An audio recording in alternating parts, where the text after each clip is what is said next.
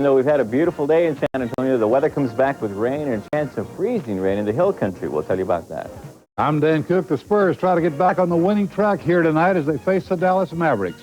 Those stories and more coming up next on Eyewitness News at 5.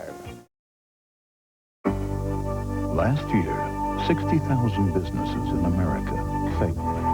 At NCNB, we believe the growth of our country still hinges on the growth of our country's businesses.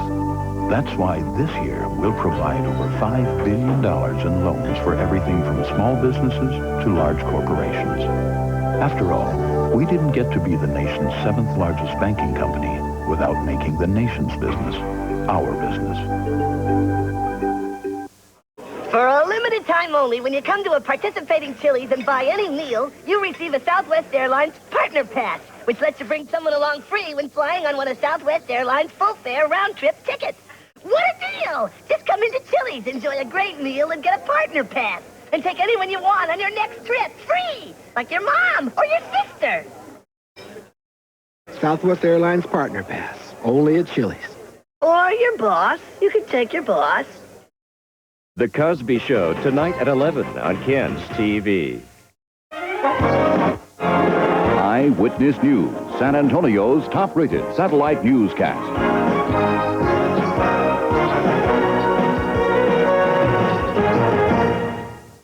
It's a waiting game now. The United States, prepared for war, continues to encourage a peaceful solution to the Middle East crisis, but Saddam Hussein is showing no signs of backing out of Kuwait. Good afternoon. The State Department says the U.S. will pursue any indication that Iraq is willing to withdraw now that the United Nations deadline has come and gone. President Bush spent most of the day behind closed doors. The only chance the press had to spot him was during a meeting about education.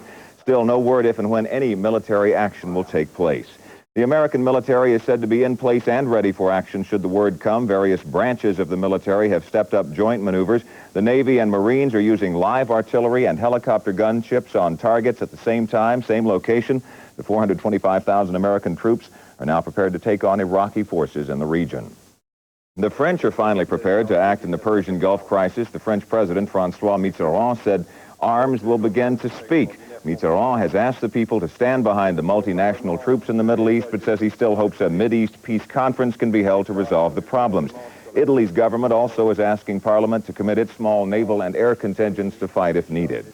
Iraqi President Saddam Hussein appeared on Iraqi TV today to assure his troops that they are ready. The broadcast showed him talking to troops in Kuwait and stating he is ready to command his soldiers. Saddam controls his troops even in peacetime, so the announcement seems intended to have more of a psychological effect. The latest pictures from Baghdad show traffic is lighter than usual, but the city is by no means deserted. Many shops have closed, but the government denies that people are leaving town. Residents have been seen fleeing in cars and chartered buses, and Baghdad radio even gave some civil defense instructions. Demonstrators around the country continue to demand peace today. Protests have been seen from Washington State all the way to Boston, where several people were arrested this morning after trying to block traffic. Boston freeways, even City Hall, have been targets of demonstrations. The theme in all these seemed to be that we should not spill blood for oil. Mr. Rogers is taken to American airwaves with a special message for the kids. In 4 videotaped messages, Fred Rogers of Mr. Rogers' Neighborhood is stressing family communication during the crisis. Rogers said the worries of war are probably spooking many of our kids. He hopes his down-to-earth manner will help ease their fears. Rogers says even preschoolers shielded from war news can still sense that something is wrong. Well, like the rest of the country, there is not much that Congress can do now but wait and watch. Senator Phil Gramm is making his feelings known about the Middle East situation, though. Ward Lasso of our Washington Bureau reports. Now that the January 15th deadline is passed, tensions are running high in the Persian Gulf as troops know that war can break out at any time. On Capitol Hill, Senator Phil Gramm says the mood is somber but resolute. I think basically Congress believes the president did everything he could do. Gramm says he realizes that the public support for military action in the Gulf is only marginal, and as the American casualties begin to mount, he knows it's going to be harder to justify the war to his constituents. But I think this is one of those circumstances where you have to make a determination given your best ability as to what is right. And you have to do that, and then you have to worry about whether it ends up being popular later. Gramm refuses to give up all hope for a peaceful solution in the Gulf, but he has little optimism. The The big question now is when to attack. The president has said sooner rather than later, and Graham believes him. I just wish Saddam Hussein knew the president as I know him.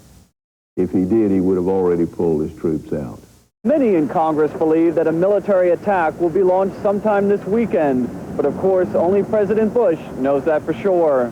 Ward Lasso, Channel 5 Eyewitness News, Washington. Security is being stepped up in the federal building here in San Antonio after death threats against Congressman Henry B. Gonzalez. Yesterday, the congressman called for the impeachment of President Bush because of his handling of the Mideast crisis. Well, after that news conference, Gonzalez says his wife received 2 threatening phone calls. He introduced the resolution today, though, calling for impeachment and asked that security be alerted at his district office to be on the lookout. One caller threatened to shoot the congressman through the eyes. That's a quote when he comes back to San Antonio. Another said Gonzalez, quote, is going to get shot and deserves to be. Gonzalez's resolution claims the president conspired to engage in a massive war against Iraq. With the Middle East tension producing a hair-trigger nervousness in Israel, the small country seems to be on a perennial alert. Now the apprehension has spread to Jewish communities in the States, as Gary DeLon reports. In Israel, the small country of 6 million Jews is sitting between a powder keg and a bundle of dynamite. Schools were out today. Warnings were issued to prepare for evacuation to bomb shelters. Curfews were imposed, and armed forces remained on standby. In the United States, the 6 million Jews who live in this country are also told to be alert and precautionary. For example, at the Jewish Federation office on Ahern, routine doors are being reinforced. An off-duty policeman has been hired, and all members of the Jewish community are aware of possible terrorism and retaliation. Mrs. Maxine Cohen, director of the Community Relations Council, says it is a nationwide alert. A hotline has been set up with New York for Jewish communications. There's not a tremendous threat, but to really use our sense about keeping our campuses secure, just to make sure that we are alerted, really no tremendous pressure, but just to be alert to the fact that there could be danger. Because of the threat in the Middle East and the possibility of Iraqi terrorism, Jews in San Antonio and around the world are taking extra measures for security precautions just in case. I'm Gary DeLon, Channel 5 Eyewitness News. As an effect of the Mideast crisis, ever since last August, gasoline prices have taken a roller coaster ride because Kuwait and Iraq together make up 20% of the world's oil supply. The Persian Gulf conflict is felt by everyone. The price of gas at the pump a reflection of the price of crude. The question was, would there be adequate supplies with Kuwait and Iraq out of the picture?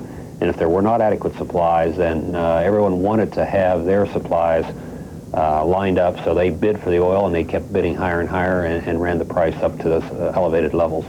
It has come back down. Other reasons for the price hike, though, include a 5-cent federal tax increase, which began December 1st. Petroleum officials say if the consumer and supplier are responsible, though, the supply will outlast any reasonable Persian Gulf conflict.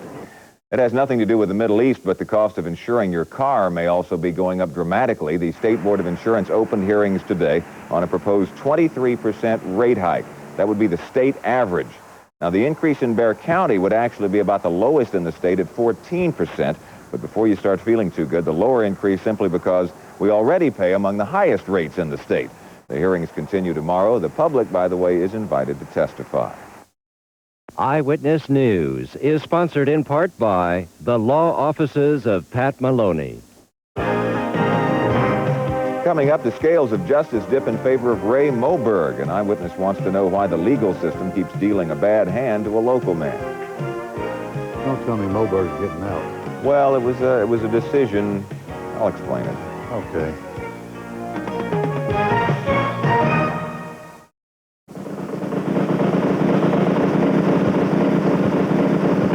We hold these truths to be self-evident, that all men are created equal, that they're endowed by their Creator with certain unalienable rights. The rights Thomas Jefferson was referring to in the Declaration of Independence were life, liberty, and the pursuit of happiness. This is the heart of the Declaration's immortality. At the law offices of Pat Maloney, we salute the spirit to be free. Understand, this is nothing personal. It's business. Before we get started, what do you want on your tombstone? Mushrooms and red peppers. I'm trying to eat light. Right. Joey, Tombstone Light. Introducing 90% fat-free Tombstone Light Pizza. Lean meats and special toppings make Tombstone Light 90% fat-free and delicious. So what do you want on your tombstone? This is going to make a big splash. One of Bexar County's most publicized criminals is a step closer to freedom. The Texas Court of Criminal Appeals today ruled that 2 convictions against Ray Moberg are invalid because of an illegal search. Moberg pleaded guilty in 1987 to charges he sexually assaulted 2 girls ages 3 and 5. But the state's highest criminal court says pictures showing Moberg having sex with the children should not have been allowed into court. Each of those convictions carried a 5-year sentence. DA Steve Hilbig served as Moberg's defense attorney at the time. He says a special prosecutor will be named to determine if charges should be refiled, and the move will not be affected by the time Moberg serves behind bars.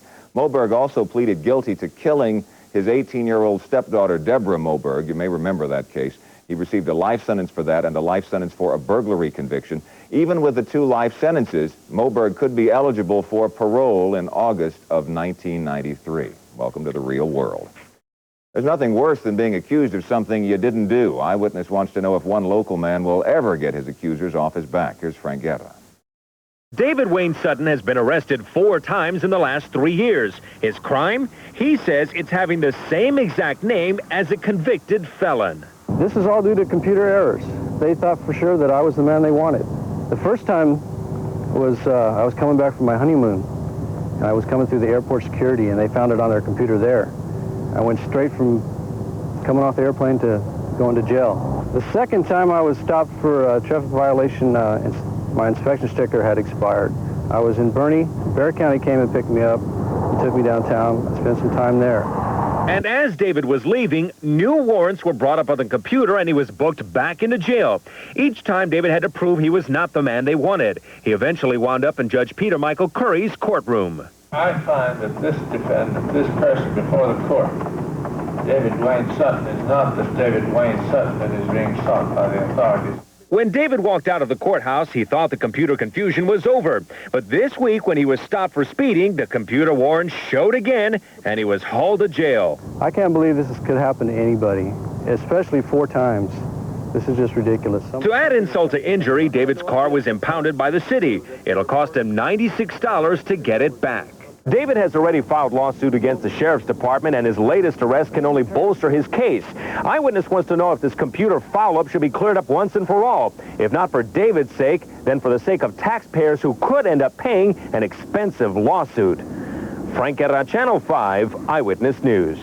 If there's a story you think we should look into, Eyewitness wants to know about it. Give Frank a call at 231-8558.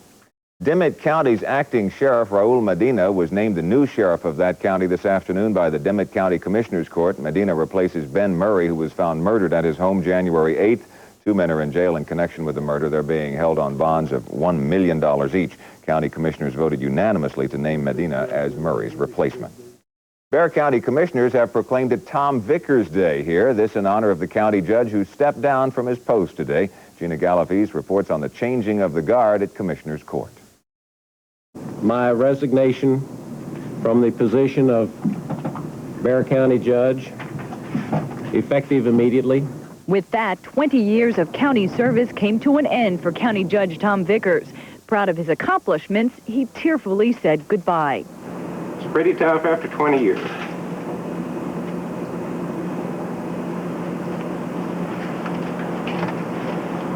But I want to thank you, my colleagues, and the people of this county for giving me the honor to serve you. Still, service is in his blood. Vickers is Austin-bound, appointed by Governor Ann Richards as Director of Criminal Justice, where he promises to get tough on crime. But before leaving, there was work to be done. And I furthermore solemnly swear. The old judge swore in the new. Commissioner John Longoria got the job, promising he would not seek the post when the position expires 23 months from now. I, Robert Tejeda, Do solemnly swear. do solemnly swear. Taking Longoria's Precinct 1 seat, Justice of the Peace, Place 5, Robert Tejeda. Officials say appointing Tejeda, a Democrat, will keep the court's partisan makeup the same. The new county judge has been on Commissioner's Court since 1984 and vows to continue the legacy left behind by Tom Vickers. Gina Galavis, Channel 5 Eyewitness News. Still ahead, a 3-year-old boy named Jorge, today's Wednesday's child, and Mother Nature is sending some rain our way. Albert has the forecast. You know, that wrong guy they keep picking up, it seems like the law of averages, they get the right guy once. You would think that. You know, instead of picking up the wrong guy 4 times. On the next Cosby Show. You cannot dance. This is you, okay?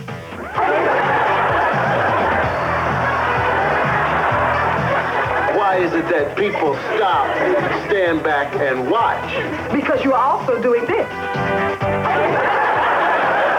But Cliff's out to prove he's still got those moves. The Cosby Show. Wednesday night at 11 on Ken's TV.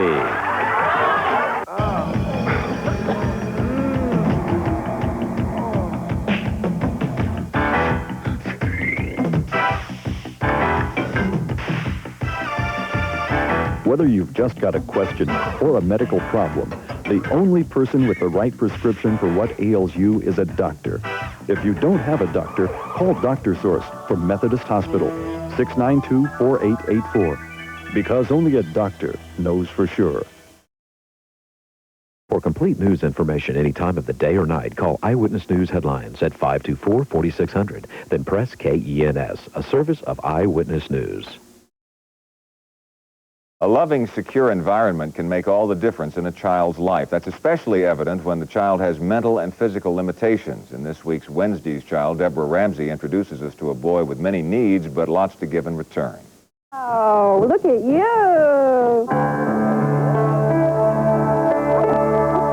3-year-old Jorge spends his days jumping hurdles. He's blind, severely retarded, and has cerebral palsy. But despite all that, this is a happy boy. He likes to be held, and he likes to hug. He relates to people. Right? He relates to the peers in his classroom. He rolls around as a little more mobile than some of the other children in the class. Jorge entered Barbara Hansen's class at Ridgeview Elementary last fall. Rebecca Killian-Smith is one of his therapists. You like that, Jorge? Rebecca hopes Jorge will be walking by May. She's a mobility specialist for the blind. Jorge is also working with a speech therapist and a physical therapist. He's made great progress and needs parents with time to spend with him one-on-one. He needs a lot of individual attention and lots of love. But he gives a lot. Jorge's adoptive family will need to work closely with the professionals here at his school to guide his development and continue his therapy. If you're interested, the Department of Human Services has a special phone line set up to take your calls. The number is 359-1813, and you can call right now. Deborah Ramsey, Channel 5 Eyewitness News.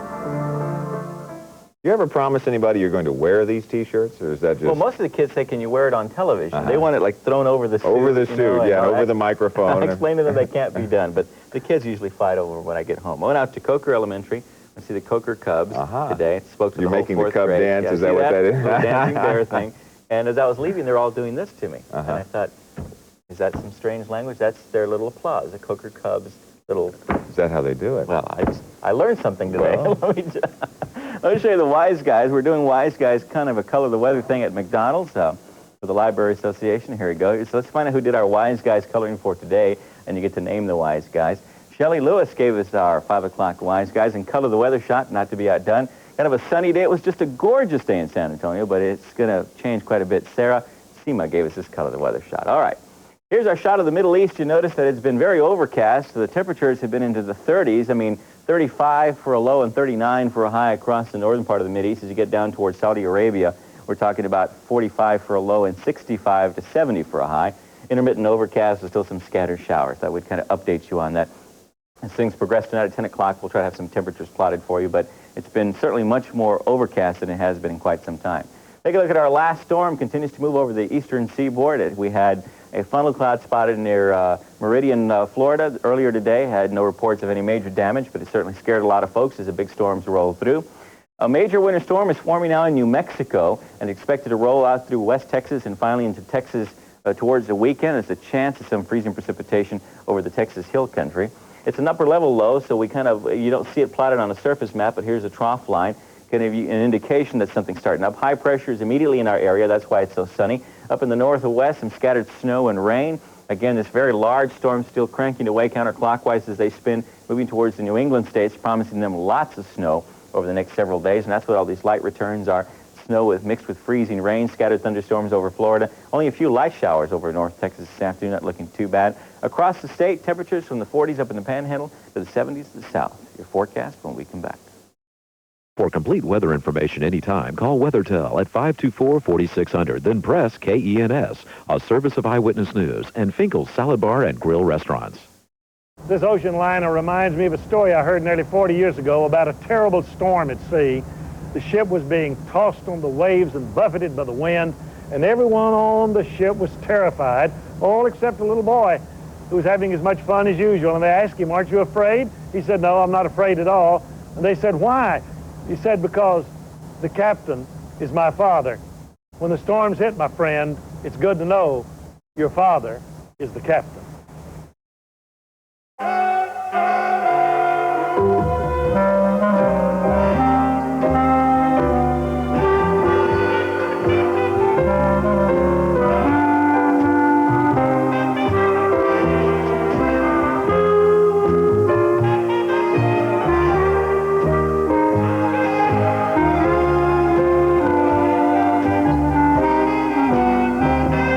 Here with Color Guard. Dirt goes, color stays. Beautiful day, 68 outside, humidity at 40%, southeast wind at 7, and the barometer's been a little low at 30.04, but it's recovering. 69 to 34, really nice temperature range. 61 to 39 is your normal.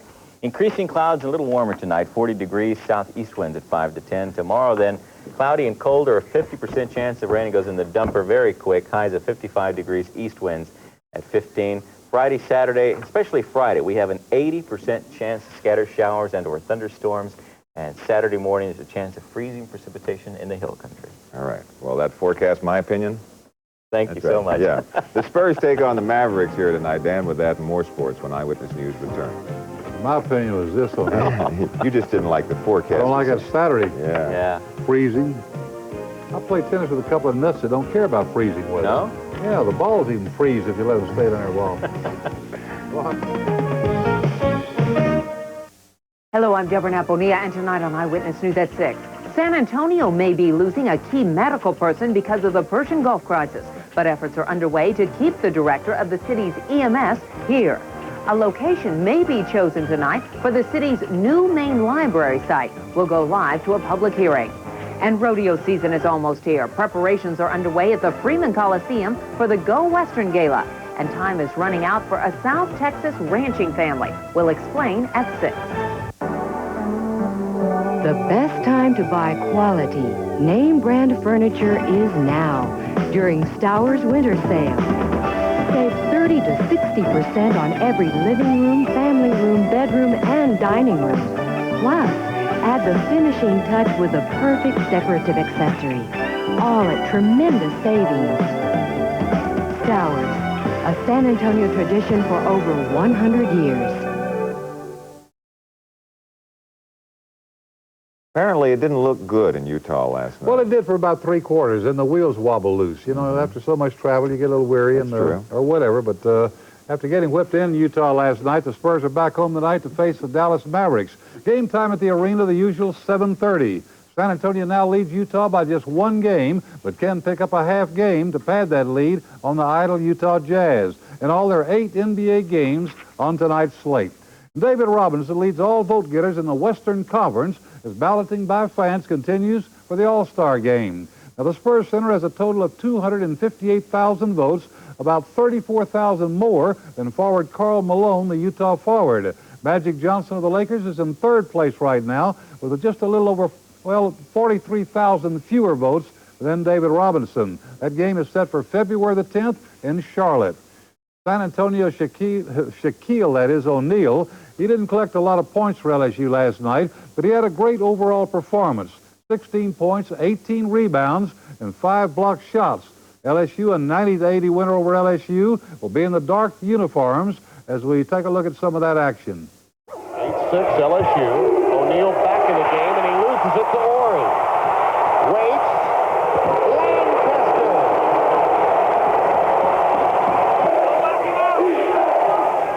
O'Neal. Boy, don't let Shaq take it to the red. Oh, my. Well, no block shot. O'Neal blocks it away. Sanderson wanted a foul. Singleton. Well, I got off track a moment ago when I said that Shaquille slobbered the name around. I said LSU beat LSU. LSU beat Alabama 90-80. Well, Notre Dame basketball team not off to a great start this season. Suffered a big loss today. LaFonso Ellis, the team's leading scorer, has been declared academically ineligible for the rest of the season. Ellis scored 32 points, a career high, last night in Notre Dame's win over West Virginia, but it was his swan song for this campaign. Tommy Morrison, a part-time movie actor, is being billed as the new White Hope in heavyweight boxing. Morrison has a great left hook, they say, but that's about all he has in his offensive arsenal. In this corner, boxer Tommy Morrison, unbeaten heavyweight hopeful. In that corner, actor Tommy Gunn, heavyweight champion. And the winner is... Acting was a great experience, and I'd love the opportunity to do it again. You know, I love it. But boxing, by far, at this point, is first priority. I mean, if it wasn't for boxing, I would have never gotten the part anyway. Tommy Morrison comes from a long line of fighters in the family. And get this, Hollywood, Tommy Morrison's the great-grandnephew of Marion Morrison, also known as the Duke. But are we hearing right? I've never been a big John Wayne fan, ever. I've always been a big Elvis Presley fan. And a huge Sylvester Stallone fan, even before he co-starred with The Rock. I was in the Sylvester Stallone fan club when I was like, 10, 11 years old. And as a young fighter, the original Rocky was a huge inspiration for any young fighter at that point. So it was a huge experience. I loved it. The sheet on Morrison the fighter is this. Critics say he's a great white hope, with one bullet in the gun, a devastating left hook, and nothing else. Well, most folks last a little longer in the movies, making movies than they do taking punches. But we'll take a break, and I'll be right back. Personal injury law is about people and their safety. We handle everything from this point. It's about serious injury and sometimes tragedy. And it's about proving responsibility. How fast was he going? 75. And helping to put lives back together. At Ronald A. Ramos Personal Injury Law, We help people. success is based on one principle. People come first. Because people's safety is the highest law. The Animal Defense League provides free spaying or neutering for cats and dogs to low-income homes. Call 655-1481 for an application. Plan your fun in the sun for 91 at the big 35th anniversary edition of the Sport Boat and RV Show, Tuesday through Sunday at the Convention Center. So be there. What a deal. A quarter-pound Hunger Buster fries, a 5-ounce sundae, and a 16-ounce soft drink, all for only $2.99 at Dairy Queen.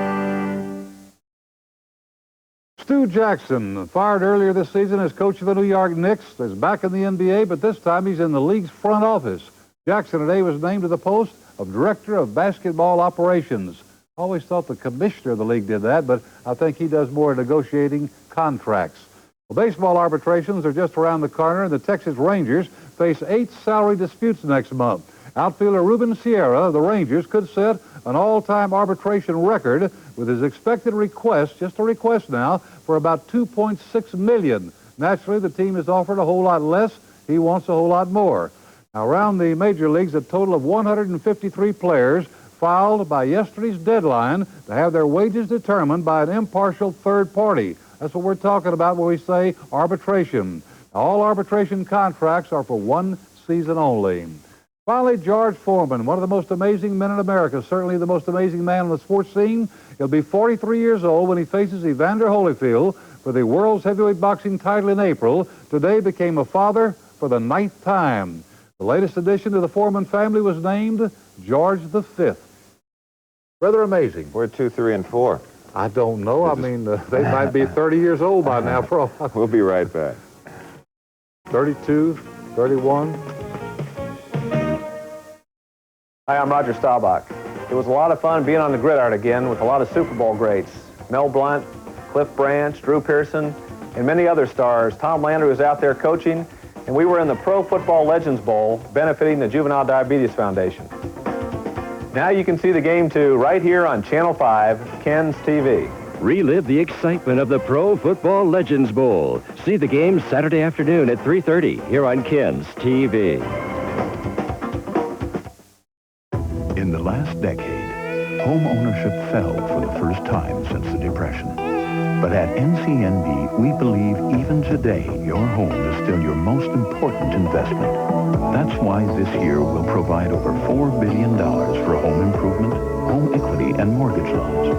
After all, when you're the nation's 7th largest banking company, you can't forget that your most important investments are right here at home.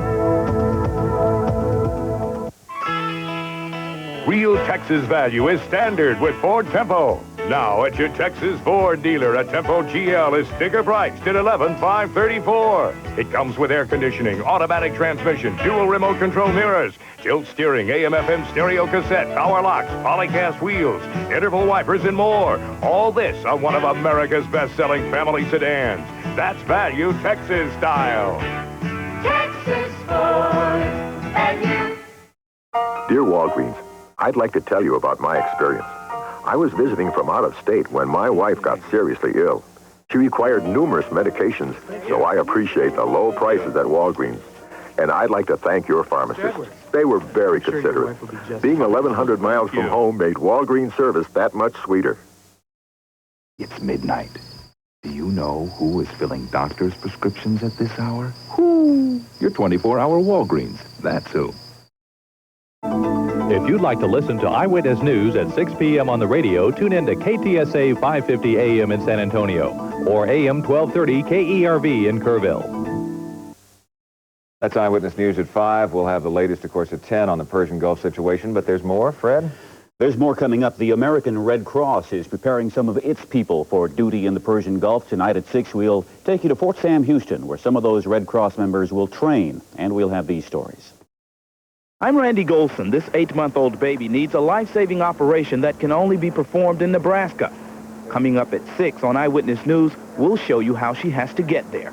I'm Gary DeLon. Preparations are underway for the 14th annual Go Western Gala, a way to kick off the rodeo, and we'll have the story on Eyewitness News at 6. Also tonight, more on the emotional parting words of County Judge Tom Vickers, who resigned his seat today, and we'll take you to a public hearing concerning the site selection for a new main library. We'll see you on Eyewitness News at 6. Saddam Hussein reportedly moving chemical weapons to his front lines. The White House says war could come at any time, and the Allied war machine in the desert awaits the word to go. This is the CBS Evening News. Dan Rather reporting. Good evening. U.S. forces are poised to strike at Iraq. It's the day after deadline. A flurry of activity tonight in Washington amid new indications, no conclusive evidence but indications, that President Bush's order to use force against Saddam Hussein could come down at any moment if, indeed, it has not already been given. All of this comes amid new indications that Saddam Hussein may be trying to move chemical weapons within striking distance of U.S. and Allied forces in the desert, and no indication Saddam has made any move to comply with UN orders to quit Kuwait or else.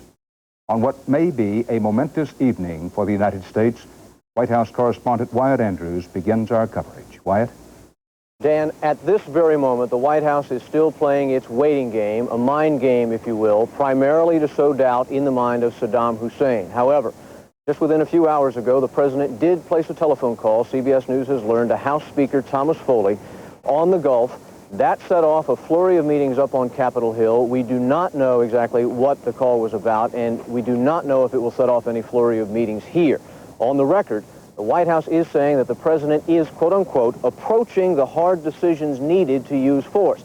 However, it's obvious from here, Dan, that war planning is going on, and the policy is still in place that war could begin at any time.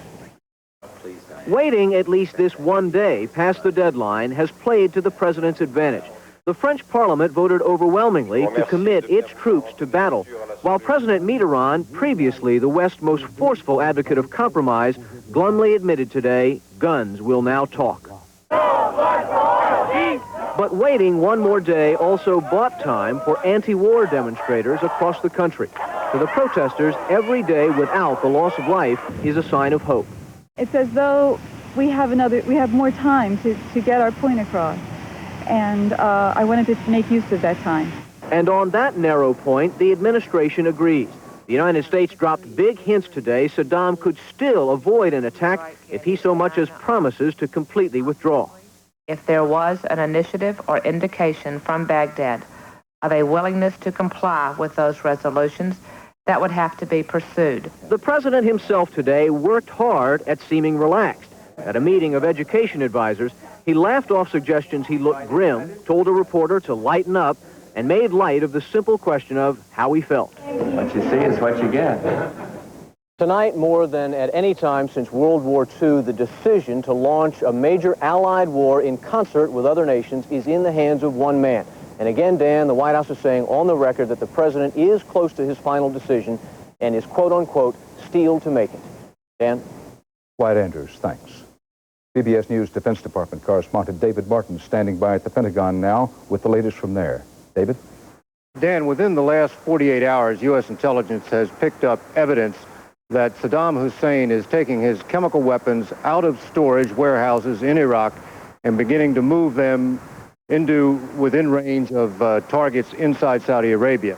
Now, that is significant because although the U.S. has always assumed Saddam was going to use chemical weapons if it came to war, there never has been any hard evidence that he had actually moved them into position. Now, if in fact that is what he is doing, or if the U.S. believes that is what he is doing, that would constitute a compelling reason, I think, for President Bush to strike very quickly, because catching those weapons while they are still congregated in warehouses would obviously be much more effective than having to go after them once they've been dispersed into the field. Saddam Hussein has already dispersed his Air Force. They are now spread about among 60 different airfields within Iraq. Those are the kinds of tactical factors that are going to affect the decision on timing, but there's a host of others. Weather, for instance. What is the weather over Baghdad tonight? But these are all tactical factors that determine timing. There is no one here in the Pentagon who doubts that the basic fundamental decision to strike has been made, and it has been made to go. David Martin, thanks. Pope John Paul sent messages to President Bush and Saddam Hussein today saying war would not solve the problems of the Middle East and urging a last-minute effort at dialogue. No word of a response from either side. In Baghdad, the Iraqi news agency said Saddam met with his ruling council for the first time since the deadline expired, but the agency gave no other details. Veteran CBS News correspondent Alan Pizzi is in Baghdad. When the deadline came, thick fog all but obscured clocks that don't work anyway. But it didn't really matter. Everyone here knew that this morning was it. At a girls' school, it was also examination day, starting with the bell, exactly at 8 a.m., midnight Eastern time. But politics, not exams, were on their minds. So we moved to war. We were not terrified from anybody. This Palestinian girl said her brother was in the army in Kuwait. By fighting for Saddam Hussein, he would be fighting for Palestine. Iraqi TV footage, purportedly shot yesterday, showed Saddam in Kuwait rallying his troops under the banner of no compromise. He told the soldiers, the Iraqis will stick to the slogan of ousting the infidels. And just to make sure any thoughts of last-minute diplomacy were dead, Saddam added, this is the final position from which we will not retreat. Baghdad itself showed no signs of war fever, but there were plenty of soldiers on their way to somewhere today, and buses and taxis were reportedly being commandeered to take them. For inspiration, soldiers had today's newspapers. The fingers are on the trigger, the military paper wrote, and Iraq's valiant men are awaiting the 0 hour to wage the most honorable battle in the history of mankind. The public mood was one of resignation. People tried to function as normally as possible, but it was clear that this wasn't a normal time, no matter that officially it was supposed to be.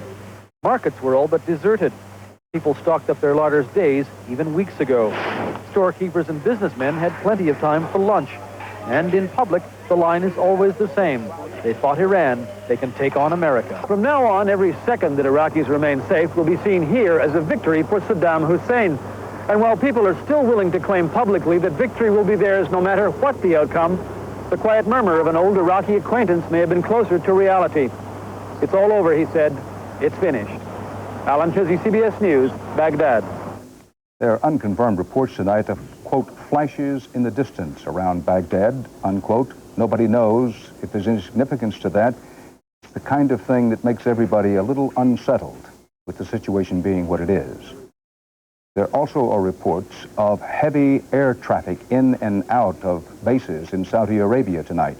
For all U.S. forces in Arabia, combat practice today included live ammunition drills and waiting to hear whether orders for real combat would come next.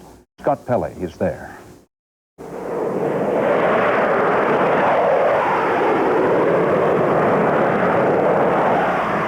On deadline day, America's first strike weapons are armed and in the air. Pilots were briefed on the weather over Baghdad.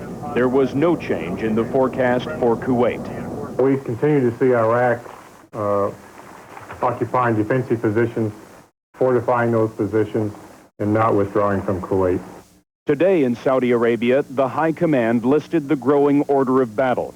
425,000 U.S. troops, more than 1,800 planes, 1,700 helicopters, 1,200 battle tanks, and 6 aircraft carrier battle groups. We're prepared to carry out any orders the President directs. Increasingly, training sounds and looks more like combat. In the Persian Gulf, British jets target the USS Wisconsin. The exercise delivers the feel of battle. Tonight, Desert Shield stands at the second highest state of alert. We should consider that hostilities are imminent. Gentlemen, the bottom line is that the bell is about ready to ring. We need to make sure we're ready to answer it. Now, many are ready for that bell, long since weary of the days in the desert. I don't really wish for war, but I wish something would happen to get this thing over with, so everybody can go home. You have a hard time countering that attitude because the shortest road home is through Baghdad. Tonight, here in Saudi Arabia, there is no moon. This would be considered prime time for an American attack. We are standing near a large Saudi American airbase, and over the last 35 or 40 minutes, we have counted approximately 20 fighter planes heading north, apparently heading toward Iraq. We cannot say what their mission is at this hour, but it appears a very large number of fighter planes has left the base heading north. Dan? Thanks, Scott. And noting that we consider ourselves now to be in special CBS News coverage of the situation in and around the Persian Gulf. Coming up next on the CBS Evening News, Rita Braver on new defenses against terrorism in this country.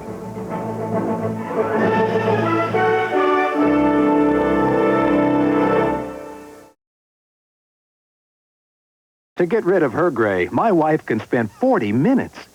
But I discovered the 5-minute hair coloring. The revolutionary discovery called Just for Men from the leader in men's hair coloring. Simply apply Just for Men and in 5 minutes shampoo out. Gray is blended away. The look of my natural color is back in 5 minutes. That was me, and it won't fade or wash out.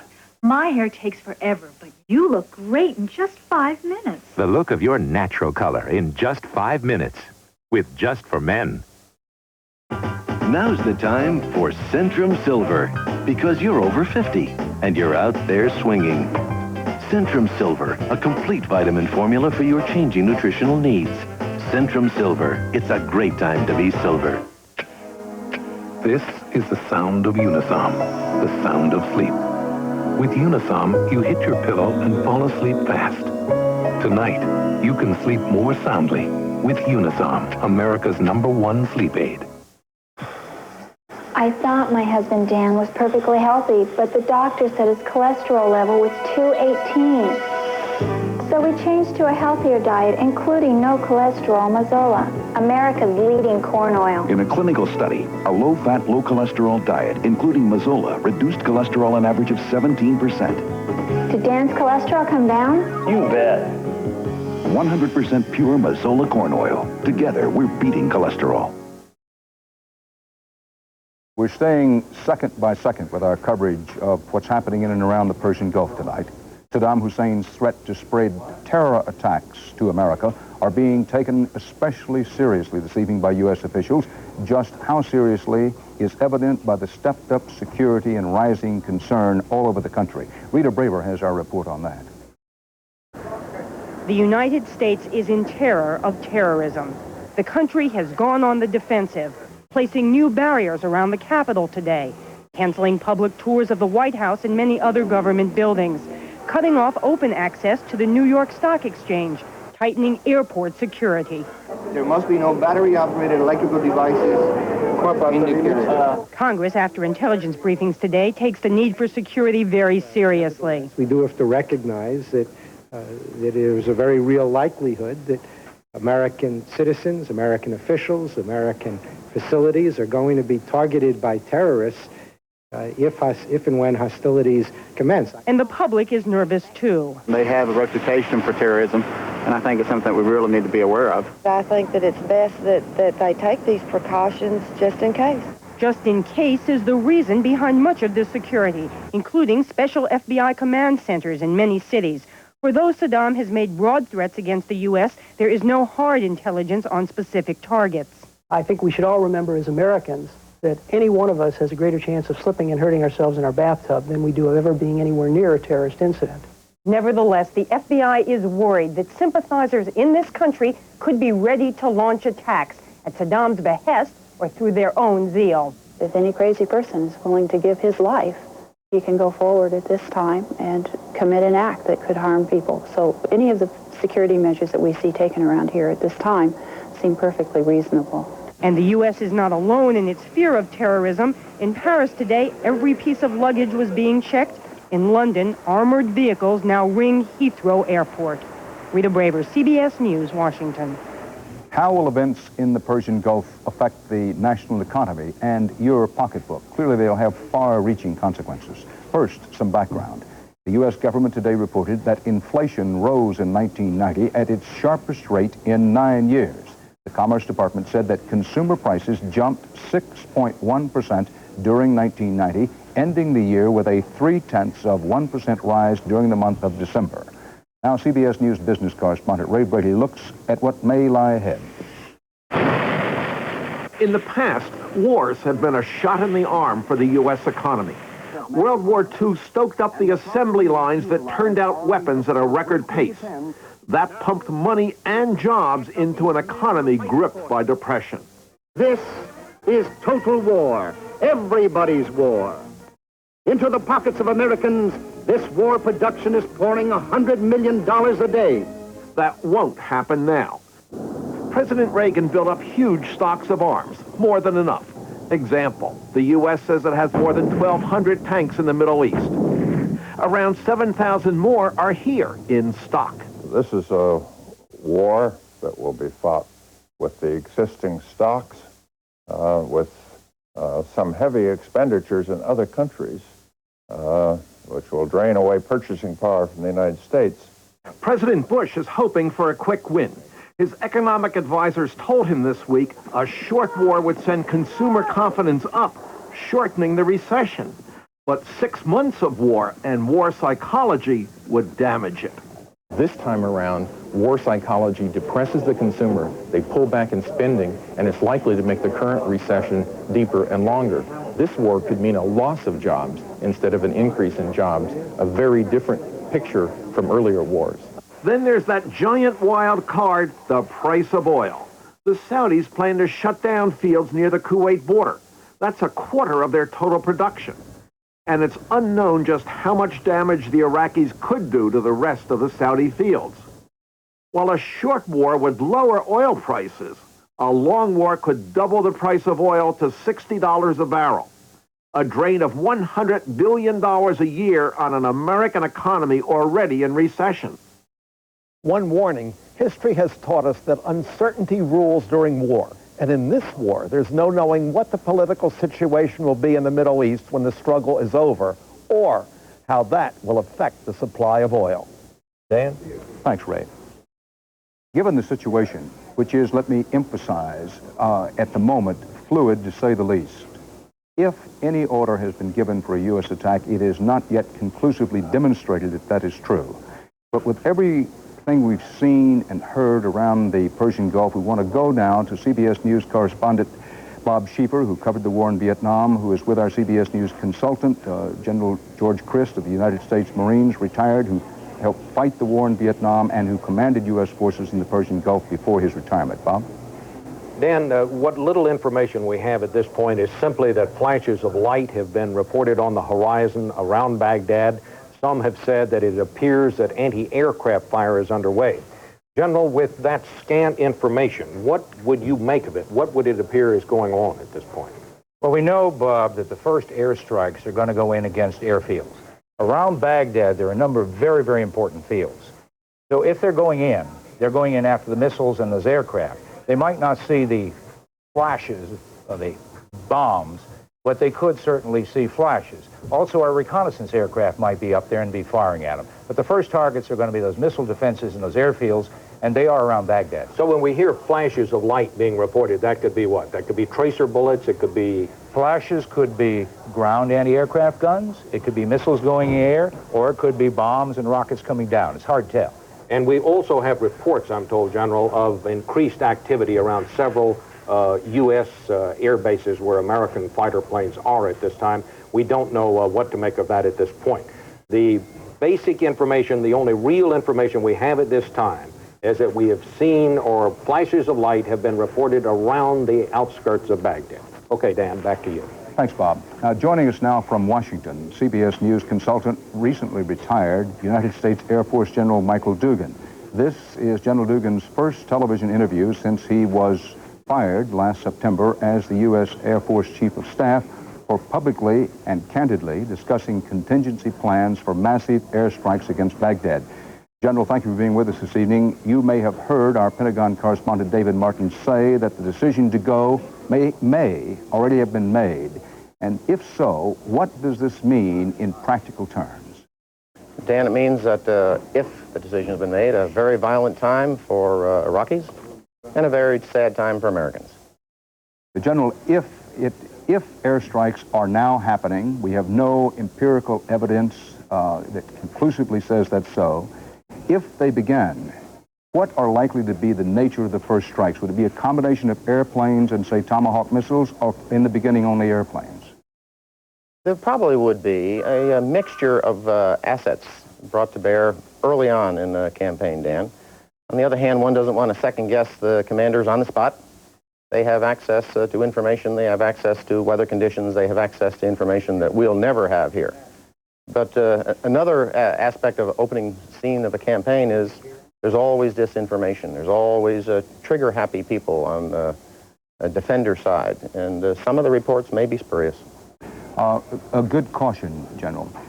If and when, underscoring, italicizing the word if and when, the decision is made or has been made to strike, what would be the likely first targets? First targets, in general, would be ones that would be of a continuing nature and continuing threat to American forces and Allied forces that would operate in the area. And so command and control kinds of things and air defense kinds of things would likely be the first set of targets if and when attacks were ordered. General, stay with us if you will. I want to go to David Martin, our CBS News Pentagon correspondent. David, what's happening at the Pentagon now? Have you picked up any new information there? Well, Dan, I do not believe there are any U.S. aircraft over Baghdad at this moment. I'm told that that has not yet happened. Now, maybe somebody got there before he was supposed to. It is possible, I think, that these are not manned aircraft, but Tomahawk cruise missiles. Those are low-flying, subsonic missiles that can be fired from battleships and cruisers that are in the Persian Gulf. And they have a range, I believe, of 1,200 miles, so they could reach Baghdad from the Persian Gulf. Now, obviously, the advantage of using cruise missiles is you're not risking a pilot's life. You could target them against the kinds of air defenses that would threaten a pilot. But a cruise missile carries a relatively small warhead. If the U.S. is going to go after the major command and control centers, the bunkers, if you will, where Saddam Hussein would be directing his own war effort, they're going to probably have to use more powerful weapons, 2,000-pound bombs, and those are carried by stealth fighters, the F-117A, which supposedly can evade any radar.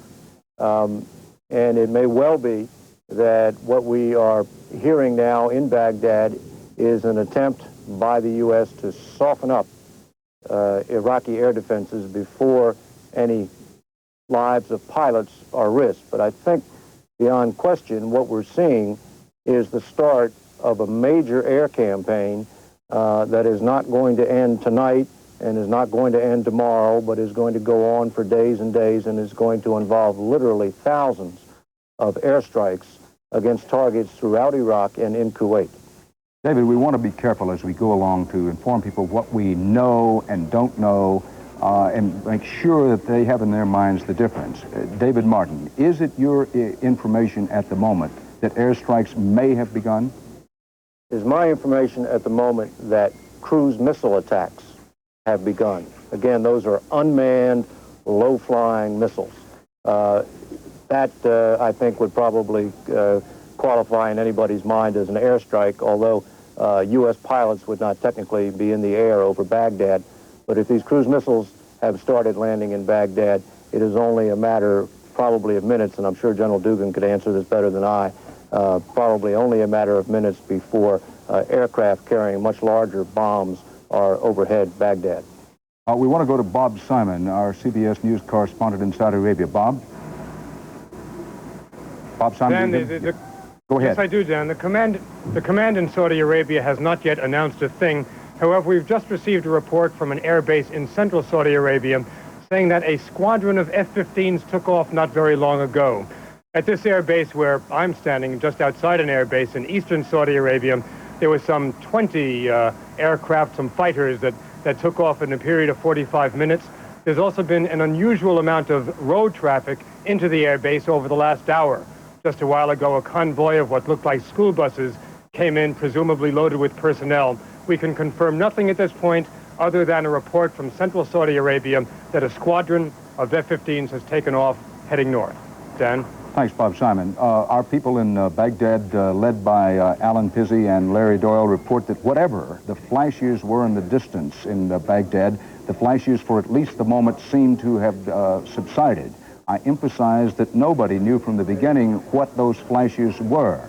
Speculation abounds, possibly anti-aircraft fire, all of that, but speculative, nobody knows what the flashes were, but whatever they were, for the moment they have subsided. Underscoring that David Martin at the Pentagon says it's his information that attacks by cruise missiles may, underline the word if you will, may already have begun. Let's go back to General Michael Dugan, recently retired commander of the United States Air Force.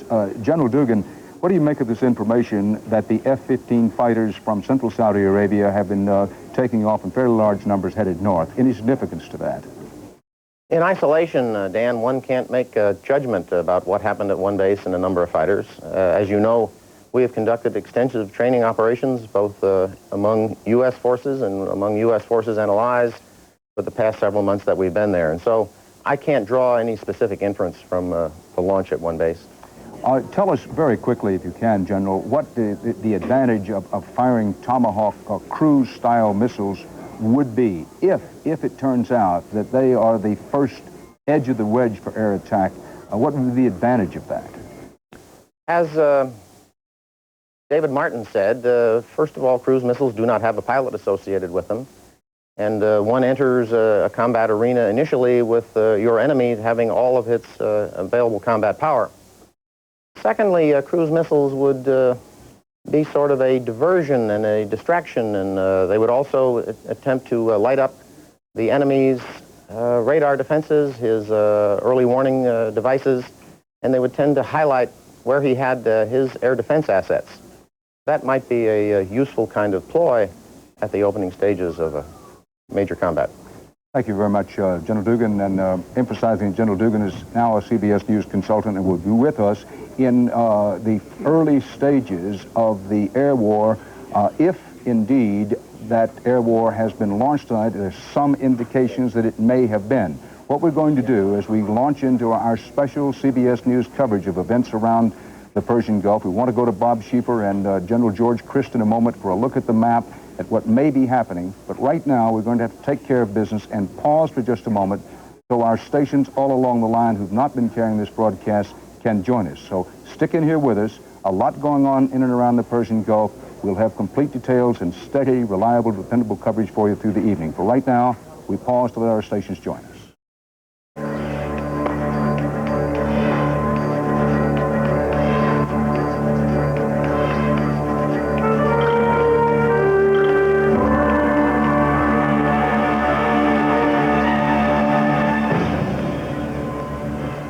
This is Dan Rather, CBS News in New York.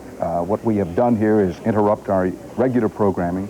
We've interrupted the CBS Evening News to bring you up to date all across the country, to allow some of our stations to join us for the special coverage of events in and around the Persian Gulf. To review very briefly, for those of you who have not been with us, CBS News correspondent David Martin at the Pentagon reports there are some indications, not conclusive proof yet, but some indications that American cruise missiles, these are missiles, they are not aircraft with people in them, may have started to attack Iraq. Now, Martin reported that some time ago. Now the wire services, Associated Press is bulleting from central Saudi Arabia that, and I quote the AP now, war with Iraq began early Thursday. That would be early Thursday, Middle Eastern time.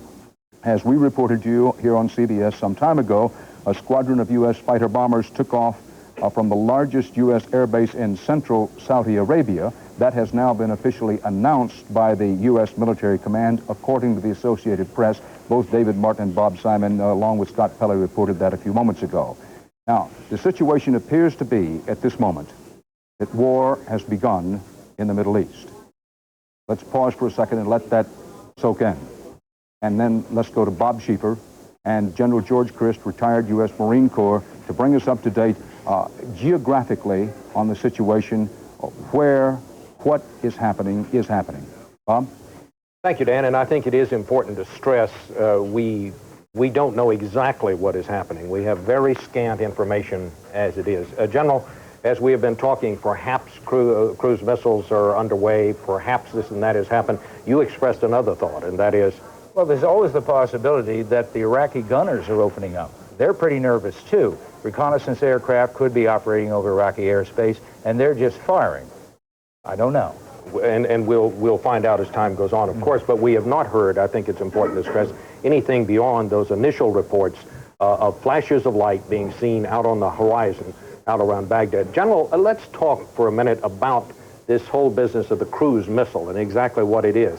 It is actually a jet-powered missile, is it not? Right. The cruise missile is what is known as a land attack missile. It's fired from cruisers, from battleships, from destroyers and submarines. We have them here in the Red Sea. There are some in the Mediterranean, and we have them here in the Persian Gulf. Now, this missile has a range of about 1,100 miles, and it's a smart missile. It's an interesting missile. It has in its brain a picture map of the ground that it's going to fly over. So as it starts to fly out, it looks down at the ground and compares it to what it's been programmed for. Flies along looking down at the ground, comparing it to where it's supposed to be. If it's slightly off, it'll change its course. Finally, it gets over the place where the target is. Airplanes, but maybe a command building, something like that. It looks down and says, aha, that's the picture of my target. It goes down and it explodes. And you're talking about an 1,100-mile range, and if memory serves, this is about 1,000 miles about across 1,000, here. but there are airfields, Bob, also on this side and running down along the Euphrates in here, these rivers. So it's within the ranges. So these missiles would come from ships here, also from ships across the way in the Persian Gulf. Right, and now from here, you see, we're only talking about 600 miles. So you're well within the ranges of the missiles from here. Does it strike you as odd, and perhaps it's just because we've been unable to get any communications through, that we have not heard anything since those initial reports of flashes of light being seen? Bob, I would expect that when, and maybe we have, gone in against this thing, it would be very violent, very heavy. There'd be a lot of engagements. If I was in Baghdad looking out to those airfields, I think I'd see more activity. Now, there are other airfields, other command centers that they're going to attack. But what they're after right now is to get the air defenses, get the airplanes while they're on the ground, and try to get those big missiles we've been talking about. So it could be that these first reports we have heard are nothing more than simply nervous Iraqi anti-aircraft gunners firing into the night. Perhaps they are, perhaps they aren't. Well, the military has an old saying, never believe the first report. So we'll just have to wait and see what this means. We can't make a firm judgment at this point. Okay, back to you, Dan.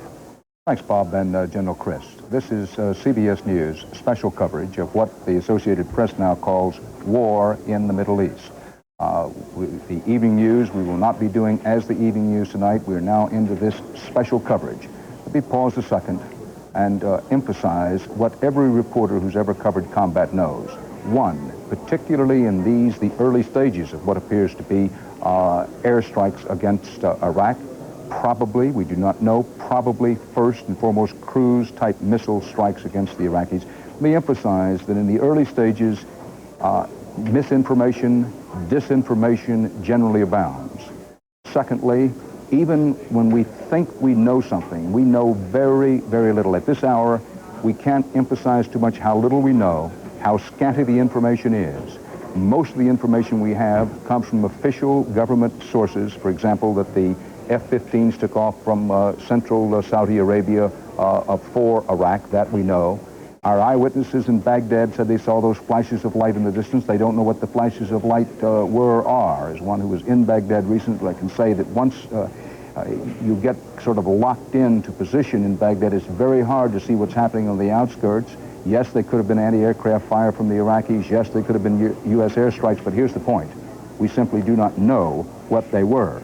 Now, the first F-15E fighter bombers took off from Saudi Arabia at 12:50 a.m. That would be Saudi Arabia time. That would be at 4:50 p.m. this afternoon, Eastern Standard Time in the United States. The first F-15E fighter bombers. Now, those are manned fighter bombers, not to be confused with the cruise missiles. It's now confirmed by the U.S. military that they took off around 4:50 this afternoon, Eastern Time in the United States. The base's chief maintenance officer in Saudi Arabia, Colonel Ray Davies, said, and I quote, "This is history in the making." Now, the F-15E, so-called Eagle, is an attack fighter. It's the best U.S. fighter. It's generally considered on a worldwide basis to be the best in the world. It attacks targets on the ground and in the air, which is to say it's capable of air-to-air combat and also striking targets on the ground. It has air-to-air missiles and also bombs. Now, let me pause and say that the White House has given us a 2-minute caution. Something of import is about to happen at the White House. We'll be covering it live for you here as part of our CBS News coverage. It's clear war has begun in the Middle East. It is believed that U.S. fighter bombers are at this moment attacking Iraq and have been for several hours now. And it's believed that U.S. cruise-type missiles also are hitting targets inside Iraq.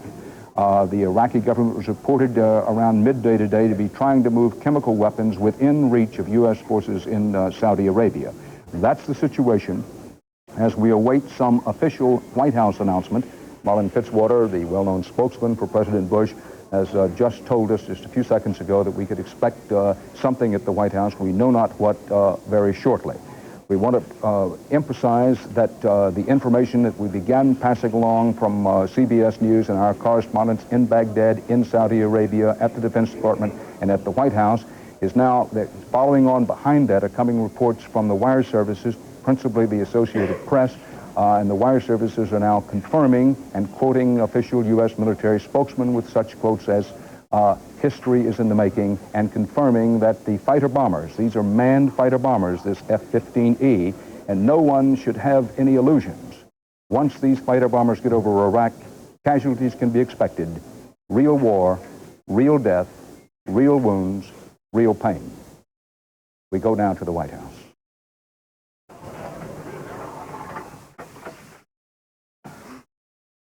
I have a statement by the President of the United States. The liberation of Kuwait has begun. In conjunction with the forces of our coalition partners, The United States has moved under the code name Operation Desert Storm to enforce the mandates of the United Nations Security Council. As of 7 o'clock p.m. Eastern Standard Time, Operation Desert Storm forces were engaging targets in Kuwait and Iraq. President Bush will address the nation at 9 o'clock p.m. tonight from the Oval Office. I'll try to get you more as soon as we can. Thank you very much.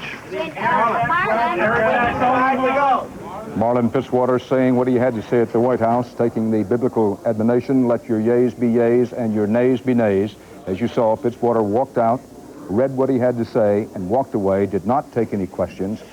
But the most important thing is the President of the United States will address the United States, and for that matter, the world, in about an hour and 52 minutes. That will be at 9 p.m. tonight, Eastern Time. Of course, our CBS News live coverage of what is now clearly, and it always brings a lump to your throat, but what is clearly war in the Middle East. We are now talking about matters of war and peace. Let's pause for a second again to absorb that and to know what's happening in these hours in and around the Persian Gulf, and go to our CBS News White House correspondent, Wyatt Andrews. Wyatt? Dan, that announcement was quite brief, but Marlin Fitzwater actually managed to say a lot. First pointing out that Desert Shield has now become Desert Storm, and with that name, it's obvious that he is confirming what the wire services and David Martin were reporting earlier, that this has turned to war. The other interesting point, of course, Dan, other than the report that the president will address the nation at 9 o'clock, is that Fitzwater said that forces were being engaged in both Iraq and Kuwait. Meaning that the theater of operations here in this brief disclosure by Fitzwater is not confined just to Iraq right now, but that the United States is bombing targets also in Kuwait. I'm sure we'll find more details from the president. This is following, I should add, Dan, a very closely guarded White House script. They had promised all along that the go order would not be very complicated. It would just be a matter of the president announcing that he'd launched it. That's what we heard from Mr. Fitzwater, the details to come in 2 hours. Thanks, Wyatt. And in Washington, and the rains came. War in the Middle East. Here's what we know and what we don't know. U.S. fighter bombers, F-15E Eagles, are striking targets in Iraq and in Kuwait. It's believed, not yet confirmed, that U.S. cruise-style missiles, these are unmanned missiles, Tomahawk, that's a version of the cruise missile. Also, we believe, have been fired at targets in Iraq and or Kuwait. The attack began around 4:50 Eastern U.S. time today and has continued since then. There have been reports of flashes of light in the distance in Baghdad. Now, let me describe for you that Baghdad is a fairly large city. Those of you who haven't been there might be surprised at how modern it is with a lot of freeways and fairly tall buildings. There have been no reports of any flashes in the downtown section of Baghdad itself. There are, of course, many military installations around Baghdad, and in the distance this evening, Alan Pizzey, Larry Doyle, our other correspondents in Baghdad reported seeing these flashes in the distance. They didn't know what they were, and they still don't know what they were. The U.S. military has confirmed the following. They have confirmed that F-15E fighter bombers, they can do air-to-air combat to take out enemy aircraft, and they can also hit targets on the ground. We're taking off from central Saudi Arabia. In the easternmost part of Saudi Arabia, in what would be the largest U.S. air base in that part of the country, a steady stream of fighter bombers have been taking off for quite some time. Now, let us underscore to you that insofar as it can be determined, what has begun right now is the air war. Ground troops, U.S. ground forces, Marines, Army troops, insofar as anyone can determine, while they are poised to strike, have, so far as we know, not, let me underscore the word not yet, started to actually strike. Let's go to David Martin, our CBS News Defense Department correspondent at the Pentagon. David? Dan, these F-15Es that were reported taking off from central Saudi Arabia, those are aircraft which are designed to fly very low at night, and they carry 12 500-pound bombs. And if you believe the pilots who fly them, they can use, with computer-assisted bomb sights, they can hit within 15 to 30 meters of their target. They go in very low. Well, unfortunately, we lost our audio and video to David Martin at the Pentagon, but what David was doing was bringing us up to date on the kind of attack that is obviously underway against targets in Kuwait and or Iraq at the moment. We believe that the attack is at least two-pronged. One, and this is in no particular order, the attack by the cruise-type missiles, the Tomahawks, which can be fired from sea. As General George Christ, our CBS News consultant, underscored earlier, those Tomahawk missiles could be fired not only from U.S. Navy ships in the Persian Gulf, but also from the Red Sea. That would take them firing on the Red Sea across Saudi Arabia on into Iraq or Kuwait. And also, we don't know whether this has been done, the Tomahawk missiles could be fired even from U.S. Navy ships in the Mediterranean. If they were fired in the Mediterranean, they would have to go over Syria in order to reach Iraq. But having a range of at least 1,400 to 1,500 miles, the Tomahawk missiles could have been fired from the Mediterranean into Iraq as well. Now, Bob Simon, in Saudi Arabia, lots of air activity still continuing there, I gather. Yes, Dan, we've received an additional detail just in the last few minutes that from a central airbase in central Saudi Arabia, from a large airbase there, C-130 transport planes have been taking off every few minutes for the last hour. Right now I can hear more aircraft taking off around me right here in eastern Saudi Arabia. Let me emphasize that recently, yesterday in fact, a senior Air Force commander here predicted that the air war, the establishing superiority in the air, would take the Air Force approximately 2 days as long as Saddam did not hide any of his planes. This Air Force commander thought that Saddam would engage the American Air Force, that he would lose, and that if he put all his planes up at once, it would take the Americans 2 days to clear the skies. Here are some more fighters taking off right now. I can't tell if they're F-15s or Tornadoes. They are one or the other. Those are the kinds of aircraft which are housed in this base here. The Air Force commander also said that he expected that the Americans would take some losses, that some American planes would be shot down. We'll have an answer to that, I'm afraid, within the next couple of days now, Dan. Thanks, Bob Simon. And when Bob Simon speaks of the Tornadoes are the basic British fighter bomber. They are stationed side by side with many of the United States Air Force planes. So when he said he couldn't tell whether that was an F-15E taking off behind him or a Tornado, of course the aircraft, particularly to the non-expert ear, sound very much the same because they are aircraft designed to do pretty much the same basic thing. I want to underscore, always in the spirit of telling you what we don't know as well as what we know, we do not know that British aircraft are yet involved in any of these airstrikes. What we know is that airstrikes, we're talking about airplanes with people in the cockpit, have started to attack Iraq and or Kuwait over the last 3 hours, and we believe that cruise-type missiles, primarily fired from the sea, the so-called Tomahawk missiles, have also been launched in the direction of Kuwait and or Iraq. And when we say Kuwait and or Iraq, again, let me underline to you what we don't know.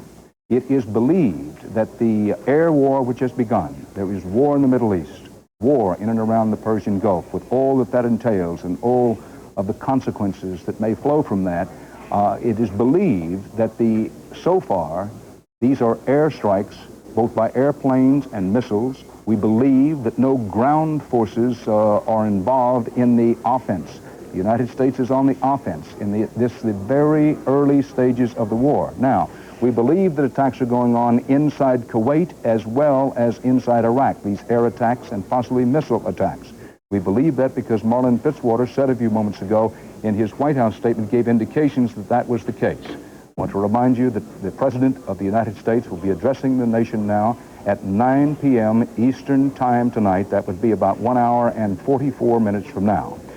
This is Dan Rather at CBS News headquarters in New York. This is our special CBS News coverage of war in the Middle East. We will, of course, be on the air continuously on this CBS station. We're trying to be a steady, reliable, dependable point for you to get information. And part of our candor, what we hope is a straightforward approach to this, is to always emphasize to you 2 points. One, in the early stages of this or any other war, it's very hard to find out what the truth is. Someone once said the truth is rarely pure and never simple. It's never truer, that saying, than it is in the early stages of war. Truth is frequently the first casualty of any war, and it will be in this one. It's inevitable. So we pass along what information we have. We try to check and double check it for you, but inevitably, We're bound to make mistakes. We hope we make as few as is humanly possible. Now, Air Force retired General, very recently retired Air Force General Michael Dugan is in our Washington Bureau. General, first of all, from what you have heard so far, what do you think the most important things are for our audience to know?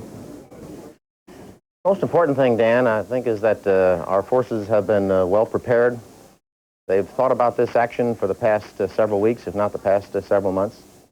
They've had a chance to exercise in the environment that they're in, and the president having made a decision that war would occur, the troops are ready to go out and carry out their duties in the best fashion possible, and with the minimum casualties to friendly forces. And also, I should add, the rules of engagement normally include, and I'm sure they do in the circumstances, minimum casualties to civilians that would be in the vicinity of airstrikes. I want to make sure I understand you, General, that the plan insofar as you knew it, and I recognize that you have to be careful here, the plan was to minimize civilian casualties, that we aren't talking about bombing designed to terrorize the civilian population. That would be incredible for American way to pursue war. On the other hand, there is great terror that comes with war. And if one finds an important target that has a key communications node, a key area where communications come together, and it happens to be in an area where civilians live, it would still be important, I believe, for the United States to take that out. Excuse me, General, I hate to interrupt you, General, but there are air raid sirens in Dhahran, Saudi Arabia. That is the largest U.S. base. We're going to go to Bob Simon in Dhahran, Saudi Arabia. Bob? Dan, I don't know how good this audio is, but the siren started about 30 seconds ago, and we don't know what it means. We don't know if it means anything. People have been very nervous here all day, and of course nerves have gone up enormously in the last half hour. The Americans have been saying from the very start, and have reinforced over the last couple of days, that they do expect Saddam Hussein to try and send something down here, perhaps in the way of Scud missiles, perhaps even some aircraft. People around the hotel we've been staying have been walking around with their gas masks all day, and this is hardly a surprise. This was expected. It might mean nothing. It might mean that somebody knows that something is on the way. Dan? Bob, are the air raid sirens still sounding? The air raid sirens are sounding, and another siren has just begun. I believe that is a siren for people in the hotel to go down to a shelter. Let's, just for 1 second then, Bob, keep an open microphone. Perhaps we've lost our audio. Let's keep an open microphone and listen to that noise for just a moment, that sound. The sound of war in Saudi Arabia as air raid warnings are sounding around the largest American base, military base in Saudi Arabia, around Dhahran. Now, if you want to look at the map, as a matter of fact, Bob Schieffer, if we can go to you very quickly, you can show us, you and General Chris, roughly where Dhahran is, if you're prepared to do so. Dhahran is right there. Would you point again, General, if you don't mind? Right. Well, that's Riyadh, the capital of Saudi Arabia. You see the Persian Gulf, Kuwait above it, and you see where Dhahran is. That's where Bob Simon was a moment ago, and where he says that they're going into bomb shelters in Dhahran. Bob Simon has just left his broadcasting place to head for one of the shelters. Now, we have lost our signal to Dhahran. Perhaps you saw a flash up on the screen there. We no longer have a signal to Dhahran. Now, in the spirit of what we know and what we don't know, we do not know that there's an airstrike underway against American forces in Dhahran. What we do know is that U.S. forces have launched airstrikes against Iraq and Kuwait, both by manned aircraft and, we believe, by unmanned cruise-style missiles. Air raid signals sounded around Dhahran, as you heard Bob Simon report. Then everybody was told to head for the shelters. Whether there's an attack or whether it was simply an alert, we do not know. Now, you heard Bob Simon talk about the so-called Scud missile. The Scud missile is the best that the Iraqis have. It has a reputation of, one, having fairly short range, but enough range to reach targets in Saudi Arabia, including Dhahran. It has the reputation of being a very inaccurate missile.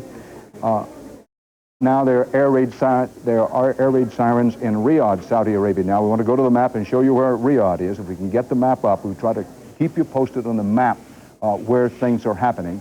Riyadh is the capital of Saudi Arabia. Again, people are moving to the air raid shelters there. On the map, you can see Riyadh is more in the center of the country, the major cities in Saudi Arabia that for the moment you want to have in mind. Dhahran, where the big U.S. base is over near the Persian Gulf, Riyadh in more or less the middle part of Saudi Arabia, and in Jeddah, which is over on the Red Sea, which is far away from Iraq and not under what we might call ordinary combat circumstances reachable by the Iraqi missiles. Now, again, underscoring, we do not know whether Dhahran or Riyadh is actually under attack.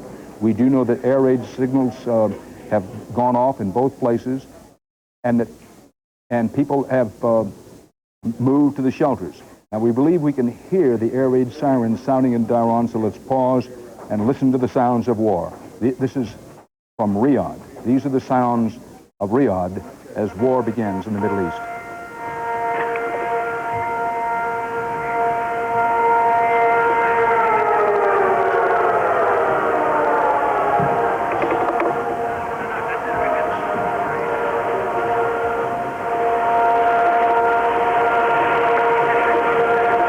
Air raid sirens in Riyadh, the capital of Saudi Arabia. As you look at the map, you could tell Riyadh is, I emphasize, is the capital of Saudi Arabia. Jeddah is its biggest commercial city, which is on the Red Sea. As you looked at the map, Jeddah would be off to the left, off to the west, and Dhahran would be off to the east. Now, trying to bring you up to date very quickly on what we know and what we don't know. War in the Middle East, combat around the Persian Gulf. Offensive strikes by the U.S. Air Force, by, we believe, U.S. Navy and Marine aircraft as well, although we do not know about the latter.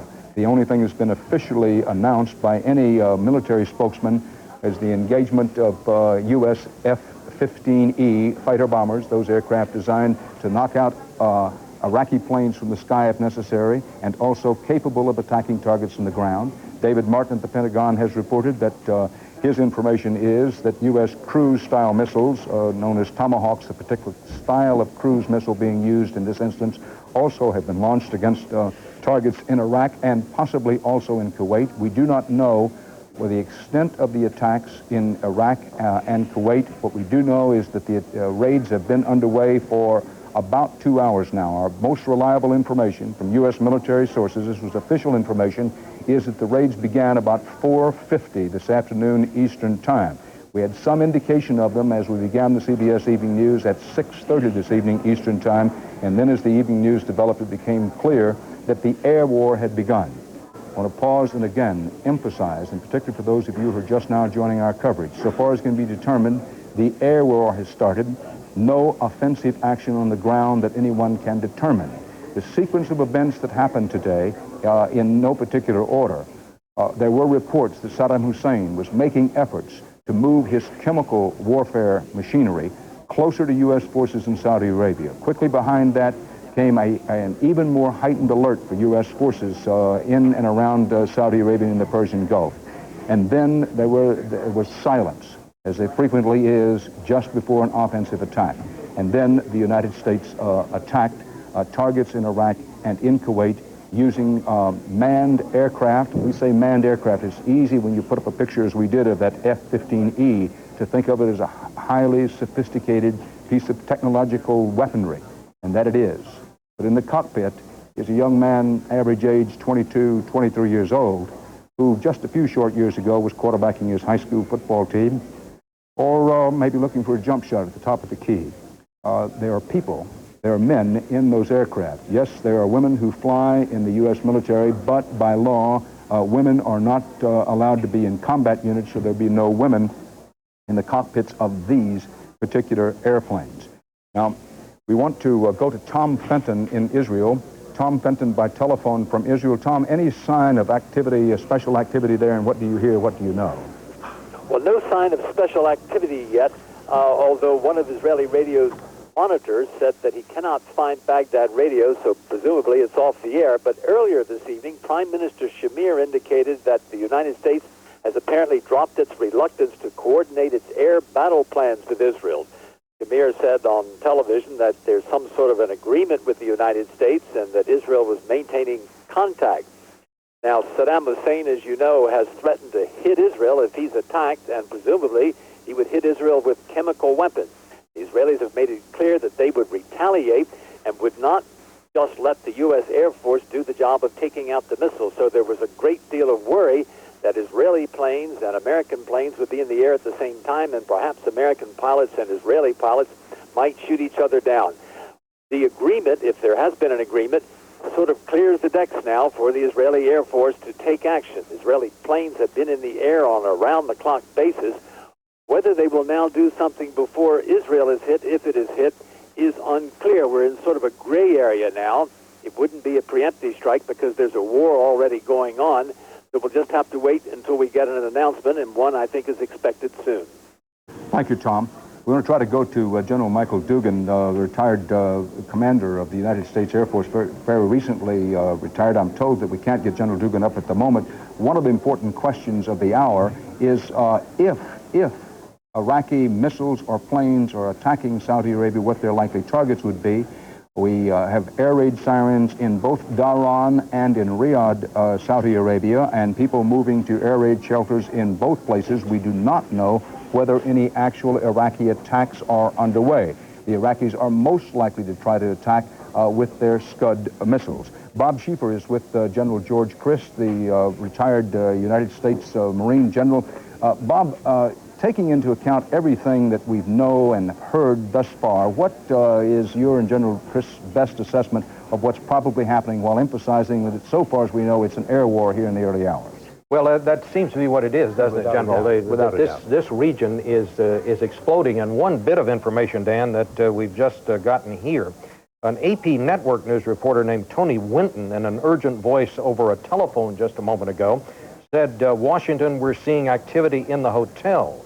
He is in Dhahran. After saying that, his line went dead. So this fits in with the other things that we're hearing from Bob Simon. General, when the air raid sirens were heard in Dhahran, what would the Iraqis use to attack Dhahran, and had that been expected? Well, the Iraqis have three kinds of bombers. A Su-24 that's very much like our own F-111, Tu-16, Tu-20. These are good long-range bombers. He also has missiles, what is known as the Al-Hussein missile, which is a modified Scud missile. That's got about a 390-mile range, and that can cover this area. Now, we have air defenses between that, the Patriot missiles, the Hawk missiles, that can take down, or at least we think they can take down, those incoming Scud missiles. We also, of course, have the F-15s in the air and the F-A-18s fighter aircraft up there with AWACS, so it's going to be difficult for him to get his airplanes through. But he has the capability, Bob. Now, let's go back and talk about when the reporters first saw those flashes of light on the horizon back up in Baghdad. Were they seeing, could they see as far as Kuwait, or were they seeing something very near the downtown Baghdad area? What would you surmise? They're seeing these airports, these major airfields, about 3 or so within very close distance of Baghdad. There's also some command centers up there, air defense centers, so they're probably seeing that under attack.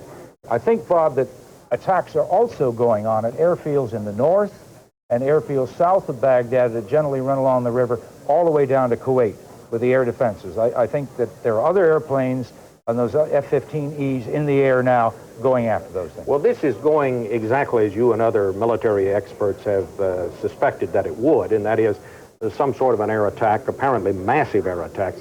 What do you think is happening right now from what we know, General? What I think is happening right now is that first their surface-to-air missiles are now being taken out by the F-4G, the Wild Weasel aircraft, and the EA-6As being jammed as they try to get rid of those air defenses. At the same time, they're attacking those airfields, trying to get the airplanes on the grounds and in their shelters, going after communication centers, and the missiles that have everybody warned about, I think they're going after too, Bob. Thank you, General. Back to you, Dan. CBS News producer and reporter John Reed is in a protective bunker in Dhahran. Remember, that's on the eastern coast of Saudi Arabia, near the Persian Gulf. John, what's happening there at the moment? Well, it's just everybody, hello, Dan, it's just everybody sitting around down in the basement of the International Hotel here. The sirens went off. We tried to broadcast as long as possible, as you know. And then the hotel cut the power. I'm sure it's for lights out and for safety. We have no idea whether there's any real air raid about. None of us are going to gamble with that, or of course, we're going to stay down here in the basement until it's all clear. Everybody just grabbed their gas masks and their chemical suits and ran down in the dark. Thank you very much, John Reed. Let's leave that map up for just a moment, if you will, please, because it will help us orient people. As you look at the map, there have been air raid sirens. That doesn't necessarily mean air attacks. Air raid sirens in Riyadh, in the center of Saudi Arabia, the capital of the country. Dhahran there on the coast around the Persian Gulf. Look, just north of Dhahran, there's a road that runs from Dhahran right on up into Kuwait. While Kuwait is not marked on this particular map, it's right there at the, well, you can see it in slight red below Iraq. On that road, leading from Dhahran up to Kuwait, is where the U.S. Marines are basically based. If you look on the map now to the west, that is looking off to the left of the map above Dhahran, is basically where U.S. Army troops are. That would include the airborne units, the 24th Mechanized Infantry, the 7th Corps. Now, Kuwait City, this gives you a close in. This is of Kuwait itself. Now, look down just at the bottom of the map. As you can see, Saudi Arabia, the air raids, the air attacks, so far as we can determine, are in both Iraq and in Kuwait. We know that they involve F-15E fighters and other various U.S. fighter and fighter bomber aircraft. It's believed that some cruise missiles, the so-called Tomahawk missiles, have been fired into Iraq. Doug Tunnell is in Jordan. Now, if you remember your map there, and again, we'll show you the map in a moment, Jordan has borders with Saudi Arabia, with Iraq, and with Israel. Doug Tunnell is in Amman, Jordan. Doug, any sign there of heightened activity? Not heightened activity, Dan, but tremendous tension here. Amman right now is an almost silent city. People waiting, people listening, people monitoring foreign broadcasts. Jordanian radio and TV has not yet announced to the kingdom that the war is underway. It said that they're waiting for word from the palace. CBS News has been told that King Hussein in his palace tonight is monitoring developments in the war and is aware of the situation there, but has not yet determined to tell the people here. That announcement, of course, could be a potentially explosive one for people here, given their strong sentiments in support of Saddam Hussein and largely against military action against Iraq.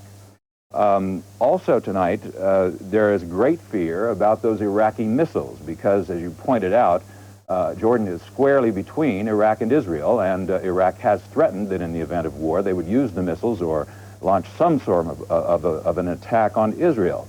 That leaves Jordan in the middle, everyone here waiting and listening tonight to see if that attack should get underway. Doug Tunnell and Amman, and again, if we can put that map up, when we were in Jordan and our various visits to the Middle East over the last few months, one of the remarkable things to me, at least, was when you drove the road from Amman up to Jordan's border with Iraq, you could virtually see just across Jordan's border with Iraq, or where some of Iraq's most extensive Scud missile sites are. There's a reason for that, because the Iraqis wanted to put those Scuds in the best position to strike against Israel, emphasizing, so far as anybody knows, no Scud missiles have yet been fired. But if and when Scud missiles are fired by the Iraqis, it would be possible along that Jordanian border on the Jordanian side to see the flashes of light as they were fired. Now, the reports of gunfire over Baghdad, our people in Baghdad don't know whether the gunfire is incoming, outgoing, or both. They're the report of the Tomahawk missiles, that's the cruise. When we say a cruise, that's an unmanned missile that can avoid radar and avoid enemy detection devices. It carries a warhead. It's a so-called smart missile. We believe that those cruise-style missiles have been fired. Squadron of F-15Es took off from central Saudi Arabia, and one of the Air Force officers in charge said, quote, "This is history in the making." Marlin Fitzwater has announced, quote, "The liberation of Kuwait is underway," and he said it was under, and the military gives names to these things, under the name of Desert Storm. That's an upgrade, as it were, from Desert Shield. The President of the United States is going to address the nation and the world in about an hour and 25 minutes from now. That would be at 9 o'clock Eastern Time here in the United States. President Bush will be addressing the nation. Air raid sirens in Dhahran, Saudi Arabia, and in Riyadh. No confirmation, repeat, no confirmation that actual air attacks are underway. Could have been precautionary, but air raid sirens have gone off in Dhahran and Riyadh. There are many more U.S. military people in and around Dhahran than around the capital city of Riyadh, but in both places, people have been moved to bomb shelters. General Michael Dugan, the recently retired U.S. Air Force general, is still with us in our Washington bureau. General Dugan, what kind of targets would be considered prime around Baghdad? Around Baghdad, Dan, the chief targets would be those command and control kinds of nodes, centers, that Saddam Hussein would use to exercise his control of his broad military forces in the country, and in particular his air defense forces. And in Kuwait, what targets would be considered prime? In Kuwait and in the broader areas in Iraq, one would look, for example, at the Scud missiles, I think, early on. They are important to U.S. forces. They're important to the coalition partners. They're important to the civilians that live in various cities in the vicinity. And those would be a key target that would have political impact in addition to a military impact. And I think that they would be likely on General Schwarzkopf's list of important targets. As we continue our CBS News live coverage of war in the Middle East, General Dugan, the first order of business is to get command of the sky, so-called air superiority. The second order of business would be to take out the Scud missiles, or is that likely to be undertaken simultaneously? A lot of things one does simultaneously, Dan. Air superiority is a condition that one wants to establish so that one can use his air forces to do a whole range of other tasks. General, forgive me, please. As part of our live coverage, a state of emergency is being declared in Israel. We go to CBS News correspondent Tom Fenton. Tom?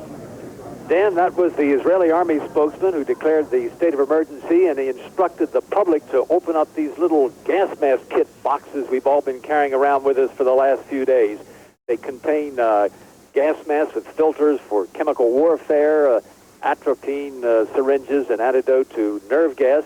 The public has been told to open up these kits, which were sealed when they were given them, but not to put the masks on yet. As you know, Saddam Hussein threatened to attack Israel if he were attacked, and the assumption is that the attack would be with chemical weapons, missiles, Scud missiles, which could hit Tel Aviv, and tipped with chemical warheads.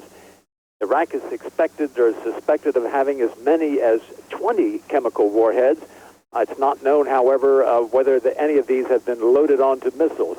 Israel has pinpointed a number of missile sites in western Iraq that it would hit if attacked, and has even indicated it might go so far as to attack Baghdad. Dan? Tom Fenton, stay on the line with us from Israel. A state of emergency declared in Israel, so far as we can determine strictly as precaution. Retired Air Force General Michael Dugan, what would be the threat to Israel? We talk about the threat of the Scud missiles. How real, how viable is that threat, and what other threats might there be? The major threat is, in fact, the Scud missiles, and it's probably Scud missiles with something like a chemical warhead. The Scud missile has a decent range, but it's not a particularly accurate missile. Indeed, some military analysts have said that it is not militarily effective, because while it might come close to an air base, it might come close to a major military formation, it in fact will not key in on specific identifiable targets at the headquarters of that formation. So Scud missiles with chemical warheads on them, for example, against a well-prepared and well-trained army that has chemical decontamination equipment, that has gas masks, has chemical suits, is not a particularly effective military weapon. It's a terrorist weapon, Dan. And speaking of terrorism, of course, part of the Iraqi plan, which they said in advance, one, they said they would attempt to bring Israel into the war as quickly as possible. Saddam Hussein said it. He said it to me in our interview in August. His top aides repeated it in our most recent trip to Baghdad just a few days ago. They also said that they would not rule out the possibility of using chemical weapons. At one time in August, they said they would, but then that went by the boards. Tom Fenton, any air raid signals or sirens in Israel, or what we have is simply this, I say simply, the important declaring of a state of emergency? No, that's what we have so far. Now, the Israelis are assuming it will be chemical warheads if they're used, and that's an important thing to know, because if they're conventional warheads, Israelis would be told to go down into the basements and bomb shelters. If it's chemical, they'd be told to go inside buildings and go into the upper floors. You may remember from the Iraqi attack on the Kurds in Halabja, These were Iraqi citizens that many people went down into their basements and died there because the poison gas tends to seek a lower level. So far, that's all we have. We may get more instructions later in the night. We may also hear more about what, if anything, the Israeli Air Force is going to do. At the moment, all we know is that the Israelis have promised the United States they would not stage a preemptive attack. A war is now underway. Whether the Israelis would take some action now is simply an open question. Dan? Tom, General Dugan, and before I come to you again, General Dugan, for those of you who are joining our broadcast now, let us pause for a second and say this is part of what will be our continuing CBS News coverage of war in and around the Persian Gulf. So far as can be determined in the early stages, we're in the first three and a half hours of the war. It is an air war. General Michael Dugan was until very recently the United States Air Force top military officer. You may recall that he was relieved of his command, that he left the service because it was alleged that he spoke too candidly about the kind of rolling air thunder the United States could muster against Iraq if it became necessary. Now, General Dugan is now a CBS News consultant. You'll be seeing him exclusively as part of our coverage. Retired U.S. Marine General George Christ, who has been helping us right along here for a few months, at one time, not too long ago, commanded all U.S. forces in and around the Persian Gulf. He was one of the ranking military authorities on the Iraq-Iran war, on Iraq's capability, and on U.S. military capability. A reminder that the President of the United States will be addressing the American people and the world on the subject of war in the Middle East, a war that is now underway at 9 o'clock Eastern Time. We'll be here, of course, to cover that with you live. Now, General Dugan, thanks for being patient with us here. We were talking earlier that you thought that in terms of offensive or strike-back capability, which the Iraqis seemed bound to try, if indeed they are trying, the Scud missile was number one. In terms of piloted aircraft, their best aircraft is the French-made Mirage? That's their best air-to-air airplane. In terms of strike capabilities, Dan, their best airplane is probably the Su-24. General Christ mentioned a few minutes ago that it is similar to, in size and shape and mission, to F-111s that the United States Air Force operates. General, if I'm not sure, and it's part of our live coverage, that you're seeing the same thing I'm seeing, but are you seeing the map that has Baghdad and Iraq in the various circles? I do see that map. Let's talk for just quickly now. We're talking about Iraq's capabilities. First, reading upper left around, the Al-Hussein missile, which is capable of reaching in that outer perimeter area. What is that missile? What is it designed to do? It is an Iraqi upgrade, essentially, of a Scud missile. The Iraqis have industrial capability internal to their nation. They have some engineering capability in terms of design, and it is a land attack missile, surface-to-surface missile that carries typically a conventional general purpose warhead that would go against a mix of targets. And if the Iraqis were firing missiles at Dhahran or Riyadh, would it be safe to believe that possibly it would be one of those kind of missiles, the Al-Hussein or Scud?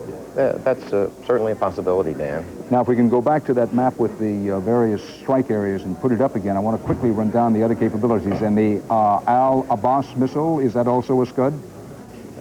Again, it's an upgrade of a Scud. It's a conversion of a Scud. It follows along the similar kinds of lines and forms and size and shape. All right, now, and the Mirage F-1E fighter, a French aircraft, you say is their best air-to-air. And if, as we believe, that as we speak, air-to-air combat is underway, that is one plane against another over Iraq, it's most likely that the Iraqis would have up the Mirage, or is that too much to believe? No, one should expect that the Mirages would be up, and if you were disappointed and wrong, if you were wrong, you wouldn't be disappointed. But the Mirages are probably their most capable fighters in some regards because of the training given to the Mirage pilots. The Mirage pilots were trained by the French when they sold the equipment to Iraq. And they were trained in much more flexible tactics than is typical of the general Iraqi pilot brigade that was trained largely following Soviet tactics. General Dugan, our CBS News consultant, until recently commander of the United States Air Force, I think many people do not yet realize that in modern air-to-air combat and air-to-ground combat, a great deal of it is done by computer and done with electronics. But insofar as it gets down to one fighter pilot against another, what's it like up there? What's it like up there tonight for a person, a young man in the cockpit of a U.S. fighter plane? It's a long way, Dan. Most of our fighters are, in fact, single-seat fighters. We had a discussion a few minutes ago about the F-15E. It, in fact, has 2 seats in it, a pilot in the front and a weapons system officer that runs the radar and does the intercept activities. The F-111, which is a interdiction bomber, has 2 people in it. But most of the F-15s, most of the F-16s, all of the A-10s are single-seat airplanes. And when one gets involved in the combat operation, it gets lonely. There's a lot of other airplanes around. There's a lot of iron in the air. There's a lot of calls on the radio to check left and look right and look for a missile. But it's lonely. We have a report that the U.S. Embassy in Amman, Jordan, has just been evacuated. We have not confirmed that, but we believe it to be true, evacuated as a precaution. The underscore, and anyone who's been in Jordan recently knows full well that the U.S. Embassy there has been on alert for a long time. Jordan is, in many ways, a fragile country. It has the Bedouin population that commands the country, basically in the form of King Hussein. Not to be confused with Saddam Hussein, but King Hussein of Jordan, and it has a very large Palestinian population. And there have been concerns all along that if war should break out, as it has this evening, that some instability could occur in Jordan. But I want to underscore that if there has been any outbreak of any kind of violence in Jordan, we are not aware of it. What we know, and all we know, is that there is a report the U.S. Embassy in Amman, Jordan, as a precaution, has just been evacuated. David Martin is at the Pentagon. David, the war that has started in and around the Persian Gulf is only the beginning. It's what Churchill calls this avalanche of fire and steel from the air. Where is it likely to go from here? Well, it's going to go inevitably toward a ground offensive, which is designed to literally push the Iraqi army out of Kuwait. Now, the real question here is, will the Iraqi army, will the Iraqi military continue to fight under the kind of air bombardment that's going on now? And of course, as of yet, we do not know how successful this air bombardment is. This, again, is just the first wave, and what we're seeing is such a small fraction of what was put together. For instance, the report that 20 F-15Es have left from that base in central Saudi Arabia. Well, we haven't heard anything about the stealth fighter, but there were, I think, 40 stealth fighters in country. We haven't heard anything about the F-111, which was the bomber used to attack Libya back in 1986. That is also in country and is capable of flying low and fast at night. That is also part of the strike package that has been put together. We haven't heard anything about planes launched from aircraft carriers, but those too were part of the strikes that were being put together that will attempt to integrate both the Air Force and the Navy fighters. Now, not everything is going to go at once, because the plan here was to make it virtually around-the-clock, non-stop air assault on Iraq and its military. And we just do not know how successful it is. For instance, one of the prime targets in this early phase is going to be the command and control centers, the bunkers from which Saddam Hussein might be attempting to direct his own forces in response. Now, if one of those bombs hits the right bunker and gets Saddam Hussein, perhaps we could have an early end to this war. But obviously the military can't plan on that.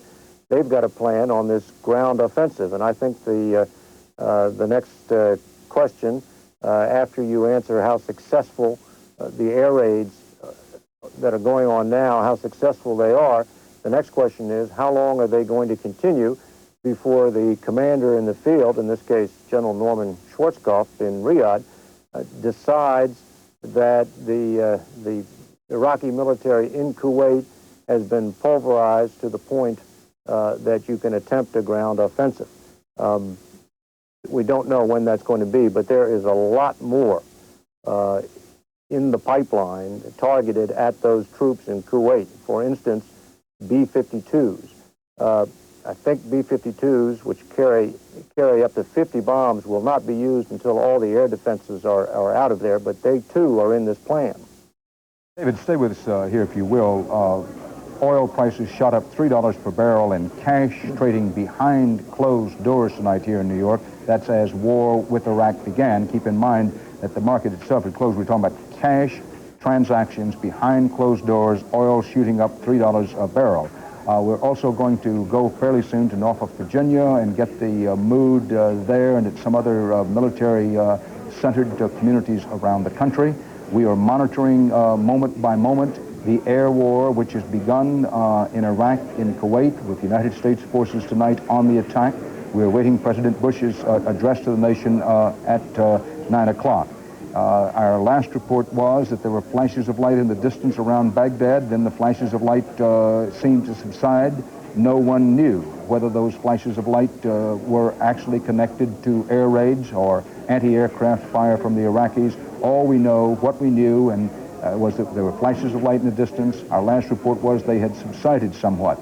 The U.S. military has confirmed, has officially announced, that F-15E Eagle fighter bombers took off from air bases in central Saudi Arabia to run attacks in Iraq, and then later Marlin Fitzwater at the White House, so in his statement, which was short, blunt, to the point, made it clear that the attack was also taking place in Kuwait. So far, air war, if there's any combat on the ground, we're not aware of it, and we believe we would be. How long these airstrikes last, to what extent they're being conducted, is one of the mysteries at the moment, as the fog of war begins to descend on Iraq, Kuwait, Saudi Arabia, the Persian Gulf, and that whole area. It may be worth emphasizing that in the run-up to the war, in the build-up to the war, the chairman of the U.S. military Joint Chiefs, Army General Colin Powell, time after time made it clear to the Iraqis that once the war started, that if he had anything to say about it, and he figured he'd have a lot, it would not be a case of start-stop. It would be the full force of the United States military. So what David Martin was saying a moment ago may be worth pondering, that we have the first cutting edge of the U.S. military wedge, but there's plenty to come from behind that if the original plan as outlined by General Colin Powell stays. Now, the hope has been and is certainly the prayerful hope of this hour that the combat may be short, but once war begins, no one can be certain of that.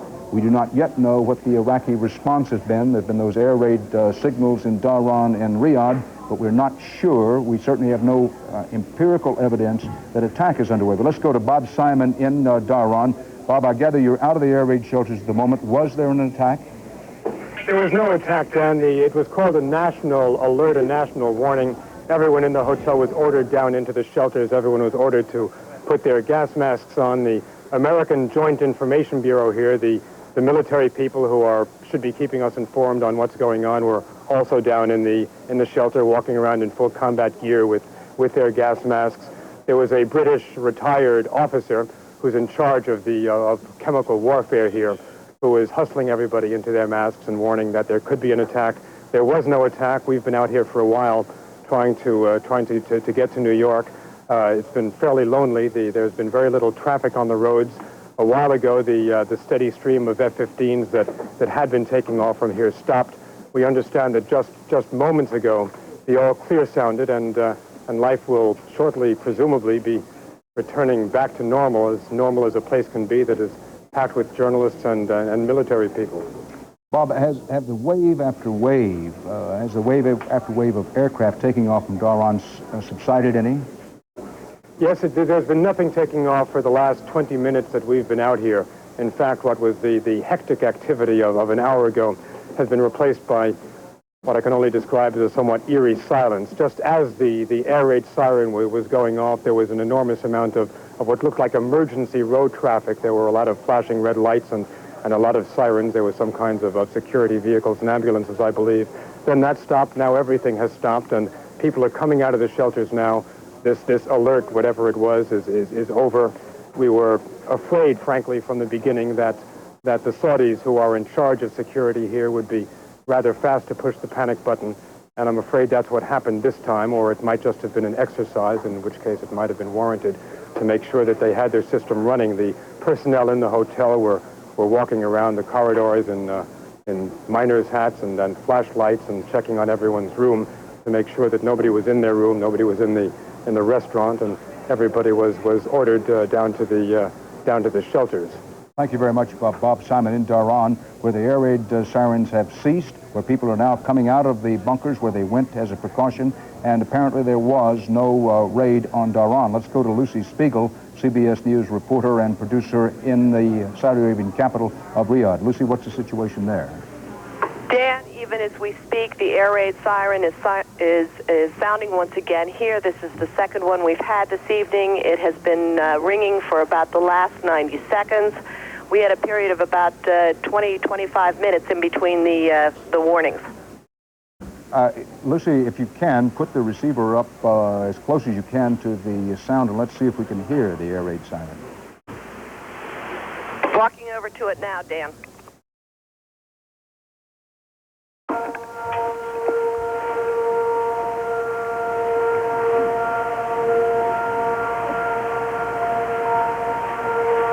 In the old city of caravans and desert people, Riyadh, now a modern capital of Saudi Arabia, live from Riyadh, the sound of air raid sirens tonight as war is underway in the Middle East. Marlon Fitzwater at the White House a short while ago said that, quote, the liberation of Kuwait, unquote, is underway.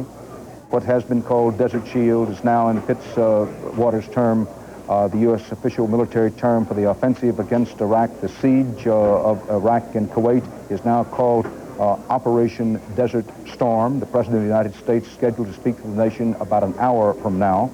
A squadron of F-15E U.S. fighter bombers took off from central Saudi Arabia, headed north, and according to an official U.S. military spokesman, they were headed to make strikes against Iraq and or Kuwait.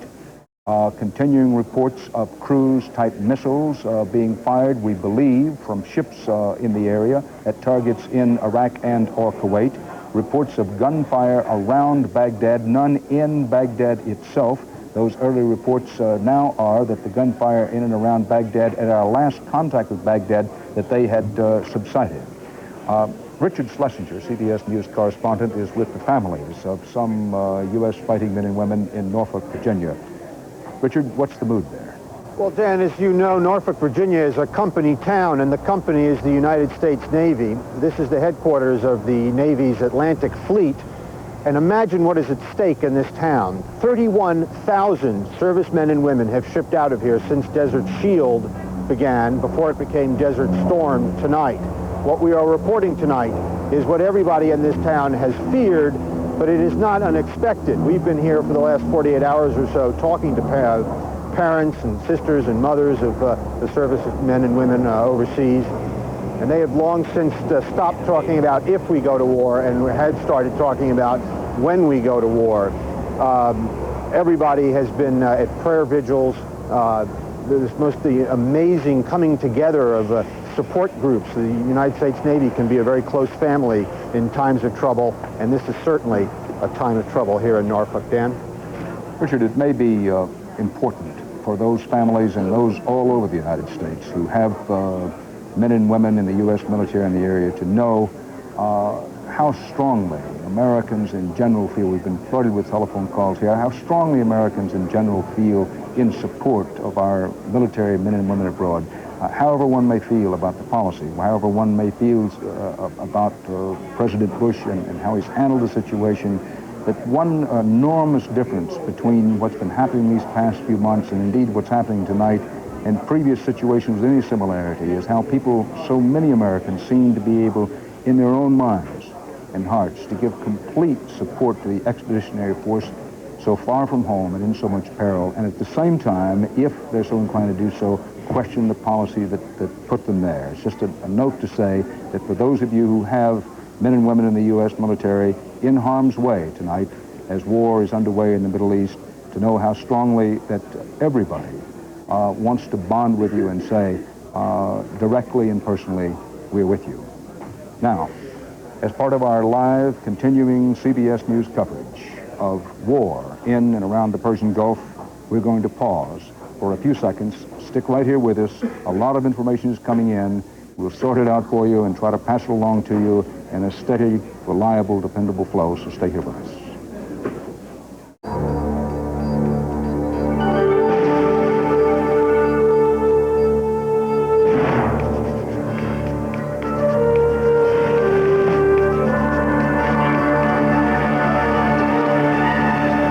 Watching CBS News continuing coverage of Showdown in the Gulf.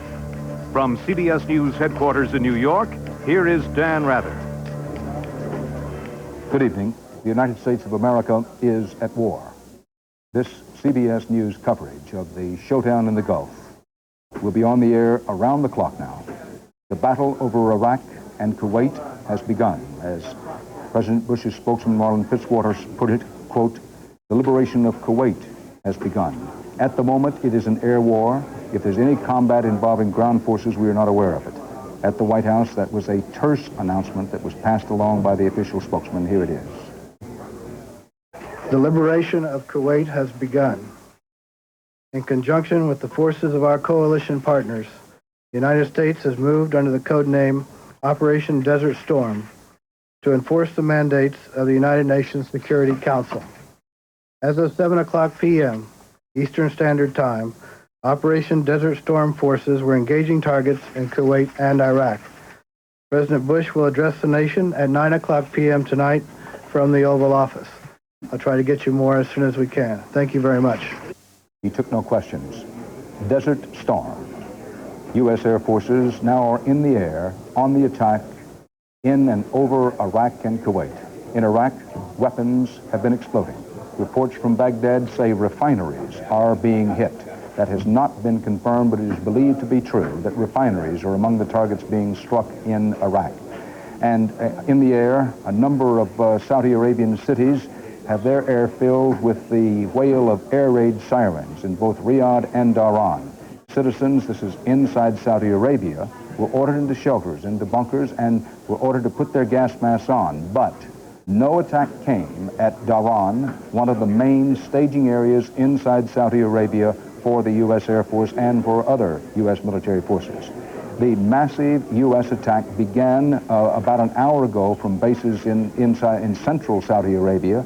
The first edges of the attack officially are believed to have started as early as about 4:50 p.m. Eastern Time in the United States this afternoon. The White House had planned for the United States military to hit hard, to hit consistently, not to let up, as one military person put it, that once we go, we intend to grab them, not let go, and shake hard, into quotation. And President Bush has been as good as his promise. He said the attack would come earlier, not later, once the January 15th deadline passed, as it did last night. President Bush will be addressing the nation about 55 minutes from now. That'll be at 9 o'clock in the Eastern Time Zone. There will be a Pentagon briefing, the first of the military briefings, and that's where we'll get our first official information about the war that has started. A Pentagon briefing is scheduled immediately after the president's remarks at 9:30. CBS News in Tel Aviv, Tom Fenton, our chief European correspondent, who was once our official correspondent in Israel, is back there now, and he reports the following. The Israeli army spokesman have announced a state of emergency for Israel, a precautionary state of emergency, and the population in Israel has been instructed to open their gas mask kits to get ready, to familiarize themselves with the kits and be ready, but there have been no orders in Israel to put those gas masks on, just to have them ready and to break open the seal on the kits. All of this precautionary, keeping in mind what a short distance it is from Iraq to Israel, how many Scud missiles have been pointed at Israel, and yes, Israel has many defenses, including the defenses put up by the United States military, and while the Scud is considered to be a highly undependable weapon of limited range and accuracy, it is a threat to Israel. But I emphasize, so far as can be determined, in Israel, it is a state of emergency declared as a precaution, nothing more than that. From Amman, Jordan, the spokesman for King Hussein tells CBS News now that the palace is aware that the attack by the United States against Iraq has begun. The great siege of Iraq and Kuwait, which the United States hopes and prays can be over very quickly, has started. King Hussein does not have any official reaction yet, we're told, and the news has not yet been broadcast to the Jordanian people. Let's go quickly to CBS News correspondent Bob Schieffer, who covered the war in Vietnam and is now covering this war in and around the Persian Gulf with retired U.S. military General George Crist, keeping in mind that General Crist fairly recently commanded all U.S. forces in the Persian Gulf before he retired. Bob?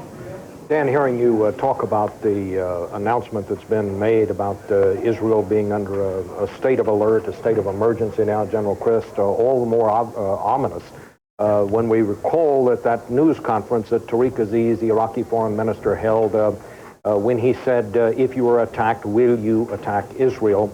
And he said, yes, absolutely. Perhaps General Crist, here at the top of the hour, it might be well to go back and just sort of review what has happened in these last few hours. It's about 10 minutes before 7 Eastern time, I guess, when we had the first reports of light anti-aircraft fire being reported here in Baghdad. Then shortly after, the sirens sounded in Dhahran in Saudi Arabia, where our U.S. troops were. Also, air raid sirens went off in Riyadh.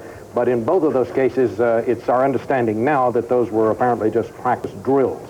What has happened since then, General Crist? What has happened, Bob, is the air war has started. Now, we know the F-15E, which is a long-range fighter bomber, has already gone in.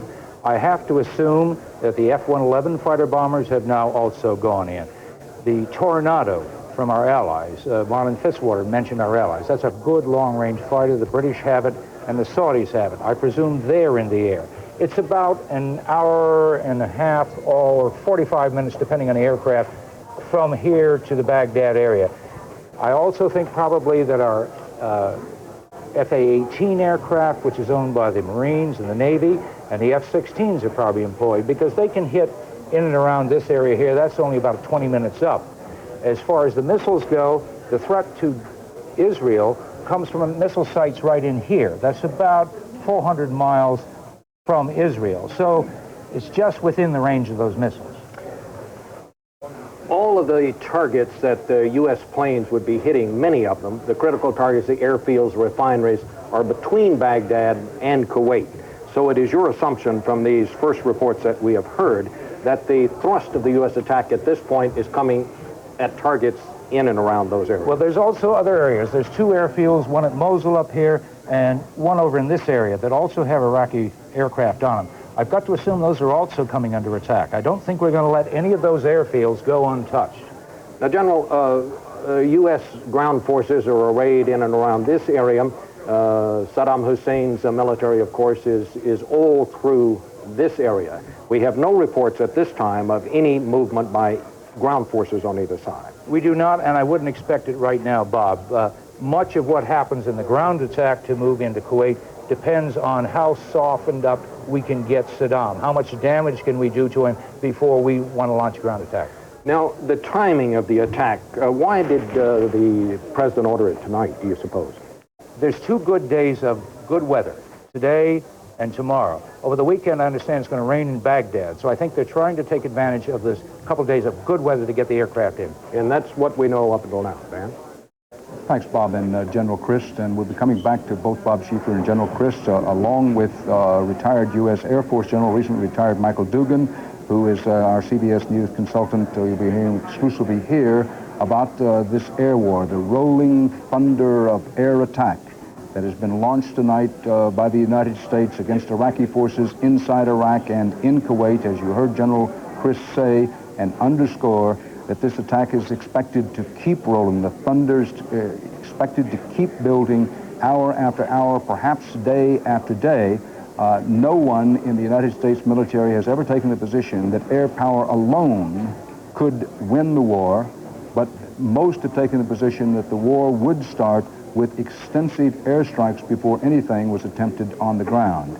It was mentioned there that Tariq Aziz, both in his news conference and in his interview with CBS News when we were in Baghdad just a few days ago, among the most chilling moments were when Tariq Aziz looked you straight in the eye and in answer to the question, would you attack Israel, said yes, it would be an immediate and first priority is what he told us. And then later at the news conference said absolutely. It is worth perhaps pausing when we say, well, we're going to Israel fairly often. We've talked about the state of emergency in Israel, that Saddam Hussein, in his interview with us when we were in Baghdad and interviewed him, made it very clear that while attention was focused on the Persian Gulf, that his dream, his long-range strategic mission is to lead a triumphant Arab army into Jerusalem to crush Israel, the only true democracy in the area and the United States' main ally. The other thing they emphasized was that they intended to make the world a battlefield with terrorism. And to talk about that, we want to go to the Director of the United States FBI, Director Sessions, who I believe is with us now in Washington, and we're going to make a little change. We have a report on terrorism and how it might affect the United States, but I think immediately what we'll do is go to Director Sessions. Director, if you're there, I'd like to begin the question with you on what's the latest, any indication of terrorist activity in this country at this time? Good evening, Dan. We have no indication of any terrorist activity in the United States at this time. We have had some reports in the last several days of international incidents, but there is certainly nothing here. Now that war has broken out, do you expect that terrorists will bring their attacks to inside the United States?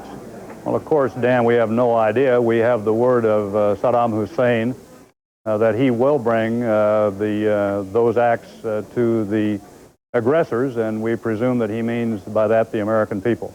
So we'll simply wait and watch and see.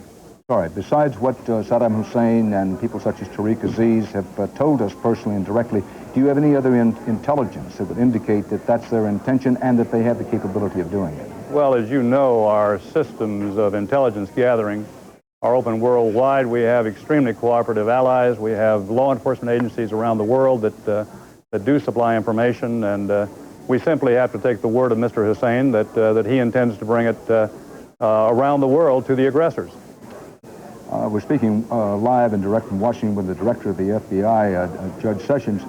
Judge Sessions, I want to pause and say that there's no intent here, and I know it's not your intent, to alarm people, but the best defense, of course, is in a democratic society is information. It's in that spirit that we say to everyone, steady as we go, but here's the most reliable, dependable information we can get from the FBI Director. If there are to be terrorist attacks in this country, what kind of attacks are they likely to be? Dan, first of all, let me say that I appreciate your making that word of caution. As you know, I've been invited to come on this program much earlier and came tonight as a part of a planned appearance.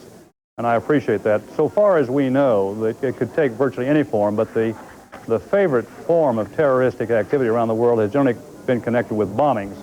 And there are other capabilities, obviously. We have no certain idea of what type of activity there will be, but suspicion that it will be of that type. Judge Sessions, I will note that 48 Hours was to have a special edition tonight about the war in the Persian Gulf, and Judge Sessions, the Director of the FBI, agreed to come in for that. Of course, we've gone to our CBS News live coverage of what is now war in the Middle East, and that's the reason you're with us, and I appreciate it. Judge, what's the FBI been doing to protect the American people against this terrorism threat? Well, Dan, as you know, the responsibility for counterterrorism in the United States falls on the responsible shoulders of the FBI. So for many years, we have been dealing with the gathering of intelligence worldwide from law enforcement agencies, our federal agencies, state and local law enforcement, those people who can be of help to us. And so those continue. Of course, we have also the capability with our SWAT teams, with our hostage rescue teams, with those responsive type capabilities that if there is an event, will fall into line and will immediately be reactive. And Judge Sessions, do you believe that there are terrorists already in the United States with the intent, with the mission to cause death and destruction here? Well, there's no way to tell about what their intent or what their activity may be, but yes, there are elements of those terrorist groups that have been identified as being in the United States. And what can individual Americans do to protect themselves? Well, I would hope that, first of all, people will be alert and that they will, as Americans have traditionally done, help supply that information to law enforcement by calling the FBI, by calling their local police and conveying that information that may be of a nature which will help us deal with any potential terrorist act. And I hope that does happen if it comes to their attention. Judge, we're at war. Yes, sir. And particularly at war, we don't want to back away from the tough questions. If you're a mother, an American mother who happens to be of Jewish heritage, and you're particularly worried about what might happen at the Jewish school tomorrow, do you send your child to school?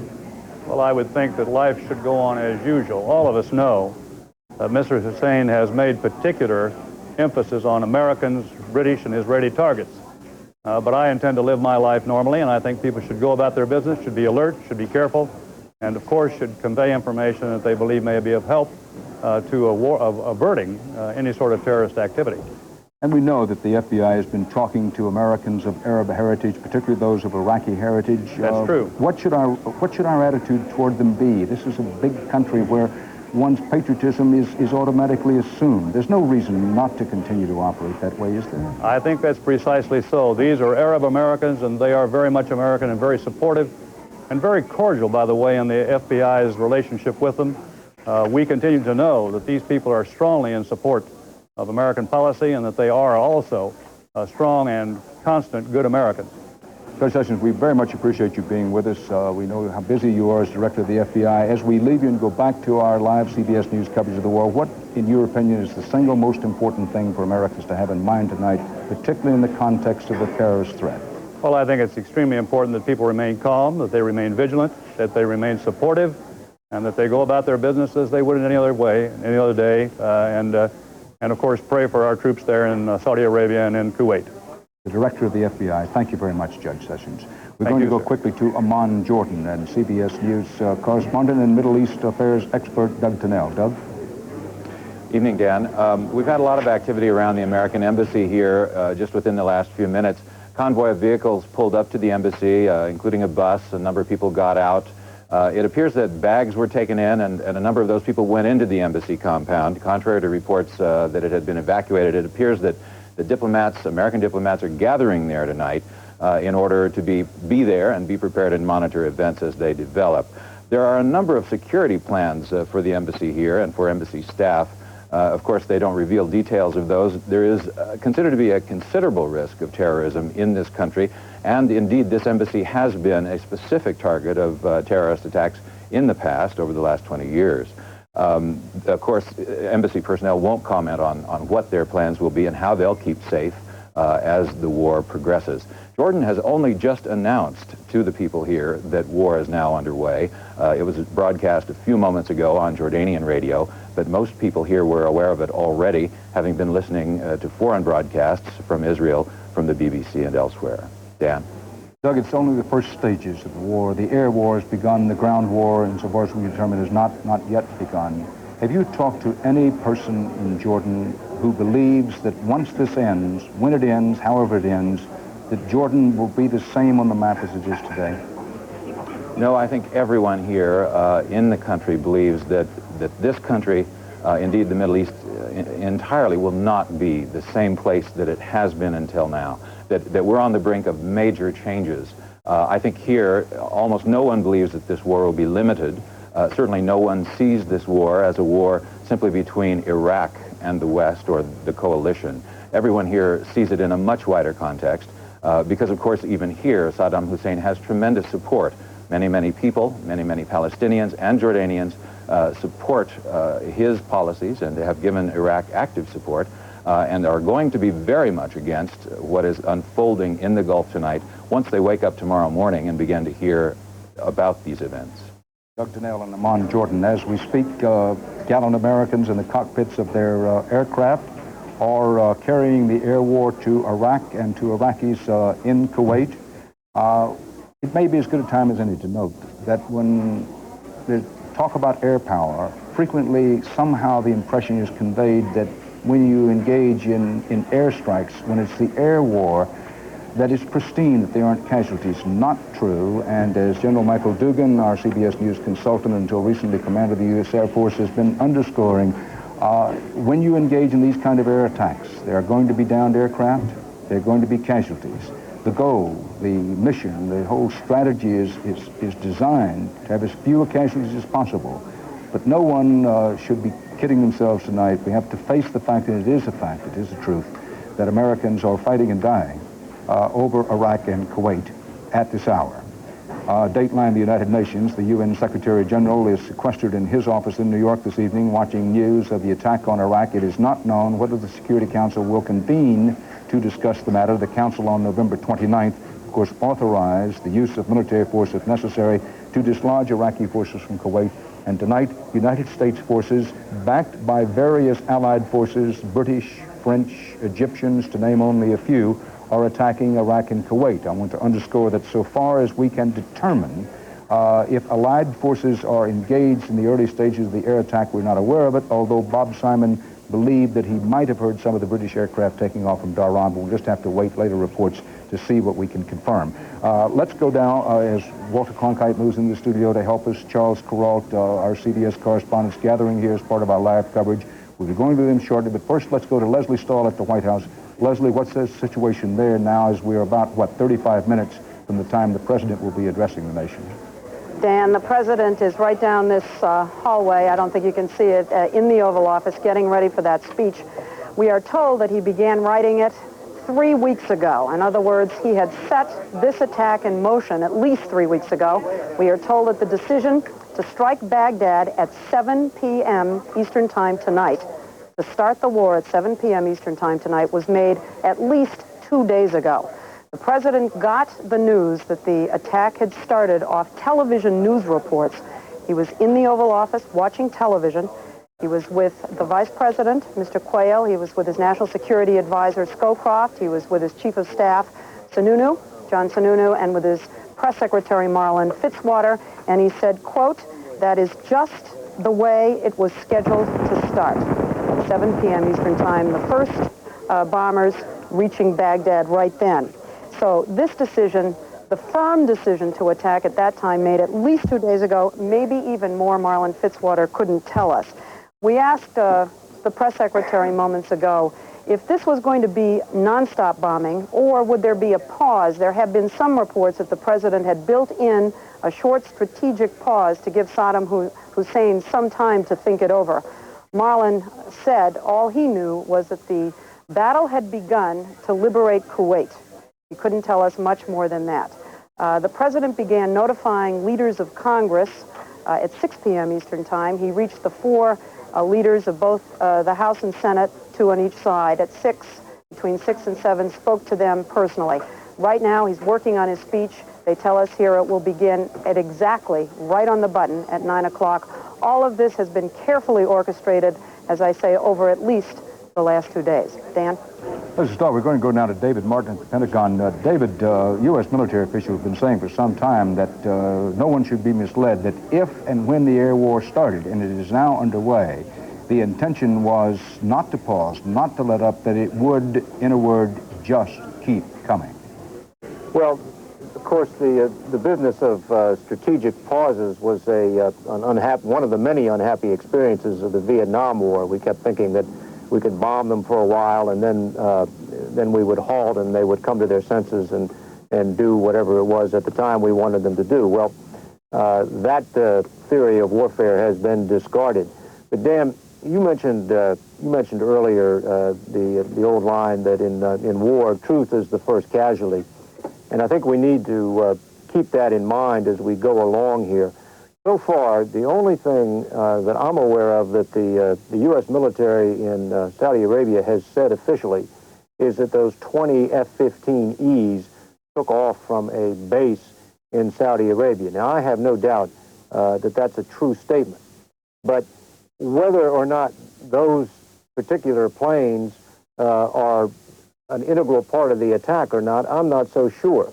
Because remember, there's another audience besides the American audience, and that, of course, is Saddam Hussein and his advisors in Iraq, and military operations depend on deception. So I'm not suggesting that the U.S. military would put out deliberately false information. I am suggesting that we should keep in mind it is possible they would put out factually correct information, but information that was also designed to mislead the Iraqi leadership as to the exact nature of the attack. I think it's also possible that cruise missile attack, if that is in fact part of this plan, was designed as much to get the Iraqis to shoot off their missiles as it was really to destroy targets. David, very quickly, what do you think is the most important thing for our audience to know at this hour about the air war that is underway? Well, probably the destruction that is being delivered upon Iraqis. A lot of those Iraqis who have spent the last 5 months digging into Kuwait will, I think, now have found that they were digging their own graves. Baghdad Radio is reporting what it calls wave after wave of aircraft over Iraq's principal city. A footnote here, propaganda, of course, is one of the weapons of war, and what Baghdad Radio says is happening and what in fact is happening is something for each of you in your own mind to decide how much weight to give it. But Baghdad Radio reports now that wave after wave of aircraft are over the Iraqi capital. Earlier we had from our own CBS News correspondents in Baghdad, including Alan Pizzi, who is as steady and as cautionary and judicious a reporter as I know, reported those flashes of light around Baghdad, but he didn't know what to make of them. Widely believed that was part of the air assault, but not confirmed. Now, as I mentioned, we're bringing in our most experienced correspondents as part of our continuing CBS News coverage, and make no mistake, we'll be on the air here throughout the evening, and that includes, of course, the premier war correspondent in the United States, Walter Cronkite. Walter, thanks for being with us tonight. You've been listening and watching, absorbing what's been happening. Give us some context and perspective. Well, I don't think there's much one can add after the things you have been saying. War has started. A war that we cannot predict. We don't know how it's going to go. We don't know at this hour what our pilots have faced over Baghdad in the way of anti-aircraft weaponry. We know that it's likely to be very intense. The Iraqis have some very fine late weapons, as you heard General Christ and others say tonight. You have been correct. There are Americans dying, undoubtedly, at this hour. We're assuming that their manned aircraft are over Baghdad. We haven't had the actual confirmation of that, but assuming that.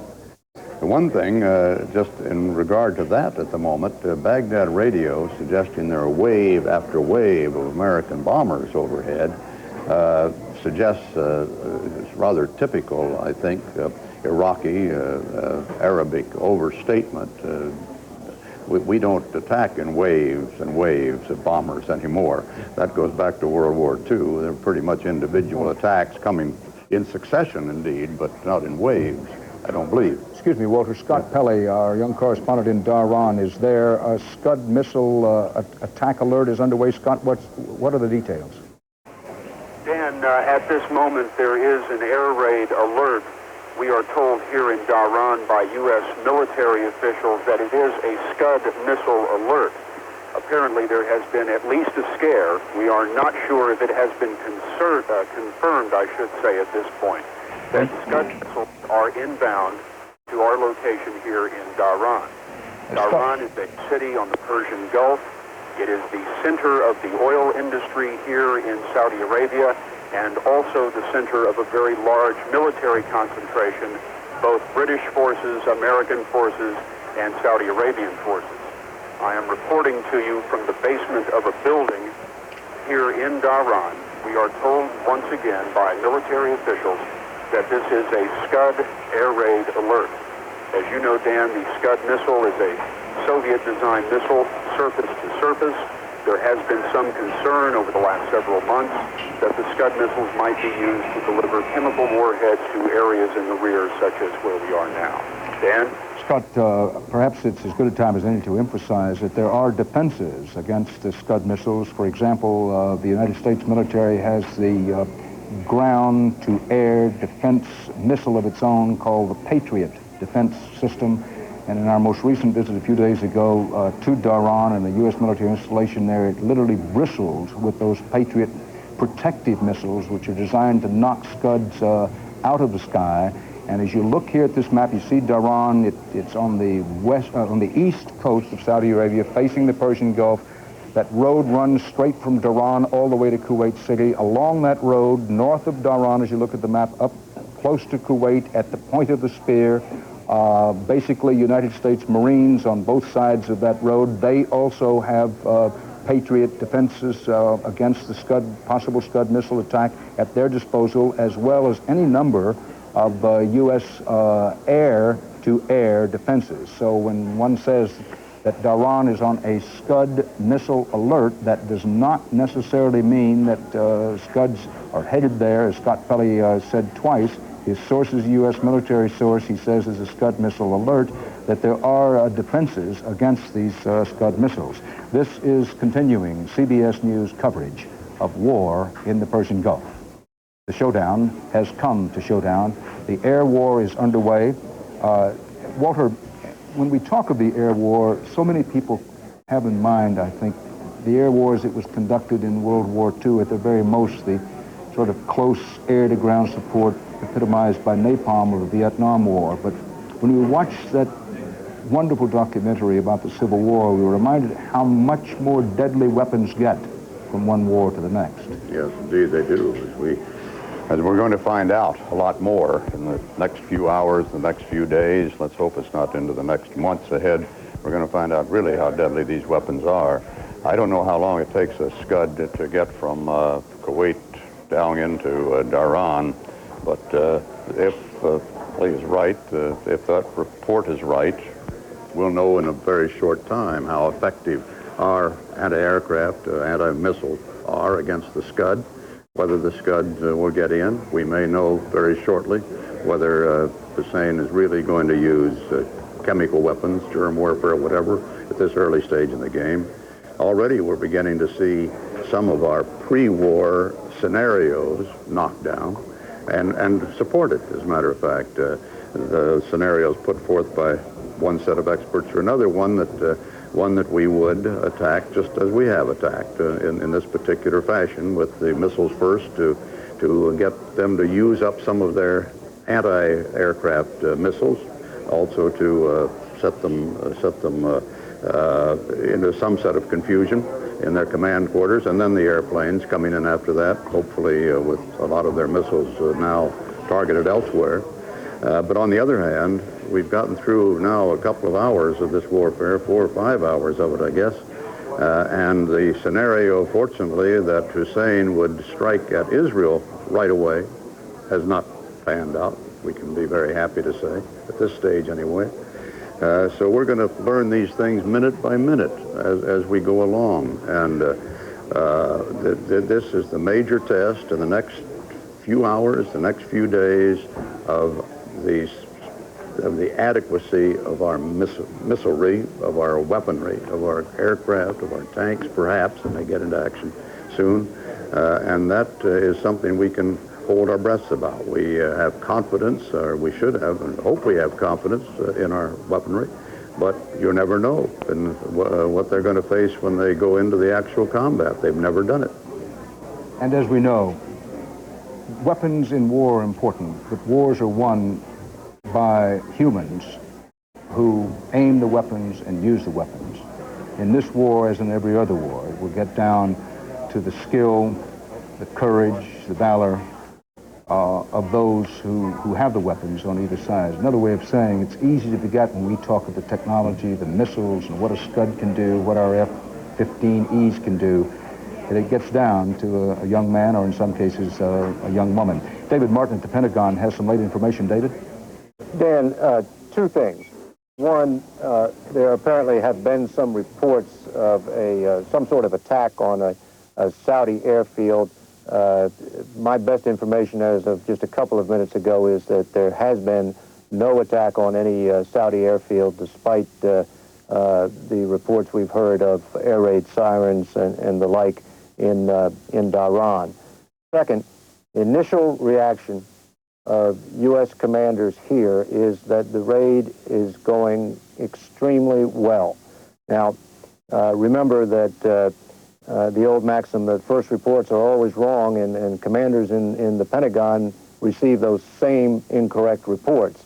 But first reports indicate that the raids are progressing as well as can be hoped, and that the Iraqi Air Force, which of course would be one of the main impediments that the U.S. Air Force would have to overcome, has not had any notable success in even getting off the ground.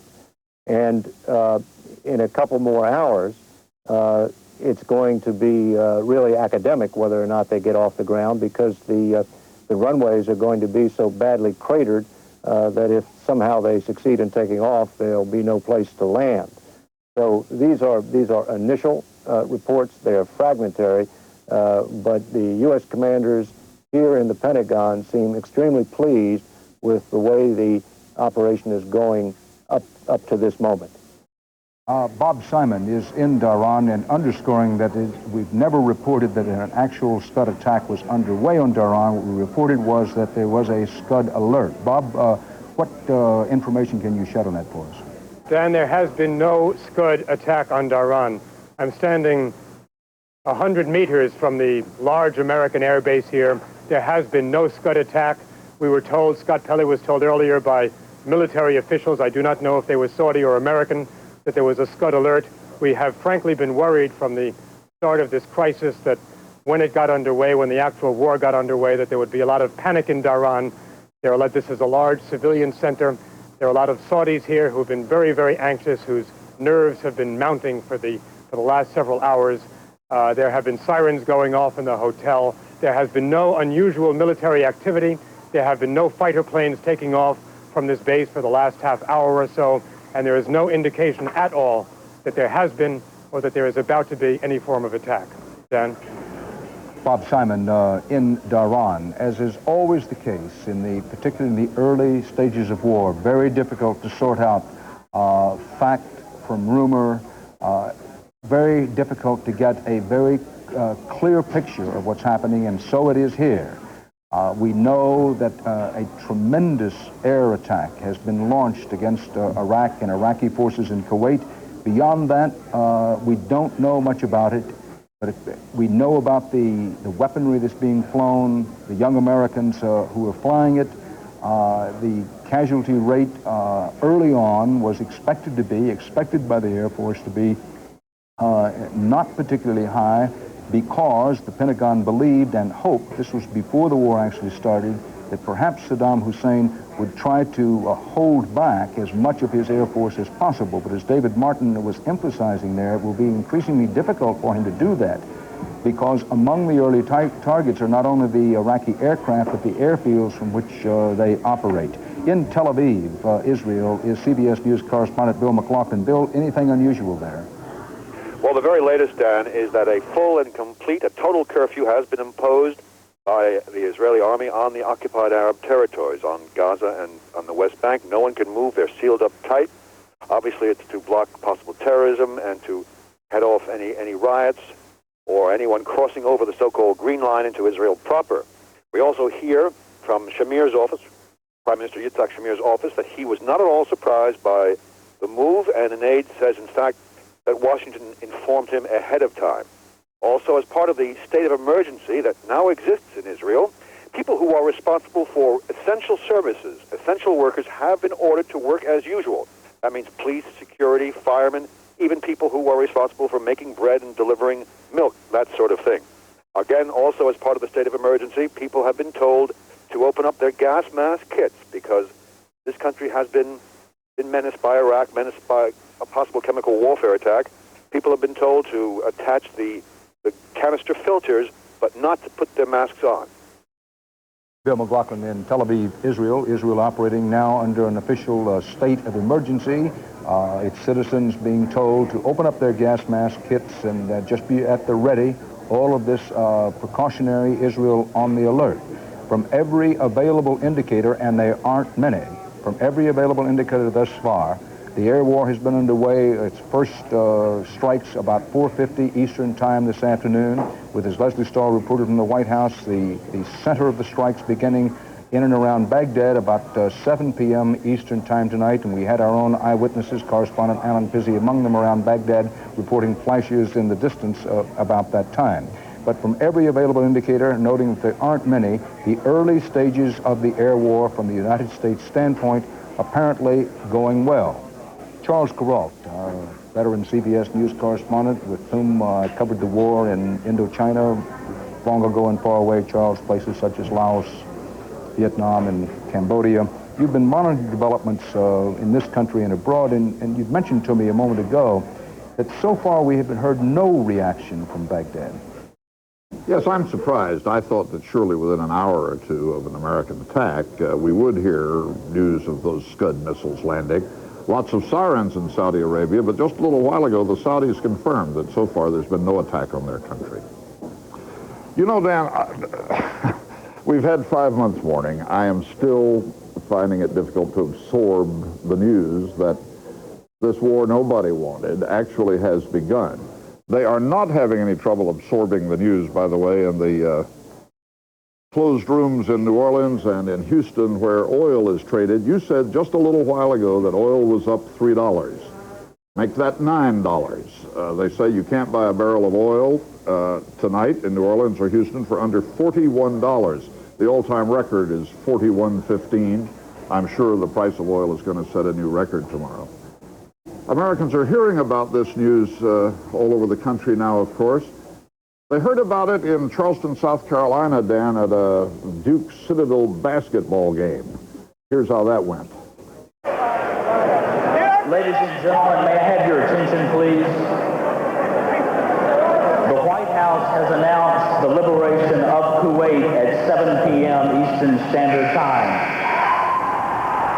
What the White House announced, of course, was the beginning of the liberation of Kuwait. The news that war is on brought a great cheer from the Citadel cadets and others.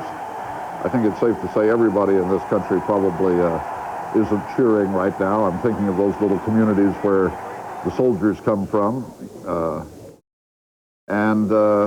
There, no doubt, there's a fearful reaction. After a while, Dan, we're going to go to one place which is certainly feeling fearful tonight, Dearborn, Michigan, the biggest Arab-American community in the U.S. Walter Cronkite, you were making the point. Looking at the reaction there at that basketball game, I came in a little later than some of you others did, perhaps 40 minutes after the 7 o'clock. You went on the air at 7. And I was in the streets of New York, therefore, getting here for 20 minutes or so.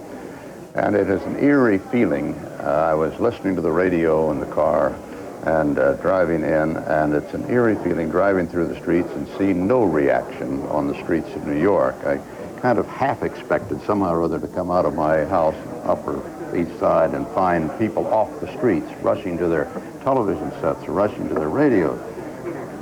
There wasn't much reaction. Now, of course, it's pretty early. These are people perhaps still getting home, but there was just no wartime feeling out there. And my cab driver, as a matter of fact, was a Haitian, it turned out, and I don't think his English was all that good. In fact, I'm sure it wasn't trying to get here. But he had the radio turned to some French musical program, and I said I wanted to listen to my radio, which I carried a recorder with me. And he said, but I'm listening to my radio. And I said, but there's a war on. And he turned around to me and he said, quite seriously, he wasn't trying to be ornery about it. He said, are you a soldier or something? As if only a soldier or something could be interested in this war. And I'm sure that's not a pattern among the Americans generally in this country, but at this moment it is weird that life goes on. You feel that somehow or other it should be suspended for this moment.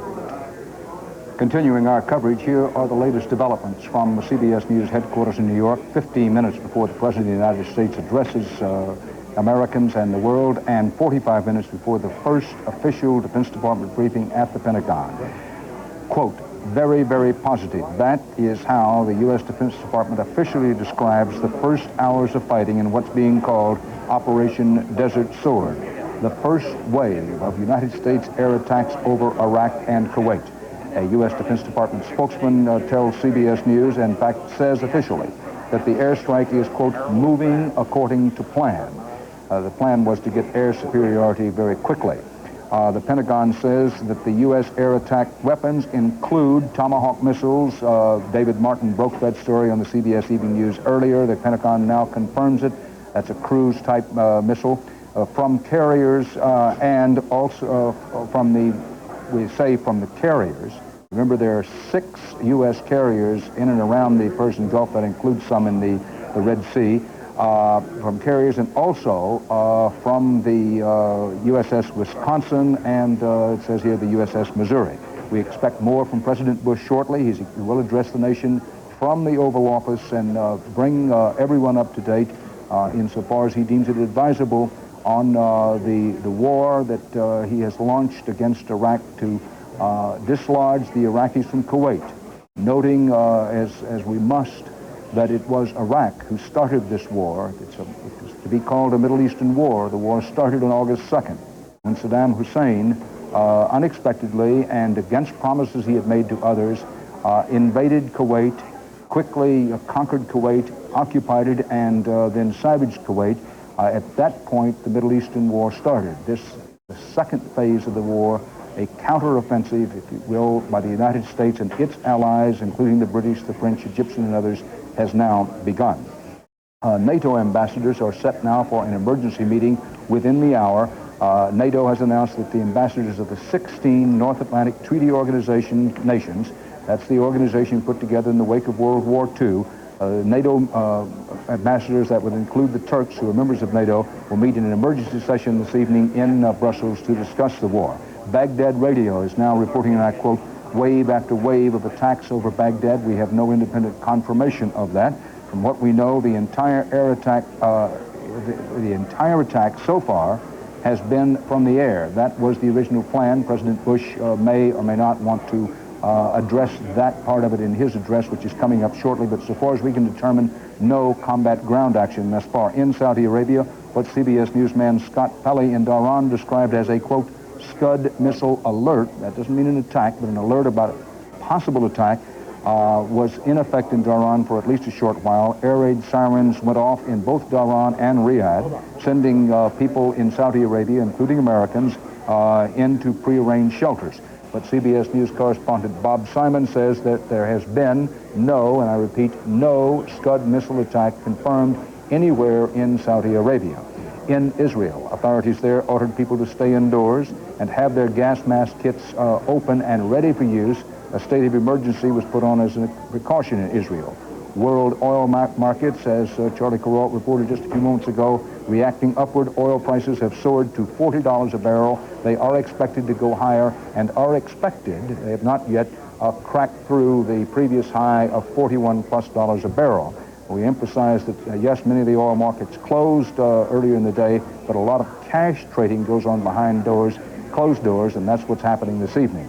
Continuing our coverage of the events in and around the Middle East, we'll go to in Charleston, South Carolina. CBS News correspondent Aaron Moriarty is with an unusual U.S. military wife. Aaron?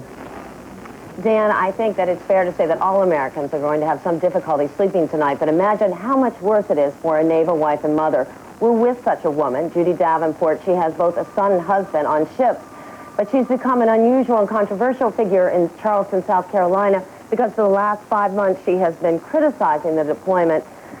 Judy, for the last 2 days I've been with you, and I know that you had been hearing about the possibility of a strike on Iraq, but was there a side of you that just didn't think this was going to happen? In my heart, I just never believed it would happen. This is America. We don't do things like that. I just never believed that we could bomb a city where women and children and innocent people live. Now, you've got a little bit of good news today. This afternoon, you found out that, what, your son is not exactly in the area? My son's not in the area at all, which was wonderful. I spoke with him. He's on a submarine, and he's near home. But do you have any idea where your husband is right now? The last I knew, off the coast of Kuwait in the Persian Gulf. And what does a naval wife do when you're trying to find out how your husband is or what's going on his ship? She watches the news. There's no other place to call? No one has any information that they can give out to us until it's public information. Just a day ago, you thought, for the last 5 months, you've been protesting with this idea that you thought you could avert this. How do you feel at this moment? That I have to fight all the harder to stop this. This is not right for America. Not right at all. Well, we're inside. I understand that there are naval neighbors who are upset with your stance at this point. Will you still continue with protesting the deployment?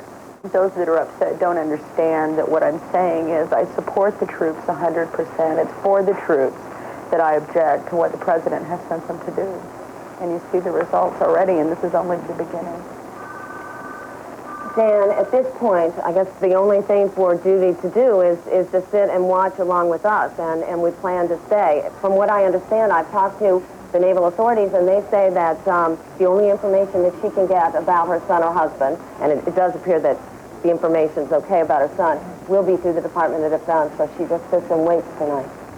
Aaron Moriarty in Charleston, South Carolina. Aaron, if you would convey personally and directly to her, as we're trying to convey to every American family who has a friend or relative at peril in and around the Persian Gulf, how very much our thoughts are with them, and whatever one may think of the policy, whatever one may think of war, it's very important that they know that we're with them in solidarity, in hope that their loved ones come back, and that the war that is now underway in the Middle East is, as it is designed to be with the Pentagon, short.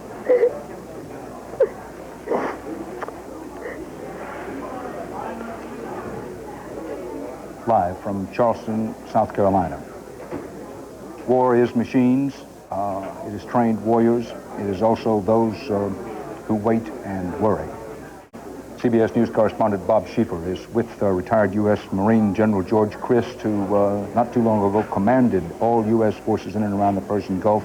As we wait for the president to speak to the nation, Bob and General Christ, bring us up to date on what we know, what we don't know, and what we should be looking for in the hours ahead. Well, Dan, picking up on the military machinery part of all this, a very interesting report from the British television pool. They report that 2 British fighter planes have escorted an Iraqi fighter plane back to a Saudi Arabian airbase. Now, we have no other details on this, nor do we have any confirmation. But, General, this would seem to be a significant development to me. Bob, I think it is. If there's one Iraqi pilot, at least, that wasn't going to fight in this air war. If, indeed, the Iraqi Air Force is not fighting, or not fighting very hard, and the air defenses are not all that perhaps they were cracked up to be, this thing is going to go very, very well, and our losses, I think, will be commensurately lower. Well, what does that mean when you say 2 fighters are escorting an enemy fighter plane back to a base? I mean, how would that happen? What would you do? What it means is that these tornadoes were up on air patrol, and they're trying to keep the Iraqi fighters away. They must have come upon this fella, and rather than shoot, he decided he'd go home with them. This would, I guess, also be the first indication we have of Allied forces joining with the U.S. Air Forces. That's right. We thought the British were aloft. Now we know they are. Now, the other development that we have now confirmed, and we had reported earlier, and General Christ had talked about, that the first strikes were apparently made by Tomahawk missiles. That's the cruise missile. That has now been confirmed by military authorities, as I understand. That's right. And there are also reports that at least some of those Tomahawks were coming out of these 2 battleships, the Missouri and Wisconsin, which carry Tomahawks on both of them. So that's it, Dan, and a significant development to be sure, if indeed this proves to be correct. Bob and General Chris, we know the Tomahawk missiles have been fired. We believe they were fired from U.S. ships in the Persian Gulf and in the Red Sea. General Chris, you once talked about the possibility of firing Tomahawks from the Mediterranean, bringing them in military parlance over the shoulder, which is to say over Syria. Any indication that that has actually been done? It is theoretically possible, of course. They could fire them off of ships here, and the range is such that they could get to airfields along here. But we really don't know, Dan, whether that's been done or not. The air war has begun. The psychological war is over. War in the Middle East. Combat in and around the Persian Gulf so far, combined to combat in the air. The U.S. Defense Department says that from all indications, quote, things have gone very well so far, end quote. That quote was given to CBS News Defense Department correspondent David Martin. Now, as we await the appearance of President Bush in the Oval Office for his address, let's go to Charles Girault, whose main role here is to monitor events in the United States. Dan, Walter made the point that in the initial minutes there wasn't any reaction to speak of on the streets of New York. You and I have made the point that President Bush is not leading a united country into this war. Just a couple days ago, our CBS News New York Times poll showed 46% of the people begging the president to wait, see if sanctions could work. Outside the White House, well, outside the White House, it doesn't take long for protests to form. I believe outside the White House right now, as the president is preparing to speak to the nation, a number of protesters have gathered. And I think, no doubt, later in the evening and tomorrow, we'll see protests in every major city of this country. That's what's going on, I think, outside the White House right now.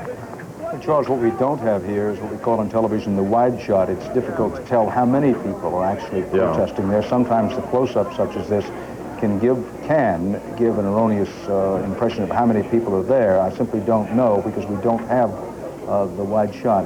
Charles, you make a good point that over and over again we have reported that as the nation goes to war, we are a divided nation. But the thought strikes me that I don't know that there's ever been a nation from pre-biblical time on through Joshua, Caesar, and Alexander where a nation was united, completely united behind a war. Perhaps we came closest during World War II. The difference for a democratic people such as ourselves is that our divisions show. They're out in the open. That wife and mother we saw weeping live on national television in Charleston a little while ago represents a lot of people, though, I think, Dan, relatives of those in the service over there who think the best way to support those troops would be to bring them home. And, of course, we all hope they come home safely soon. Well, the strategy is to get it over with quickly. We will see whether the strategy works. David Martin is at the Pentagon. David? Dan, we've been given what is a copy of a speech, a very brief speech, which General Schwarzkopf, the commander of Operation Desert Storm, has apparently given, I guess, over Armed Forces Radio to the troops that are part of this operation. He starts simply by announcing that at 3 o'clock in the morning local time, we launched Operation Desert Storm, an offensive campaign that will enforce United Nations resolutions that Iraq must cease its rape and pillage of its weaker neighbor and withdraw its forces from Kuwait. It goes on to say, you are a member of the most powerful force our country, in coalition with our allies, has ever assembled in a single theater to face such an aggressor. You have trained hard for this battle and you are ready. During my visits with you, I have seen in your eyes a fire of determination to get this job done quickly so that we all may return to the shores of our great nation. My confidence in you is total. Our cause is just. Now you must be the thunder and lightning of Desert Storm. May God be with you, your loved ones at home, and our country.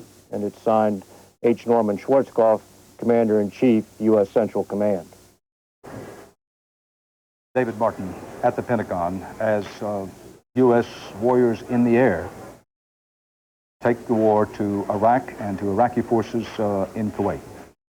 As part of our CBS News live coverage just before President Bush addresses the nation from the Oval Office, we're going to pause for 10 seconds, no longer here, to let those stations who choose to do so up and down the line identify themselves. Stick here with us.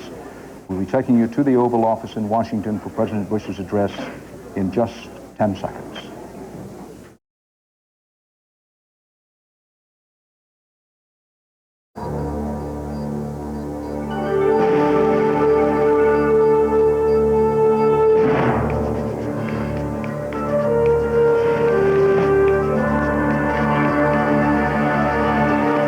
This is a CBS News special report, Showdown in the Gulf. Reporting from New York, Dan Rather.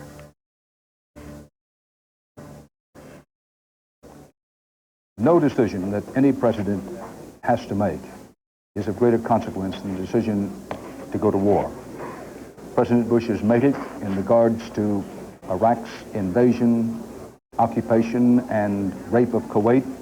And at this hour, the full force of United States air power, insofar as we can determine, is being directed at Iraq and at Iraqi forces in Kuwait with the goal to drive Iraqi forces out of Kuwait. They entered on August 2nd and in a quick blitzkrieg strike conquered the country at that time. So far as can be confirmed, there are no reports of any ground force action in the war thus far. The plan was, and insofar as can be made out, is being carried out, to have the air war go for time enough to get air superiority, to knock out the enemy's offensive capabilities, and then possibly go to ground war. We go now to the White House, the Oval Office, and the President of the United States. 2, 1. Just 2 hours ago, Allied air forces began an attack on military targets in Iraq and Kuwait. These attacks continue as I speak. Ground forces are not engaged. This conflict started August 2nd when the dictator of Iraq invaded a small and helpless neighbor. Kuwait, a member of the Arab League and a member of the United Nations, was crushed. Its people brutalized.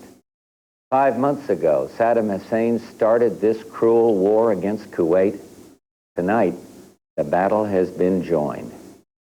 This military action, taken in accord with United Nations resolutions and with the consent of the United States Congress, follows months of constant and virtually endless diplomatic activity on the part of the United Nations, the United States, and many, many other countries. Arab leaders sought what became known as an Arab solution, only to conclude that Saddam Hussein was unwilling to leave Kuwait. Others traveled to Baghdad in a variety of efforts to restore peace and justice. Our Secretary of State, James Baker, held an historic meeting in Geneva, only to be totally rebuffed. This past weekend, in a last-ditch effort, the Secretary General of the United Nations went to the Middle East with peace in his heart, his second such mission, and he came back from Baghdad with no progress at all in getting Saddam Hussein to withdraw from Kuwait. Now, the 28 countries with forces in the Gulf area have exhausted all reasonable efforts to reach a peaceful resolution, have no choice but to drive Saddam from Kuwait by force. We will not fail. As I report to you, air attacks are underway against military targets in Iraq. We are determined to knock out Saddam Hussein's nuclear bomb potential. We will also destroy his chemical weapons facilities. Much of Saddam's artillery and tanks will be destroyed. Our operations are designed to best protect the lives of all the coalition forces by targeting Saddam's vast military arsenal. Initial reports from General Schwarzkopf are that our operations are proceeding according to plan. Our objectives are clear. Saddam Hussein's forces will leave Kuwait. The legitimate government of Kuwait will be restored to its rightful place, and Kuwait will once again be free. Iraq will eventually comply with all relevant United Nations resolutions, and then, when peace is restored, it is our hope that Iraq will live as a peaceful and cooperative member of the family of nations, thus enhancing the security and stability of the Gulf. Some may ask, why act now? Why not wait? The answer is clear. The world could wait no longer. Sanctions, though having some effect, showed no signs of accomplishing their objective. Sanctions were tried for well over 5 months, and we and our allies concluded that sanctions alone would not force Saddam from Kuwait. While the world waited, Saddam Hussein systematically raped, pillaged, and plundered a tiny nation, no threat to his own. He subjected the people of Kuwait to unspeakable atrocities. And among those maimed and murdered, innocent children. While the world waited, Saddam sought to add to the chemical weapons arsenal he now possesses an infinitely more dangerous weapon of mass destruction, a nuclear weapon. And while the world waited, while the world talked peace and withdrawal, Saddam Hussein dug in and moved massive forces into Kuwait. While the world waited, while Saddam stalled, more damage was being done to the fragile economies of the Third World, the emerging democracies of Eastern Europe, to the entire world, including to our own economy. The United States, together with the United Nations, exhausted every means at our disposal to bring this crisis to a peaceful end. However, Saddam clearly felt that by stalling and threatening and defying the United Nations, he could weaken the forces arrayed against him. While the world waited, Saddam Hussein met every overture of peace with open contempt. While the world prayed for peace, Saddam prepared for war. I had hoped that when the United States Congress, in historic debate, took its resolute action, Saddam would realize he could not prevail and would move out of Kuwait in accord with the United Nations resolutions. He did not do that. Instead, he remained intransigent, certain that time was on his side. Saddam was warned over and over again to comply with the will of the United Nations, leave Kuwait or be driven out. Saddam has arrogantly rejected all warnings. Instead, he tried to make this a dispute between Iraq and the United States of America. Well, he failed. Tonight, 28 nations, countries from 5 continents, Europe and Asia, Africa, and the Arab League, have forces in the Gulf area standing shoulder to shoulder against Saddam Hussein. These countries had hoped the use of force could be avoided. Regrettably, we now believe that only force will make him leave. Prior to ordering our forces into battle, I instructed our military commanders to take every necessary step to prevail as quickly as possible and with the greatest degree of protection possible for American and Allied servicemen and women. I've told the American people before that this will not be another Vietnam. And I repeat this here tonight. Our troops will have the best possible support in the entire world, and they will not be asked to fight with one hand tied behind their back. I'm hopeful that this fighting will not go on for long, and that casualties will be held to an absolute minimum. This is an historic moment. We have in this past year made great progress in ending the long era of conflict and Cold War. We have before us the opportunity to forge for ourselves and for future generations a new world order, a world where the rule of law, not the law of the jungle, governs the conduct of nations. When we are successful, and we will be, we have a real chance at this new world order, an order in which a credible United Nations can use its peacekeeping role to fulfill the promise and vision of the UN's founders. We have no argument with the people of Iraq. Indeed, for the innocents caught in this conflict, I pray for their safety. Our goal is not the conquest of Iraq. It is the liberation of Kuwait. It is my hope that somehow the Iraqi people can, even now, convince their dictator that he must lay down his arms, leave Kuwait, and let Iraq itself rejoin the family of peace-loving nations. Thomas Paine wrote many years ago, "These are the times that try men's souls." Those well-known words are so very true today.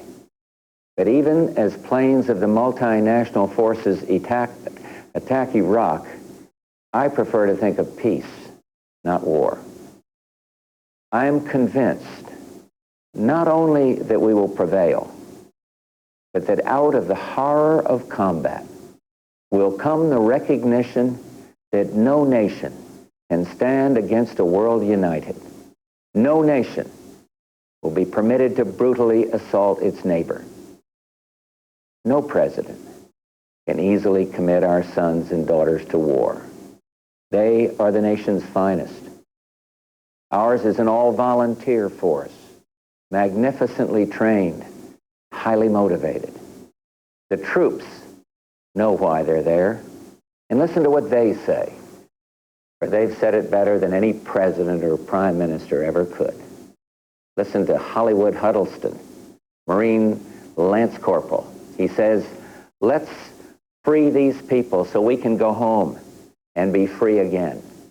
He's right. The terrible crimes and tortures committed by Saddam's henchmen against the innocent people of Kuwait are an affront to mankind and a challenge to the freedom of all. Listen to one of our great officers out there, Marine Lieutenant General Walter Boomer. He said, there are things worth fighting for. A world in which brutality and lawlessness are allowed to go unchecked isn't the kind of world we're going to want to live in. Listen to Master Sergeant J.P. Kendall of the 82nd Airborne. We're here for more than just the price of a gallon of gas. What we're doing is going to chart the future of the world for the next 100 years. It's better to deal with this guy now than 5 years from now. And finally, we should all sit up and listen to Jackie Jones, an Army lieutenant, when she says, if we let him get away with this, who knows what's going to be next? I've called upon Hollywood and Walter and JP and Jackie and all their courageous comrades in arms to do what must be done. Tonight, America and the world are deeply, deeply grateful to them and to their families. And let me say to everyone listening or watching tonight, when the troops we've sent in finish their work, I'm determined to bring them home as soon as possible. Tonight, as our forces fight, they and their families are in our prayers. May God bless each and every one of them and the coalition forces at our side in the Gulf, and may he continue to bless our nation, the United States of America.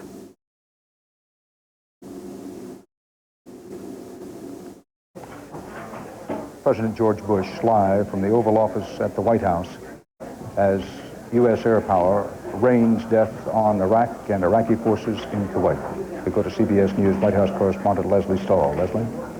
And President Bush conveying the sense of calm his aides have been talking about over the last few days. The determination, they say, has been etched on his face. I think everybody at home who saw that speech could see that. He tells us there was no choice left. He tells us that the world could wait no longer. Marlon Fitzwater told us a while ago that what we're seeing tonight is not the end of anything, but only the beginning, and he tells us we have many long days ahead. The president tells us for the first time that this war operation is aimed at knocking out Saddam Hussein's nuclear potential, his chemical facilities. They're going to destroy tanks. In a word, as the president said, we have targeted Saddam Hussein's vast military arsenal. Dan, we were told a little earlier that the president over the last few days has shown enormous concern about the American reporters who are still in Baghdad. Last week, he asked Marlon Fitzwater to send out the word that they should leave Baghdad as of a week ago. Apparently, on Monday again, he asked Marlon to notify news organizations to tell American reporters to leave Baghdad. I'm told Marlon Fitzwater called news executives again today and said that if reporters there can't fly out, could they please drive out? The president very worried about Americans still left in Baghdad. In his speech, the president said that he is hoping to bring stability to the Persian Gulf area. As you know, Dan, there's been a lot of concern that this could create a backlash in the Arab world. Nothing about that in the president's speech. Once again, the president reporting to the country about the war that started tonight at 7 p.m. Eastern Time. Dan? Leslie Stahl, thanks. The only aircraft confirmed in the early going on the attacks against Iraq and Iraqi forces in Kuwait were U.S. Air Force planes. It has now been confirmed, as we reported earlier, that British Tornado fighter jets are also involved, and elements of the Saudi Arabian Air Force are also involved. For analysis and comment on President Bush's speech, we go to CBS News correspondent Walter Cronkite. Well, Dan, I think the principal thing about the speech is that here is the president making the announcement that we all dreaded would have to be made and that he probably dreaded having to make, but felt necessary. I think the question now is, of course, how unified the country may be. You and Charles Carroll were talking about that just a little while ago. Certainly the polls don't indicate that he's going into this war with anything like the unanimity of public opinion that we'd always understood the United States government, and particularly its military, would demand after the Vietnam experience before it committed to another action. He doesn't have that at all. I think there's one thing to remember. Probably the reaction of those who are opposed to this war is going to grow even stronger as the days go on and the casualties mount, unless by some miracle it is a terribly quick war. But as that happens, I think we all ought to keep in mind and hope that we do not have an increased division of Americans with the ugly charges that one side or the other is unpatriotic. Those who will resist this war, even as those who support the war, are patriotic in their own lights. Those who resist the war, well, perhaps there's a very small fringe group that wishes America itself ill, but I don't think that's very many. Most of those people marching out there and screaming out there and hollering out there are those who really sincerely believe that America's best course is not to be in that war. And even as that mother we saw in Charleston, South Carolina, wept over her despair that her two close kin are there in the war and that she doesn't want this war, there are many, many others, hundreds and thousands of others who will be opposed to this war who are just as convinced that their side is the patriotic side. And we can't assume that one side or the other has a lock on patriotism. Charles Carroll has been watching the reaction as the war unfolds, watching it north and south. Charles? We were talking about those towns where soldiers come from, Dan. And one of those is Fayetteville, North Carolina, home of the 82nd Airborne, Fort Bragg. Those troopers are over there, and sooner or later, no doubt, they're going to have to go into action to expel Iraq from Kuwait.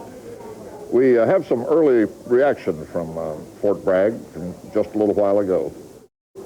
You're scared for him? Yeah, I got somebody over there. Yeah, I'm scared for him. Husband, boyfriend? Best friend.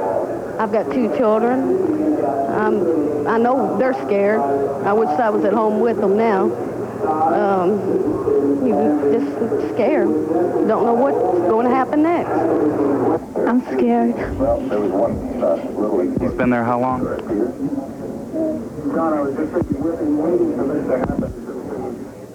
Those are people, it strikes me, Dan, who are too young to remember the Vietnam War, have no experience of the United States being in a war at all. This is really quite a night for people like that. And the hope of President Bush, the hope of the nation is that now that war has started, it has been launched, that it can be over quickly. There's no assurance of that. It's important to keep in mind that what we've been able to report to you, we've been able to show you nothing which was expected in the early stages, particularly since the emphasis, in fact, the entirety so far, as we can determine, has been on the air war. But what we've been able to report to you is only a sliver of what is actually happening in the air and in terms of airstrikes on the ground in Iraq, in Kuwait. It's only a sliver of what's actually happening as war has been unleashed. We go to Bob Simon in Saudi Arabia for a reaction to President Bush's speech. Bob? Dan, it's very quiet here now. I want to repeat that there have been no Scud missile attacks. There have been no attacks of any sort. It's been terribly, terribly quiet. Things are functioning normally here to the extent to which they ever do function normally. I think what we have seen over the last few hours, with all the sirens and the warnings and the alerts and the reports of attacks, is a nation that's never known war before and is having its first taste of war tonight, and the first taste of war leads to panic in just about anyone.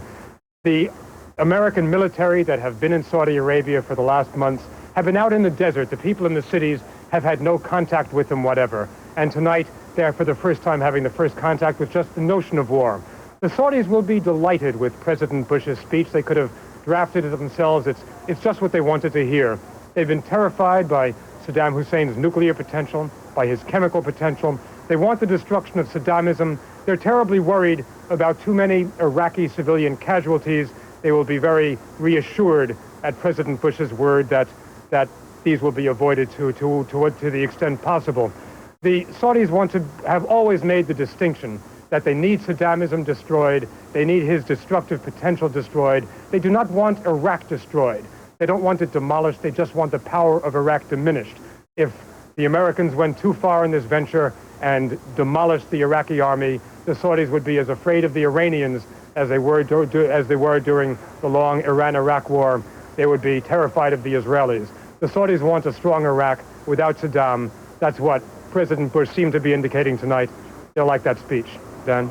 Bob Simon in Saudi Arabia. As American warplane pilots, joined by those of Britain and Saudi Arabia, perhaps among others, try to knock out Iraq's air capability, get air superiority, and at the same time knock out Iraq's missile capability.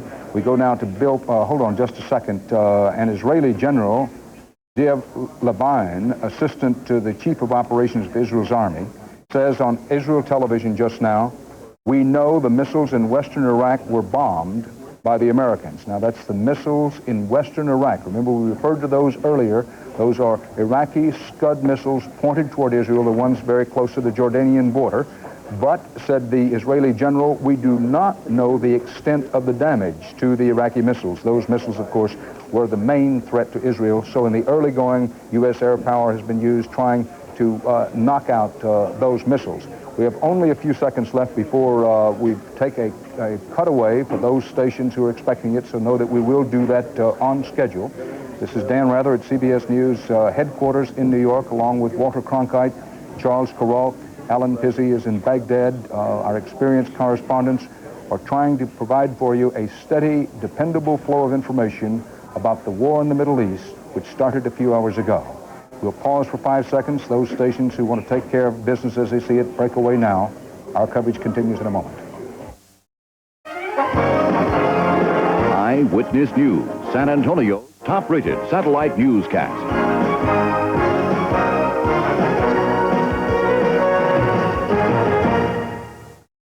Good evening, Chris Maru in the Eyewitness News studio. Of course, things here are not quite as bad as what Dan Rather is facing, but we are getting things as we go along. We have gotten word from the San Antonio airport how things are changing there because of the current war situation, which that's exactly what it is. They are saying there will be, for people flying in and out of San Antonio, more law enforcement officers there will be visible. The checkpoints you pass through, the security checkpoints, a lot of times people go through those to say goodbye to loved ones or whatever at the gate. They're saying that is stopped now. What they're going to be doing is checking everyone for tickets at those checkpoints to see if they really should be down there close to those planes. Also, the only exceptions to that will be handicapped people in wheelchairs or small children. Also, unclaimed packages and luggage and so on like that, they're going to have a statement every 15 minutes telling people that if they see any unclaimed luggage, if they have left their luggage or a package somewhere, to go pick it up because of security reasons. They also say at the airport here there will be some delays at security compared to what you're used to. That's at the San Antonio airport. Of course, CBS has been talking about the Persian Gulf and the latest there. We are here monitoring local involvement and reaction to Operation Desert Storm. Larry Meyer is standing by live at Kelly Air Force Base out by the Electronic Security Command. Larry? Chris, we are outside of Security Hill, as they call it here at Kelly Air Force Base, which could be playing a role right now in Operation Desert Storm. No way to tell right now. We are unable to confirm any roles that Kelly Air Force Base is playing with any of the spokespeople that they have here. But it is fair to say that the Electronic Security Command can monitor and can carry out communications throughout the world, and is one of the highest security areas here at Kelly Air Force Base, and has seen beefed up security, as has all of Kelly Air Force Base. They have gone to what they refer to as THREATCOM Bravo, which is a heightened state of security. Earlier tonight, we took a look at the main gate. It did not seem like much was being delayed there, but here outside of Security Hill, there was a rush of activity, according to some people, about an hour ago, as people apparently came to work here. Maybe more people. It didn't look like the normal shift, put it that way, here at Security Hill. We also have noted that there is some increased security around the perimeter of Kelly Air Force Base. Some people actually walking the fences to make sure that there is nothing wrong out here as this heightened security goes into effect. Down the road at the VFW post 6012, they are watching television news reports of the crisis as it unfolds. As you might expect, veterans from Vietnam and further back are in support of what is going on, and they say that it should be a no-holds-barred attack, and that the president is doing exactly the right thing. Back to you, Chris. Okay, Larry, you say as you might think, but you wonder about some of these Vietnam veterans. They tend to back it too, though, huh? Well, some of them do, and we also did run into some people at that same VFW hall who said while they are in support of the troops who are over there and they hope that they are okay, they are not in support of the whole idea of going in and risking American lives at this point. Yeah, okay, thank you, Larry Meyer. We're not questioning anybody's patriotism, obviously. It's just that people who went through Vietnam might have had a different feeling about the way some of these wars could turn out.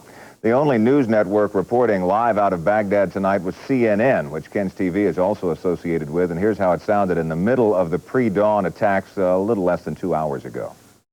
Now, way off in the distance, many, many miles away, you can hear these blasts again coming through, some more anti-aircraft fire, and I guess a little bit lower down on the ground, I'll once again let you hear the sound of what is going on over Baghdad tonight.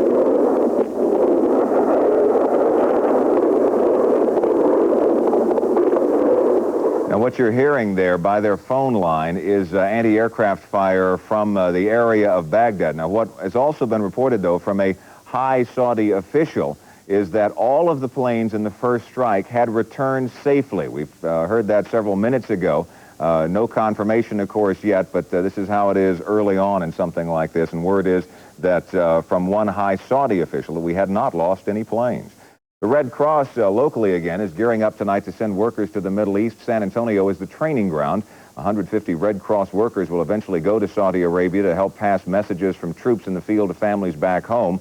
The workers are being trained at Fort Sam Houston before being shipped out. It encompasses several days of what we call casework skills development. They learn how to write messages, send messages, what goes in them. What does an emergency message mean? They also learn basically how to talk and interact with the soldiers to get the information and to help them. Other volunteers are training for Red Cross jobs in San Antonio. These workers will be stationed at military bases here in town. They'll help local families stay in touch with loved ones in the Middle East. We'll continue our reporting on how this is affecting people locally and so on. We don't know if we're even going to have a 10 o'clock news. Chances are we won't. We'll just get in when we can, when CBS has time for us. So give them an idea of what the weather is, at least. Well, we've got a cold front coming in, and that's going to bring some rain and showers. What I wanted to start off with is I have a graphic of the Middle East. So you can show them what it's like over there. Exactly. We just picked that up about 15 minutes ago on a Mesosat satellite, which swings over actually from Europe to this area.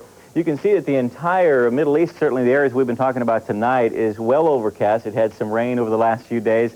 Visibilities in parts of Iraq were down to about a quarter of a mile. There was some fog reported down in the area. So visibilities were pretty bad. There had been some rain falling the last couple of days, and it continues to be overcast. We have a frontal system pushing in from the north that will continue that overcast condition probably for the next 24 hours. You can see the temperatures throughout the day were in the 60s and 70s, with dropping into the 50s and 30s. Fairly cool conditions for what you would expect. Kuwait and Iraq being right here, well covered with overcast. Chris will give you some more local weather conditions a little later on tonight. Okay, Albert, I was just checking. It's 5:30, I believe. That's 9 hours ahead of us, so it's 5:30 in the morning over there in the Kuwait area. That's it locally now. We should be back a little bit later tonight. Let's go back to CBS.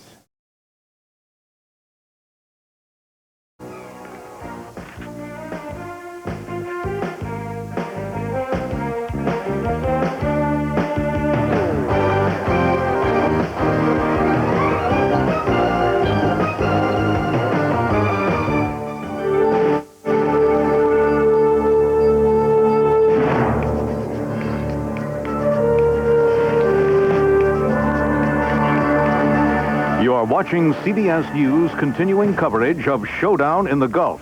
From CBS News headquarters in New York, here is Dan Rather.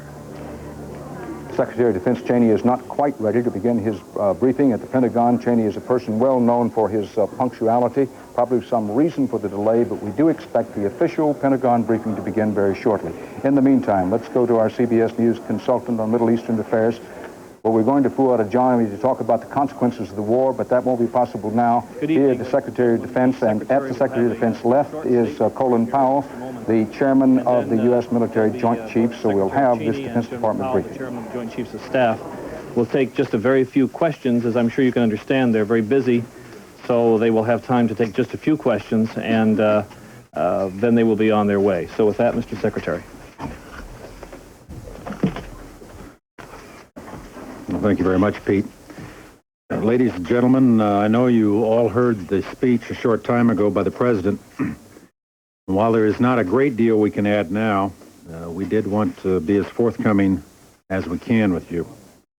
At 7 o'clock tonight, as you all know by now, Eastern Time, 3 o'clock Thursday morning in the Gulf, the armed forces of the United States began an operation at the direction of the President to force Saddam Hussein to withdraw his troops from Kuwait and to end his occupation of that country. At the direction of the President, I signed the execute order yesterday afternoon to undertake this operation, subject to certain conditions. It was to begin only after we'd met the terms of the resolution passed last Saturday by the Congress. Those conditions have been complied with and proper notice has been given as required. And the operation was not to take place if there had been any last-minute diplomatic breakthroughs. The operation underway tonight, taking place in the pre-dawn darkness of the Persian Gulf, involves allied air forces of 4 nations: the United States, the United Kingdom, Saudi Arabia, and Kuwait. As they undertake their missions, they do so after months of careful planning.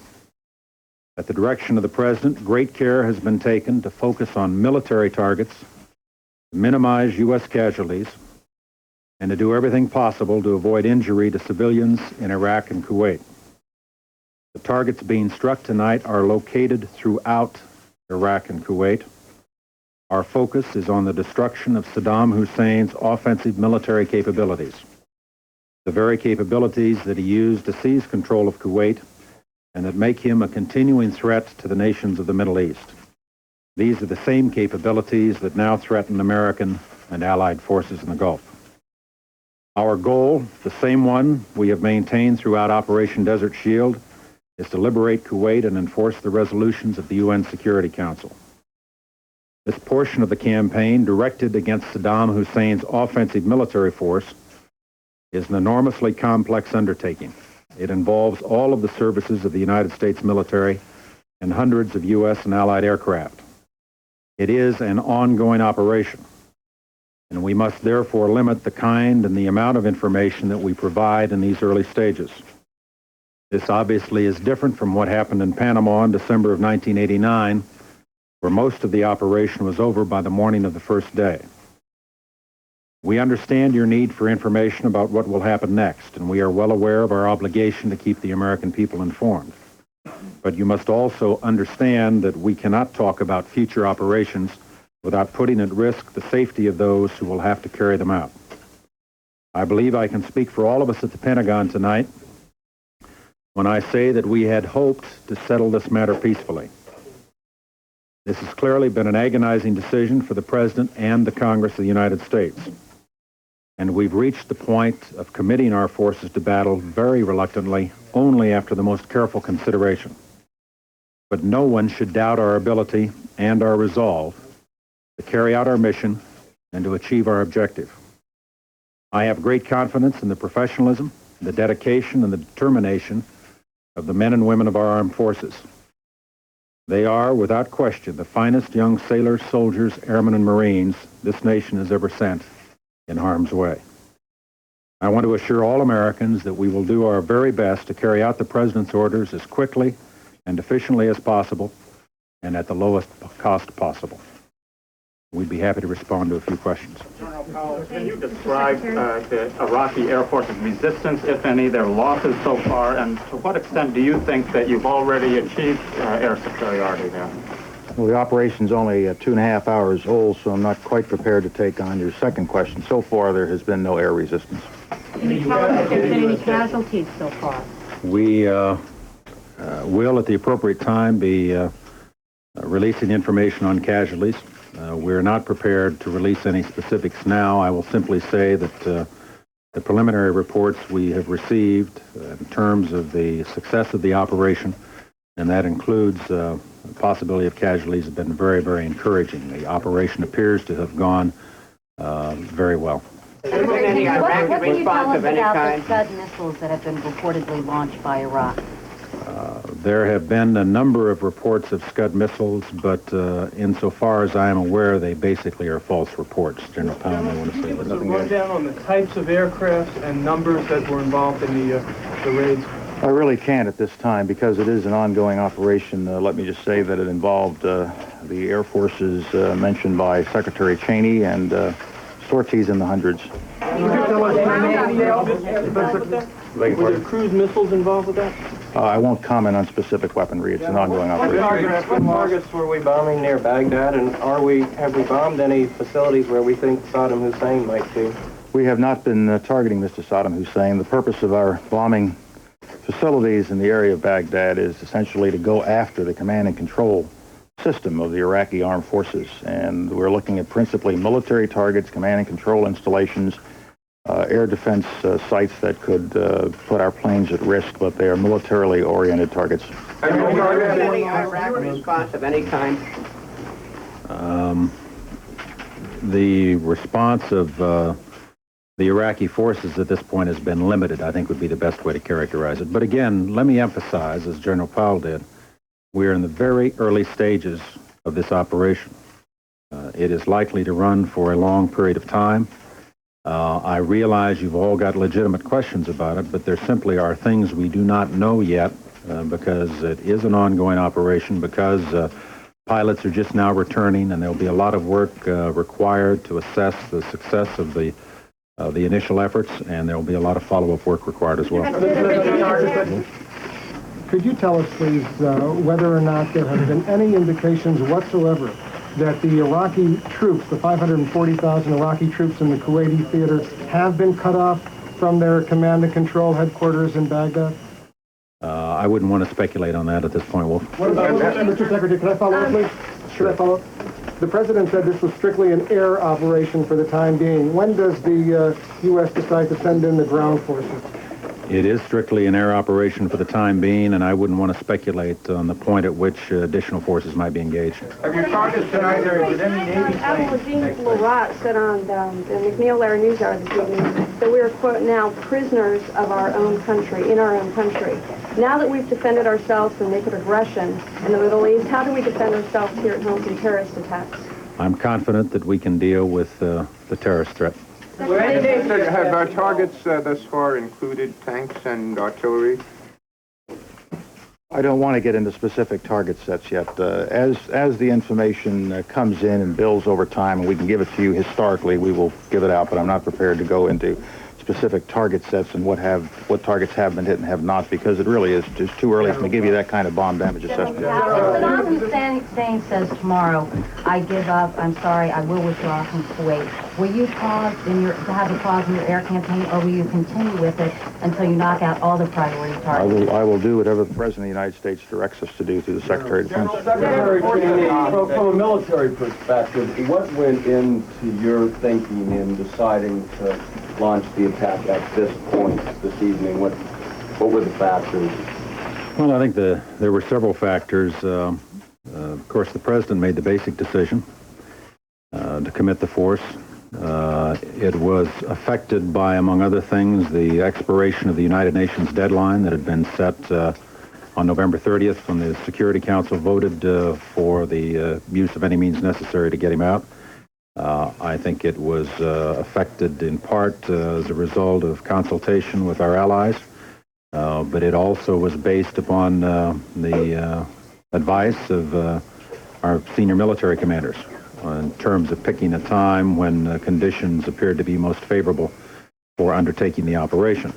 Let me emphasize, though, that the procedure we went through was to plan for execution of the operation at a point after the expiration of the United Nations deadline, but I had no authority to execute the plan until the President instructed me yesterday afternoon to do so, and it was at that point that we signed out the execute order with the qualifiers I mentioned in my opening statement. Those favorable factors, can you tell us what some of those were? I think I just leave it where it is. Are you surprised that there was no response, or a very small response from the Iraqi forces at this point? Again, I'm reluctant to characterize the response beyond what we've already said about it. We've not had an opportunity to debrief our pilots yet. Some of them are still flying missions. And I think it would be inappropriate at this point to convey the notion that somehow we've got a final fix on it. But I think it would be fair to say, and General Powell may well want to comment on this, that the initial reaction from the Iraqis is such that I'm generally of the opinion that we achieved a fairly high degree of tactical surprise. Has there been any Israel or Turkey on the part of Iraq? None to my knowledge. Mr. Secretary, could you tell us, the President mentioned that one of the objectives was to take out chemical and nuclear sites. Can you tell us in a general way if that mission was accomplished? I can say that we have, in fact, gone after those targets. I do not yet have information on the effectiveness of those efforts. Mr. Secretary, what about word of casualties at Baghdad? You indicated you wanted to spare civilians there. Do you have any sense about how that may or may not have occurred in the city? There was a lot of bombing, obviously, in Baghdad. The best reporting that I've seen on what transpired in Baghdad was on CNN. And it would appear, based upon the comments that were coming in from the CNN crew in the hotel in Baghdad, that the operation was successful in striking targets with a high degree of precision. At least that's the reporting according to CNN. Was there an Iraqi attempt to launch missiles, sir? Do you have any We've word had reports of missile launches, but none of them have been confirmed. What about the Scuds in western Iraq at those air bases on the border? Have you got any reading on that? Are those fairly high priority targets? Yes, they are a fairly high priority target. And how'd you do it? I'm not prepared to say how we did or what we've done so far. I'll follow up on this. At the end of this operation, this phase of the operation, when you get a little better picture, and could you come back or have one of your staff come back and give us a briefing on it? We'll be getting regular briefings, and we'll be, as the Secretary said, we're going to be as forthcoming as we possibly can, while at the same time preserving operational security. Are you confident that your targeting of command and control sites has left Saddam Hussein the ability to, number one, know what's happening to his forces, and number two, to communicate to you that he wants to quit if he does decide so? Again, Melissa, I don't have any information at this point on the overall effectiveness of the operation. What I said was the preliminary reports are very positive, but we are in the very earliest stages of this, and therefore there's not a lot of detailed information we can give you on what the effect of the bombing campaign has been on specific strategic categories of targets. Navy aircraft participate? Pardon? Is there a military commander like Saddam Hussein still alive to surrender if there is such a decision? I really don't have anything I can give you on that. Saudis go. Did you know where Going very well. was?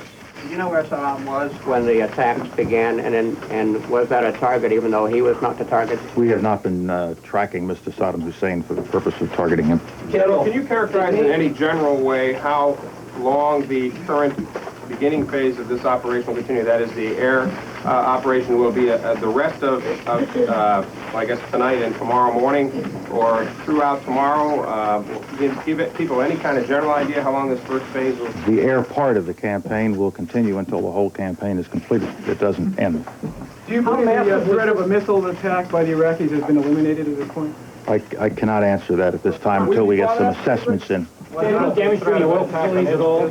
I don't have bomb damage assessment yet. I can't answer that question. General, how massive is this first wave? Are we talking 500 missions, 1,000 missions tonight? I think tomorrow we'll be in a better position to try to give you a handle on that, but this early in the operation, I'm reluctant to give those numbers out until I've had a chance to talk to General Schwarzkopf in greater detail. General Powell, when you say hundreds of sorties... All U.S. services were involved in this part of the campaign. When you say, General Powell, that there were hundreds of sorties, does that mean that there were not more than 1,000? I think I'll leave it at that, between a bread box or something else, hundreds of sorties. Thank you all very much.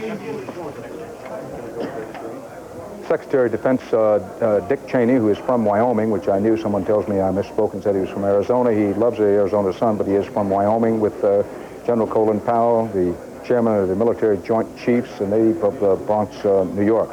CBS News very experienced combat cameraman David Green is on the telephone now from a town called Khafji. That's just 8 miles south of the Kuwaiti border. If we can get a map up, we'll show you where it is. Just 8 miles south of the Kuwaiti border in Saudi Arabia.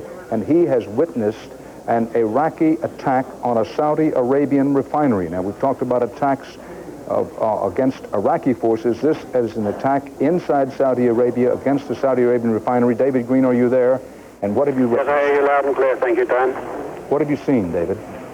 Well, for the first hour after the initial attack in Baghdad, it was very quiet around here, apart from people pulling out of the town and getting out, including the Saudi military, which is rather disconcerting for us, leaving the border and going back towards Bahrain. But then about half an hour ago, the artillery opened up and started zeroing in on the oil refinery on the edge of the town here. They've hit the refinery about 5 times at the moment. No major hits as such on a container, as we can see, but there have been direct hits on the oil refinery. What else have you seen, David? Well, basically that's it. We've been around. There's very, very few troops in this neck of the woods. We're right close on the border. We're on the sea. We can hear a rumbling out to sea as if there's boats coming ashore or moving around out there, but we cannot see anything. But the town is deserted, the hotel, there's nobody left here at all, including the military that have pulled out. David, hold on, if you will. You mentioned, I know that you're on the road, in effect, or very near the road that runs from Dhahran right up on into Kuwait City. Just, 6 or 8 miles below the Kuwaiti border is where you are. Now, you mentioned that Saudi Arabian troops, who were to be the proverbial tripwire in case any Iraqi ground forces moved into Saudi Arabia, began pulling out of that area how long ago? I would say about an hour ago from now. We went up towards the border to see what we could see, and halfway up there, a convoy that has been deployed along the coast, they moved out from the coast, formed up on the road, and have gone back down through the town, heading out from Khafji towards Bahrain. They're heading south from here. They may be redeploying, but they went right the way through the town. We followed them and filmed them leaving the town for at least 4 or 5 miles. They're certainly no longer here. There must have been at least 10 APCs loaded up with troops with their sleeping bags, everything. They've just gone. Now, David, have you seen any movement of U.S. troops, particularly the Marines, up along that road in the direction of the Kuwaiti border? No, that's a negative. There are some Americans between us and the border about 4 miles up, but I think there are communications and there's lookout people. We haven't seen them this evening, but I did see, and there's another round just went into the oil refinery just then, by the way. David, I want to make sure, I'm sorry, would you say another round was poured by the Iraqis into the oil refinery? Yes, when it happens, I'm in the hotel, but all the windows shake and you can hear them. The oil refinery itself is about 3 miles behind us, so the shells go over us to hit the oil refinery. So, it certainly is artillery because they're used to it from various other wars.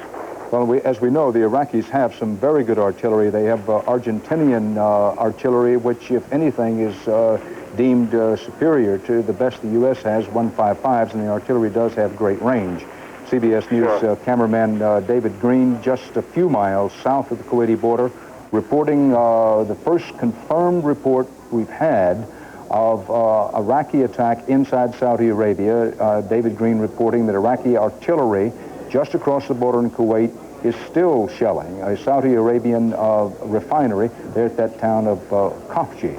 And as you heard David report, there are some U.S. forces, communications forces very near the Kuwaiti border, but otherwise the U.S. forces are south of where he is. Bob Simon is at the big air base in Dhahran, considerably below where we just had that report from David Green. The air base has been very busy, I gather, Bob, as aircraft come and go. Dan, while Secretary Cheney was talking, there were 5 takeoffs here of fighters. We couldn't tell whether they were F-5s or or British tornadoes. It's impossible to tell at night. There were also, we had reports that 5 were returning safely to this massive air base near Riyadh. Now, the reason we're not seeing more is that there are hundreds, literally hundreds of airfields spread all over Saudi Arabia.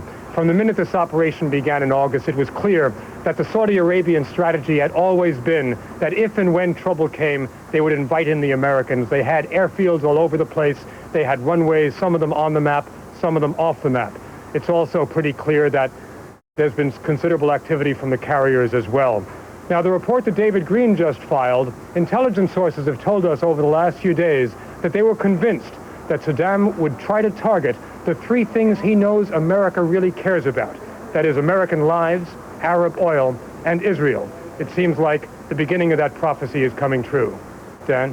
We're going to go now to U.S. retired Air Force General Michael Dugan in Washington. General Dugan, it was good news to hear Secretary Cheney say that so far there has not really been any Iraqi air resistance. Well, it certainly was, Dan, and it was good news to hear his initial comments that the initial reports, as you mentioned before, all of which are usually have some errors in them, but initial reports are favorable. One should expect at present time that the initial strike sorties are recovering. Aircrew members are being debriefed. And so it's not surprising that they don't have specifics and they don't have, someone asked about bomb damage assessment. One would not expect to have that kind of detail in Washington at this point. General Dugan, until a short while ago, you commanded the U.S. Air Force. What were you told will be the likely casualties in the first hours of this kind of air war for the U.S. side? There's lots of ways to study that kind of question and to analyze that kind of question. Indeed, we did some of those while I was still on active duty, and I'm familiar with some of the studies. Typically, we come up with, over a multi-day campaign, over a period of several weeks, that one would have higher losses in the first couple of days. And then as one dealt with the question of air superiority, which has to do with enemy fighters and also has to do with enemy ground defenses, that the loss rates, in fact, go down. General, if I may interrupt you for just 1 second, I'm sorry to have to do this, but we have an obligation to pause for stations who want to break away. Now, our CBS News coverage of events in the Persian Gulf will continue. Eyewitness News, San Antonio's top-rated satellite newscast.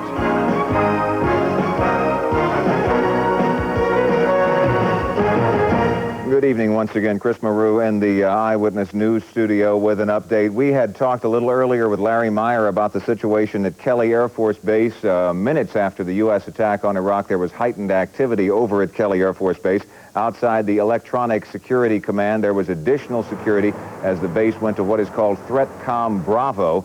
That essentially means that guards and all personnel at Kelly are on special watch. There's also additional security on the perimeter of Kelly Air Force Base, guards walking the outside fences.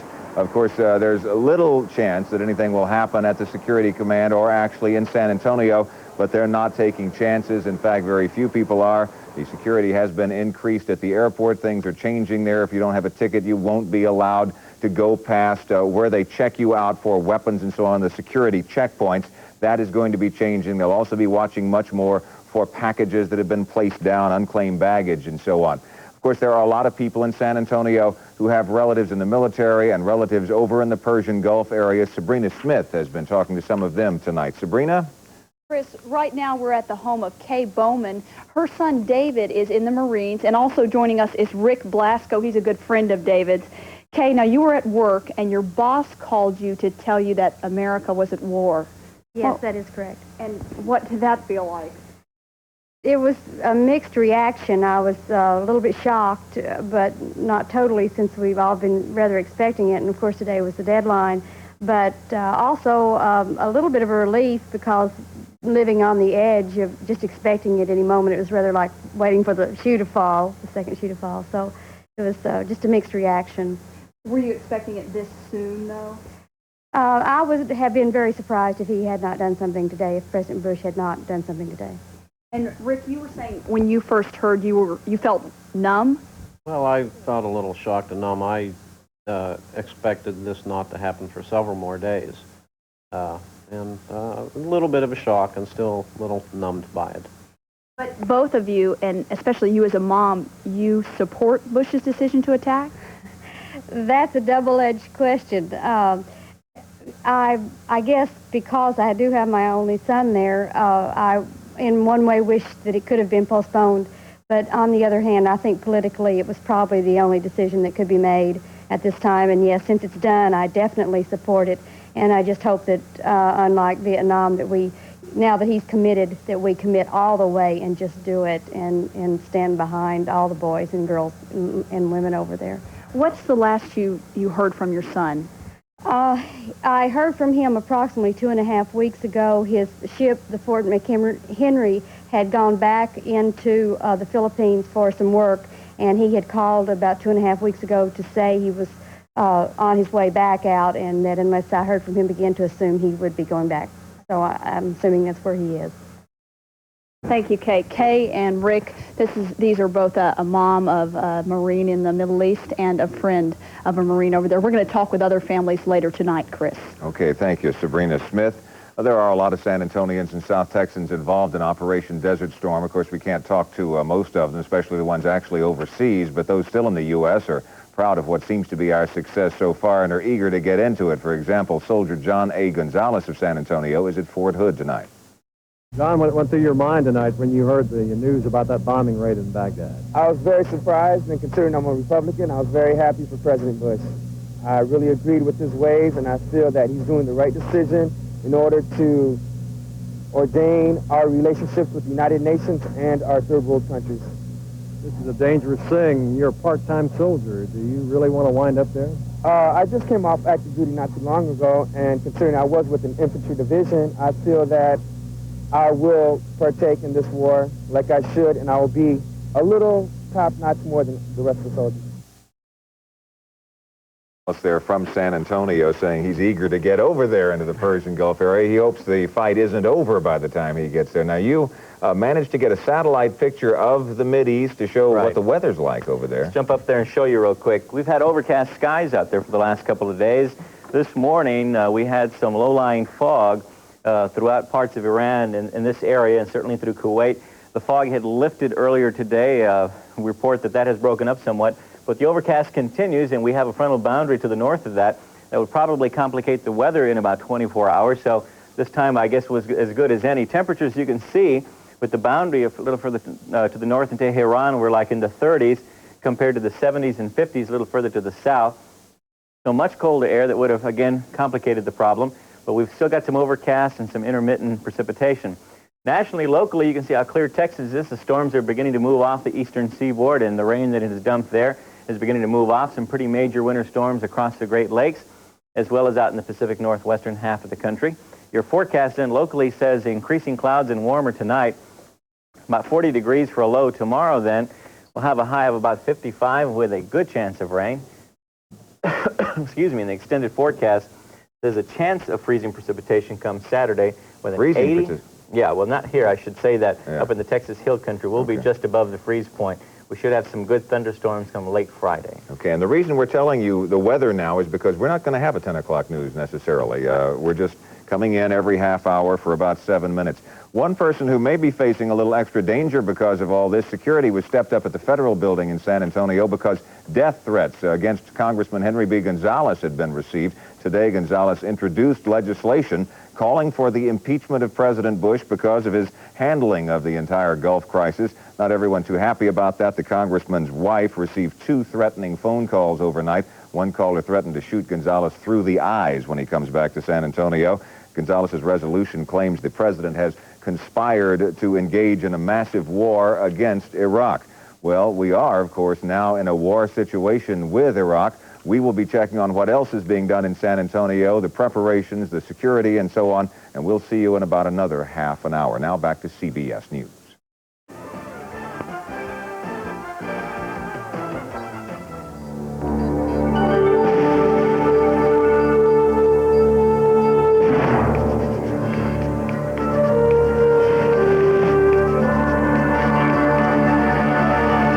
watching CBS News' continuing coverage of Showdown in the Gulf. From CBS News headquarters in New York, here is Dan Rather. War in the Middle East. Continuing our live, on-rolling, one moment after another coverage of tonight's opening battle in the Persian Gulf. So far, primarily an air battle, but the Iraqis have used their long-range artillery to shell a Saudi Arabian refinery. We had an eyewitness report from CBS News cameraman David Green of the Iraqi shelling of the Saudi oil refinery near the Kuwaiti border. Here are the other major developments of the hour. President Bush addresses the nation, confirms that the fighting is ongoing, says it will not fail. The United States and other allied warplanes, including British and Saudi Arabian, are said to have hit Baghdad. Witnesses report fire and smoke in downtown Baghdad, but the early indications are that the primary targets were on the outskirts of Baghdad, and insofar as downtown Baghdad was hit, the targets were believed to be government offices and military installations.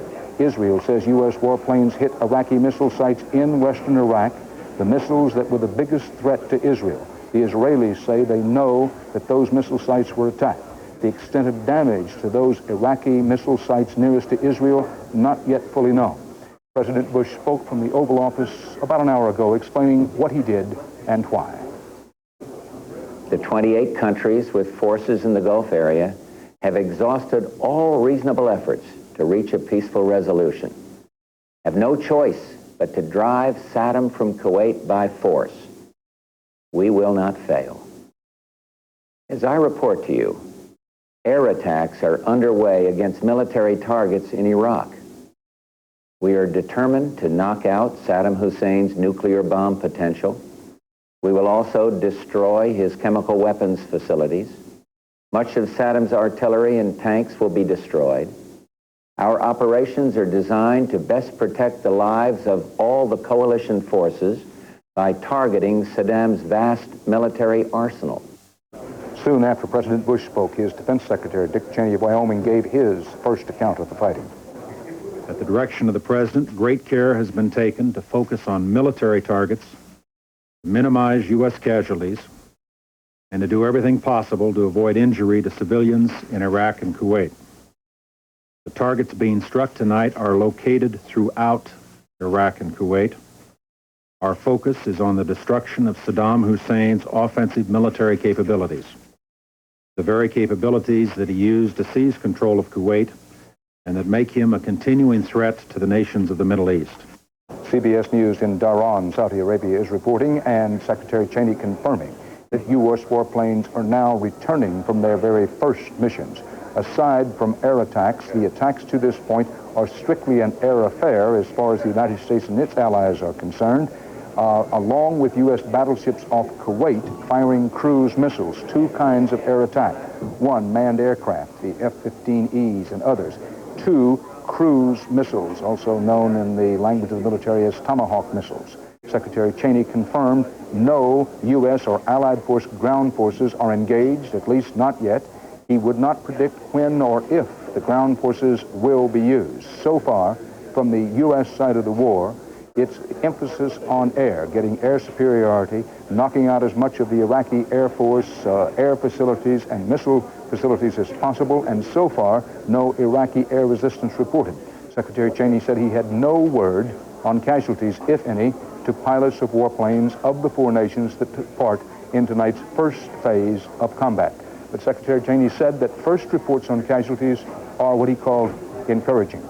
Cheney said he believes reports of Iraqi Scud missile attacks on Saudi Arabia are false. There's been no confirmation of any Scud missile hits anywhere. The only confirmation we've had is the eyewitness report of Iraqi artillery hitting the Saudi Arabian refinery near the Kuwaiti border. In Saudi Arabia, the one refinery that has been hit is right along the border with Kuwait, possibly one of the first Iraqi responses. There have been few Iraqi military responses confirmed thus far. Now, even as President Bush addressed the nation tonight, at least 1,000 protesters addressed him from across the street in Lafayette Park in Washington. These about 1,000 demonstrators chanted peace, peace, as police kept the street cordoned off. Other anti-war protests are taking place tonight. some in New York, some in San Francisco, and various anti-war protests are taking place in places in between. Now, from Baghdad, eyewitness reports of wave after wave of Allied warplanes, principally those of the United States, over Baghdad. Other attacks we know deep inside Iraq are being hit, and the indication is strong. In fact, we believe it to be confirmed on the basis of what Marlin Fitzwater said earlier in the evening, that targets are also being hit in Kuwait. No ground combat as such, force to force, soldier to soldier. The only ground action confirmed, that hitting of the Saudi Arabian oil refinery. Let's get the latest now from the State Department and CBS News State Department correspondent Bill Plant. Bill? Well, Dan, the Secretary of State has left, but not until after he spent a long time on the telephone talking to the other members of the coalition countries. The President made some of those calls, and the Secretary of State made a number of them, but basically the decisions had already been made, and these calls were strictly for notification. And I suppose the headline from here tonight is that there is no diplomatic activity underway, no contact that we're aware of, no contact that most officials here are aware of between the U.S. and Iraq. Nothing has been heard, as far as we know, from Saddam Hussein or from his government as this attack goes forward. But there is always the possibility, as we mentioned before, that he will decide to sue for peace, to make a move after absorbing the first hit. And that's been very much on the minds of American officials here, believing that he will try somehow to continue to undermine the coalition that is arrayed against him. Dan? Thanks, Bill. General George Christ, who commanded all U.S. forces in and around the Persian Gulf until not too long ago, now retired U.S. Marine Corps General and our CBS News consultant. General Christ, what is the most important thing for Americans to know at this hour as the air attacks against Iraq and Iraqi forces in Kuwait continue? Dan, it's a big attack. They talked about hundreds of sorties. Our own aircraft are in the air. A report 150 Saudi Tornado and F-15 aircraft are in the air. Even the Kuwaiti Air Force is in the air. The scope of this thing is pretty big.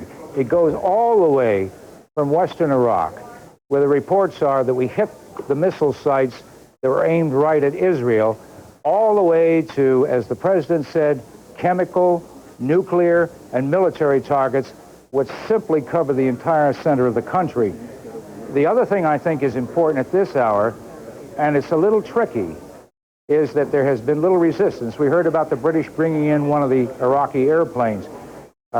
It may be that the Iraqi Air Force and the Iraqi air defenses aren't holding up under this attack, but it's a little early to suppose that. General, in the 3 hours I spent with Saddam Hussein, one of the things that sticks in my memory, he said with a rather sly smile that if war broke out, it would be a smart tiger against a dumb elephant, casting, of course, Iraq as the smart tiger.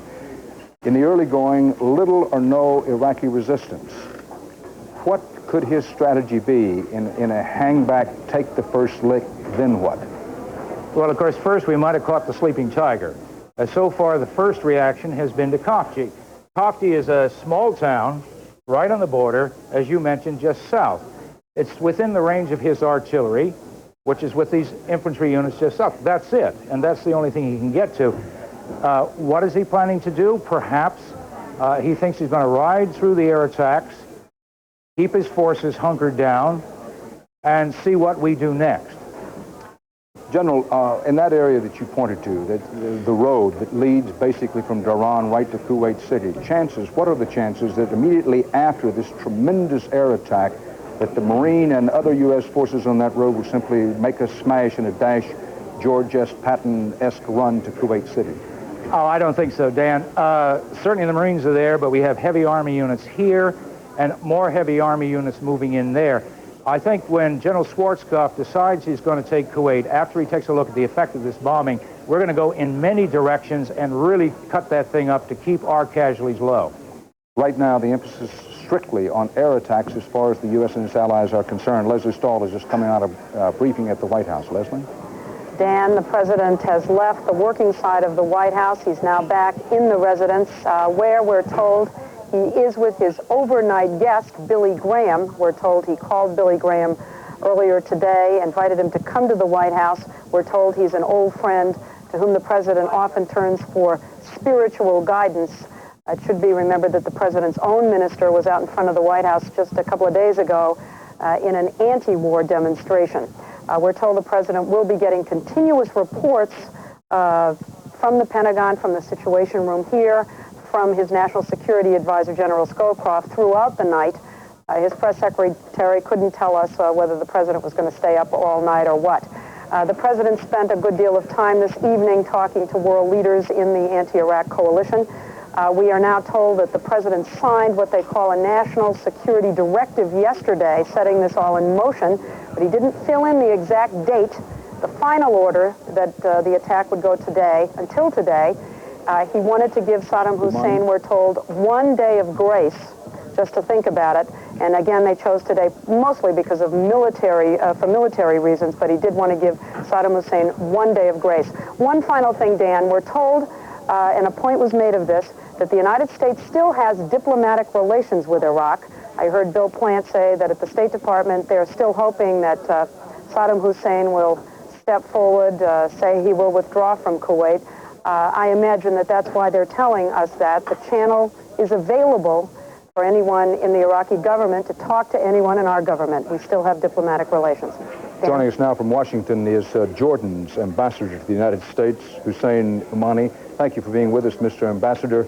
From the Jordanian view, what's the most important thing that Americans need to know about what's happening? Well, this is indeed a tragic moment for the Middle East. It is what we have been warning against, and it has happened, unfortunately. We have tried very hard over the past 5 months to see a way to resolve this problem peacefully, but now the tragedy is at hand. And we only hope that what we have been warning against, the terrible short and long-term misery that will fall on the Middle East and will affect the whole world, we only hope that this will be minimal. Mr. Ambassador, if the war is short, if the air war succeeds in making it a war that lasts days or possibly a little over a week, what difference would that make to what you just said? You're predicting something that lasts a very long time, but there's a prospect, at least a prayerful hope tonight, that this can all be over quickly. Whether it's going to be ended quickly or not, this is a matter for the military. I will really cannot comment on it.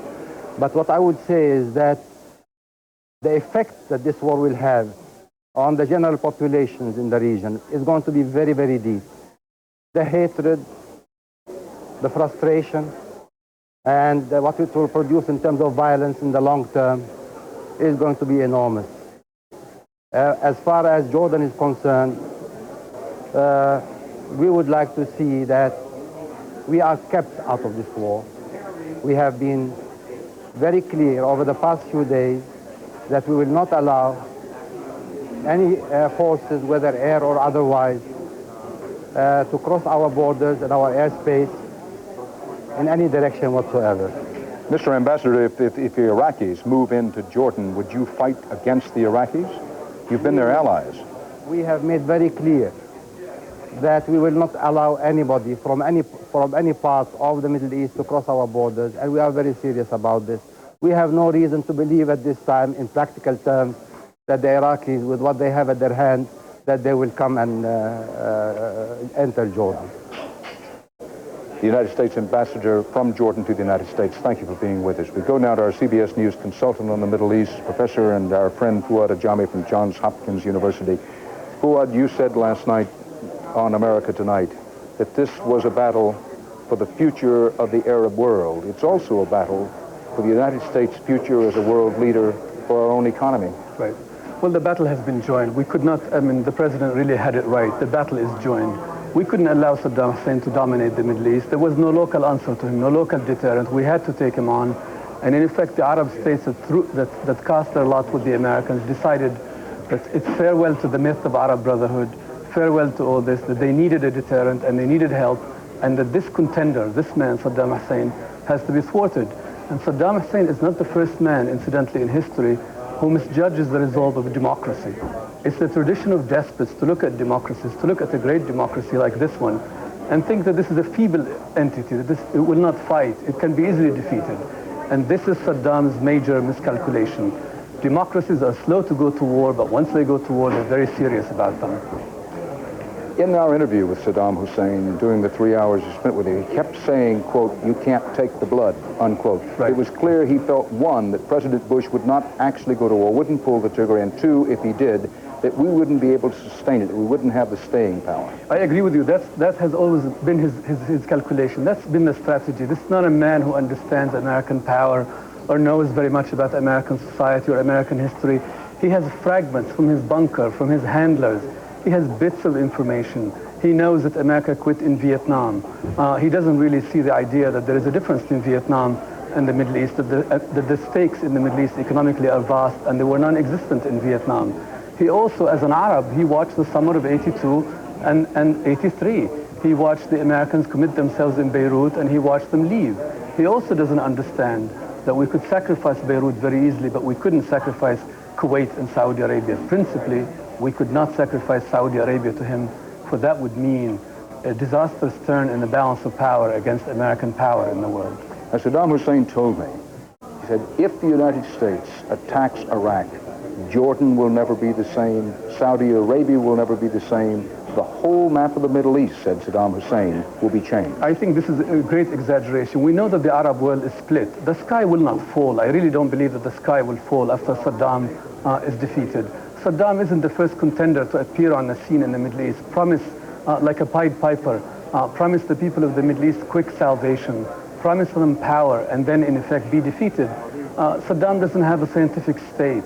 He doesn't have a military state. He doesn't have a very skilled society. We know one thing about despots like Saddam: they're great cannibals. They devour their own society. And now is the moment of truth for Saddam Hussein. But the idea that the Arab world is going to rise to the defense of Saddam is dubious to me. Yes, in some places. The Palestinians in Amman, the Palestinians on the West Bank will demonstrate on his behalf. Some Algerians may demonstrate on his behalf. But the Arab world is split. The Gulfis are with us. The Egyptians are with us. So I think it's really not, it's farewell to the idea of Arab brotherhood. Hold on for just a second, Fuad Jami. I want to come back to you and ask you about Iran and Syria. But first, a quick update. The Pentagon says the war is, quote, going very, very well, unquote. President Bush explains his move to the American people, says, in effect, he had no choice but to go to the sword. Reports of an Iraqi attack on Saudi oil fields. CBS News cameraman David Green, eyewitness, about 6 miles south of the Kuwaiti border with Saudi Arabia. Iraq artillery firing on a Saudi Arabian oil field. Now, it needs to be emphasized that this is one refinery in Saudi Arabia, a country with literally hundreds of refineries. This is the only hit that the Iraqis are known to have made in Saudi Arabia. There were Scud missile alerts earlier in the evening, but so far as can be determined, no Scud missile hits. Fuad Jami, I want to come back to you for just a moment. Very quickly, Iran looks to be the cat eyeing the proverbial canary when it comes to the United States crushing Iraq. Well, the Iranians will inherit the vacuum of power in the Gulf. To a certain extent, the Iranians will emerge as beneficiaries, but we should not exaggerate it, because I think, mark my word on this, American power is going to stay in the Gulf for a while as a balance to the power and to the schemes of the Iranians. And with the Syrians, we've made our pact with Hafez Assad, who many people think is worse than Saddam Hussein. Well, Hafez Assad has joined, my analogy, Hafez Assad has joined the Foreign Legion. We've given him a new name, a new identity. We've forgiven his past. We've given him immunity from prosecution because he's joined this posse against Saddam. But he's not our kind of man, and I don't think he can make his home very comfortably in a pro-American balance of power in the region. Fuad Jami, personal opinion. What are the chances that Saddam Hussein, hit with a tremendous rainstorm of aerial bombardment, will now fold and fold quickly? I think we don't want to predict anything now. I think we'll just have to wait and see exactly what this Iraqi state is made of. This is the moment of truth for this man. Is he the warrior he told us? Does he have the powerful state he claimed? Or is this a despot who had destroyed his own society, and his own people will be glad to be rid of him if he is militarily defeated? Fuad Jami of Johns Hopkins University, who will be with us throughout the evening and in forthcoming days to provide context, perspective, and analysis on the war in the Middle East. Let's go now to the United Nations here in New York and the CBS News reporter Rob McEwen. The mood over there at the UN, huh? Dan, clearly there's a feeling of great regret, I suppose, here. That what began back on November the 29th with the passage of United Nations Resolution 768 authorizing the use of force if Iraq did not withdraw from Kuwait by midnight last night has now come to pass. The Secretary General, Mr. de Cuellar, received a telephone call from President Bush at 6 this evening, telling him essentially that the time for diplomacy was over and that the attack was about to begin. Mr. de Cuellar issued a brief statement afterwards, simply saying that after all of his efforts and those of so many other people and countries, it was a matter of deep sorrow for him that hostilities had began and the world is now facing a war. He then returned to his residence in New York, where he is following the events this evening. The Security Council members, however, are still here at the United Nations. Ironically, they were to meet tonight to discuss the situation in the occupied territories of the West Bank. However, the Palestine Liberation Organization, which was to participate in that meeting, upon learning of the U.S. attack, said that they would withdraw and made a simple statement that this was an historic event in the history of the world, but in a negative sense. The Security Council is now going through bilateral negotiations as to whether they will hold a meeting on the recent developments this evening, possibly to be briefed by Mr. Pickering, the U.S. ambassador to the UN. It appears that that will take place either late tonight or in the early hours of the morning. Dan. Bob Simon is in Dhahran, Saudi Arabia. Bob, every indication is the operations are continuing.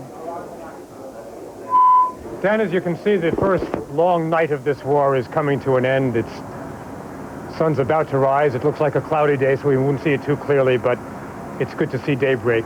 We haven't seen any planes returning here yet. We saw many take off over the night. Our information is extremely limited here. The United States Command, which is located in Riyadh, has told us very little. The American information officers who are here in Dhahran have spent most of the night in the air raid shelter after the Scud missile warning. The report we heard from David Green, CBS News cameraman David Green, a little earlier on, that there were attacks on the Saudi refineries up north, and that the Saudi troops who were guarding the refineries were heading south. Unfortunately, this comes as no surprise either way. We've been watching the Iraqis. One of the salient questions from the beginning of the operation has been, how would the Iraqis react when they're under fire? Well, it's too early to have an answer to that. Another question was, how will the Saudi troops react? The Saudis who we are giving billions of dollars of arms to, selling billions of dollars of arms to. It seems like we might begin to have an answer to that. It seems like they begin to flee, that they began to flee even before the attack really began. Dan? Bob Simon in Saudi Arabia. CBS News coverage of war in the Gulf will continue in a moment.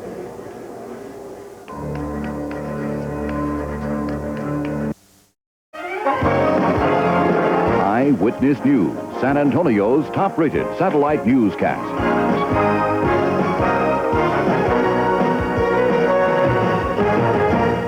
Good evening. Chris Maru once again in the Eyewitness News studio. You just saw Bob Simon over there in a place called Dhahran, Saudi Arabia, and in fact there are local people over there. One local woman said her daughter is a sergeant over there and with the 433rd, I believe it is, or 443rd Medical Air Evac Unit from the San Antonio area, and she actually got a call from her not long ago. Said there had been a chemical warfare alert during the night. But other than that, there has been no damage right there in Dhahran, as you saw behind Bob Simon. And apparently a lot of the San Antonio people who are over there are, as you might imagine, just fine. There are many families in San Antonio who have loved ones in the Middle East. Sabrina Smith is standing by live at the Bowman's house again with a story about somebody else. Right, Sabrina? That's right, Chris. Kay Bowman and her friend Rick behind me are going to be watching the TV very closely throughout the night. Kay's son David is in the Middle East. We have talked with many families tonight right after they heard the news that America had gone to war. Many families who have relatives in the Middle East. Earlier, we talked with the Robles family. The palace is aware that the attack by the United States against Iraq has begun. The great news of war hits hard here at the Robles home. Army Sergeant Tomas Robles is fighting on the front lines. His family is fighting their own fear, and so far, they're winning. So I really don't, have any fear.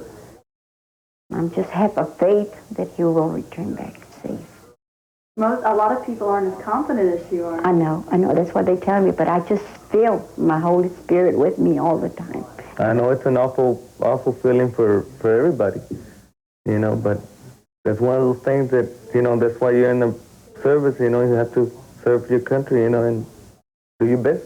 it feels like, you know, you're missing something, but yet your prayers are with you or with him all the time, and you feel like you've got the strength.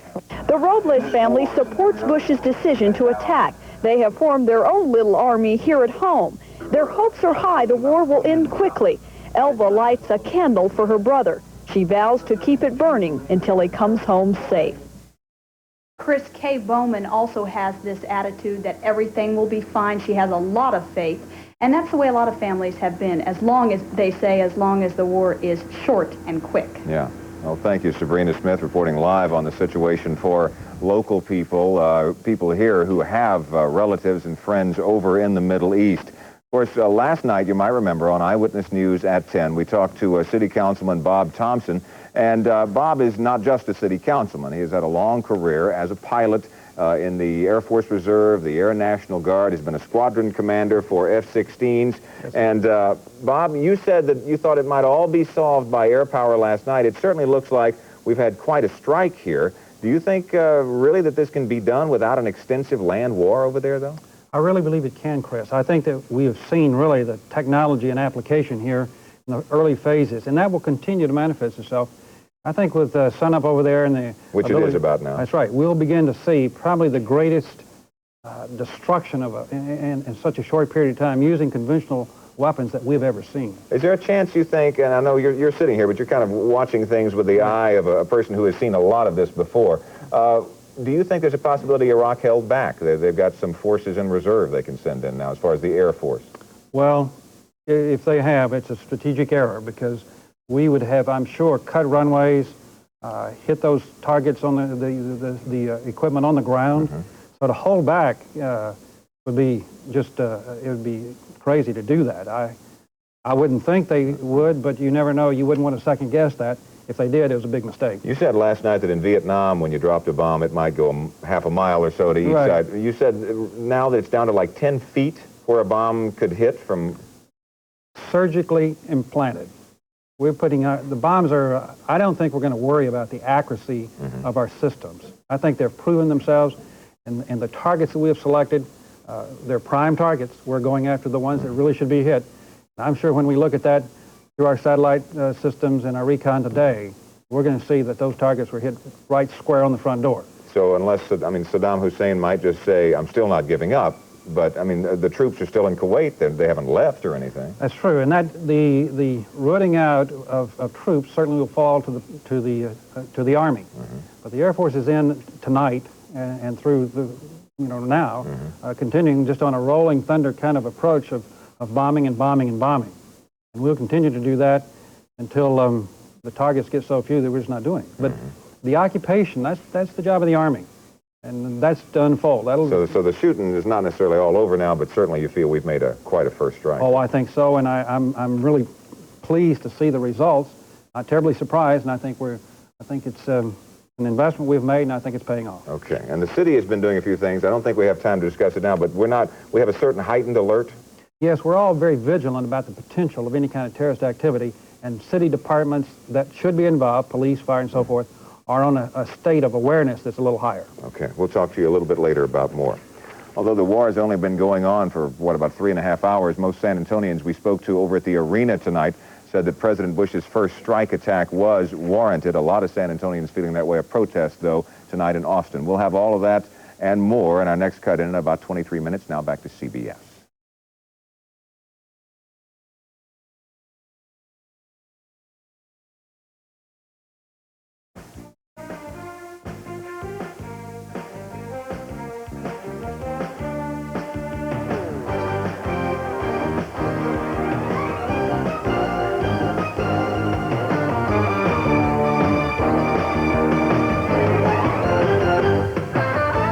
From the Oval Office, and this is part of what he said.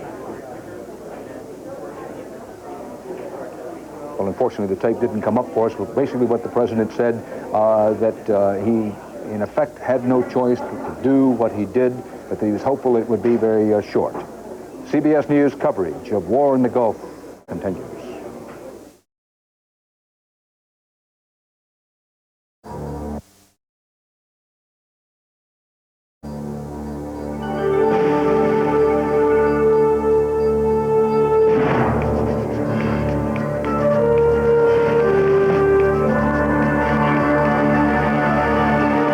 watching CBS News continuing coverage of Showdown in the Gulf. From CBS News headquarters in New York, here is Dan Rather. We're going now to Dhahran, Saudi Arabia. CBS News correspondent Bob Simon has photographs of U.S. aircraft taking off and returning to base. Bob? Dan, this is a live picture of a British Tornado which has just taken off from the Dhahran Air Base. It's the first time we could clearly identify it. It's the first daytime takeoff we've had. It must be heading north to join all the other fighters which took off overnight and which have not yet returned. Bob, the British and the French have been rock solid in their support of President Bush's policy. Well, the British have been rock solid in their support of President Bush's policy. The French certainly wavered diplomatically, but it looks like their forces are still here, and there's reason to hope at least that they'll be carrying out their assigned mission, which is considerably to the north of where American forces are right now. Business correspondent Ray Brady has been watching developments with the special responsibility of charting the economic graph and what's happening. Ray, oil prices, where do they stand and what else is happening? Well, the big thing that happened tonight is what cameraman David Green reported to us, David. That is that that refinery was bombed at Khafji. I understand that this refinery actually is a very small one. It only refines about 3% of all the oil that comes out of Saudi Arabia. There's also a field right off it, but it's got heavy oil, and that's the kind nobody in the world wants. So this by itself is not important. But what the analysts are saying is that oil could show a big jump tomorrow. Many of them are saying that it could hit $41.15 a barrel. Now, that is the highest price that crude oil has ever been. And, of course, this would be panic buying because there's plenty of oil in the world. On the other hand, there is the prospect, just the prayerful, hopeful prospect that it can all be over quickly. That's right. And if that happens, then I think you would see oil plummet in price because there's a lot of it on tankers at sea. There's a lot of it in tank farms all around the world. The world is loaded with oil, but everybody's been waiting to see what happens. So if you got peace, you would see that price just drop like a stone. Let's go quickly, Ray, over some telltale signs to look for over the next 24 or 48 hours. If one is saying, well, what is this going to do to the economy? Is it going to wreck our economy? What's it going to do? What are the signs to look for? Well, if it's a short war, Dan, then there'll be no problem at all. I mean, it would probably even help the economy a little bit. It kind of stir it up a little bit. But if it's a long war, then you would see the price of oil go up. We all know what that does to the economy. It takes money out of consumers' pockets. It slows down industry. You'd see interest rates go up as well in a long war. So those would be the things to watch out for. As CBS News correspondent Connie Chung, thank you, Ray Brady, slips in and joins us here as part of our ongoing CBS News coverage. Connie, glad to have you. I want to come back to you in just a moment, but very quickly we're going to go to David Martin at Pentagon, then I'll get back to you. David, what are you hearing there? Well, Dan, as you know, that briefing by Secretary Cheney and General Powell was pretty short on specifics, but we have a few more specifics to add to what they said. Remember that Defense Secretary Cheney said the initial reports on casualties were, quote-unquote, very encouraging.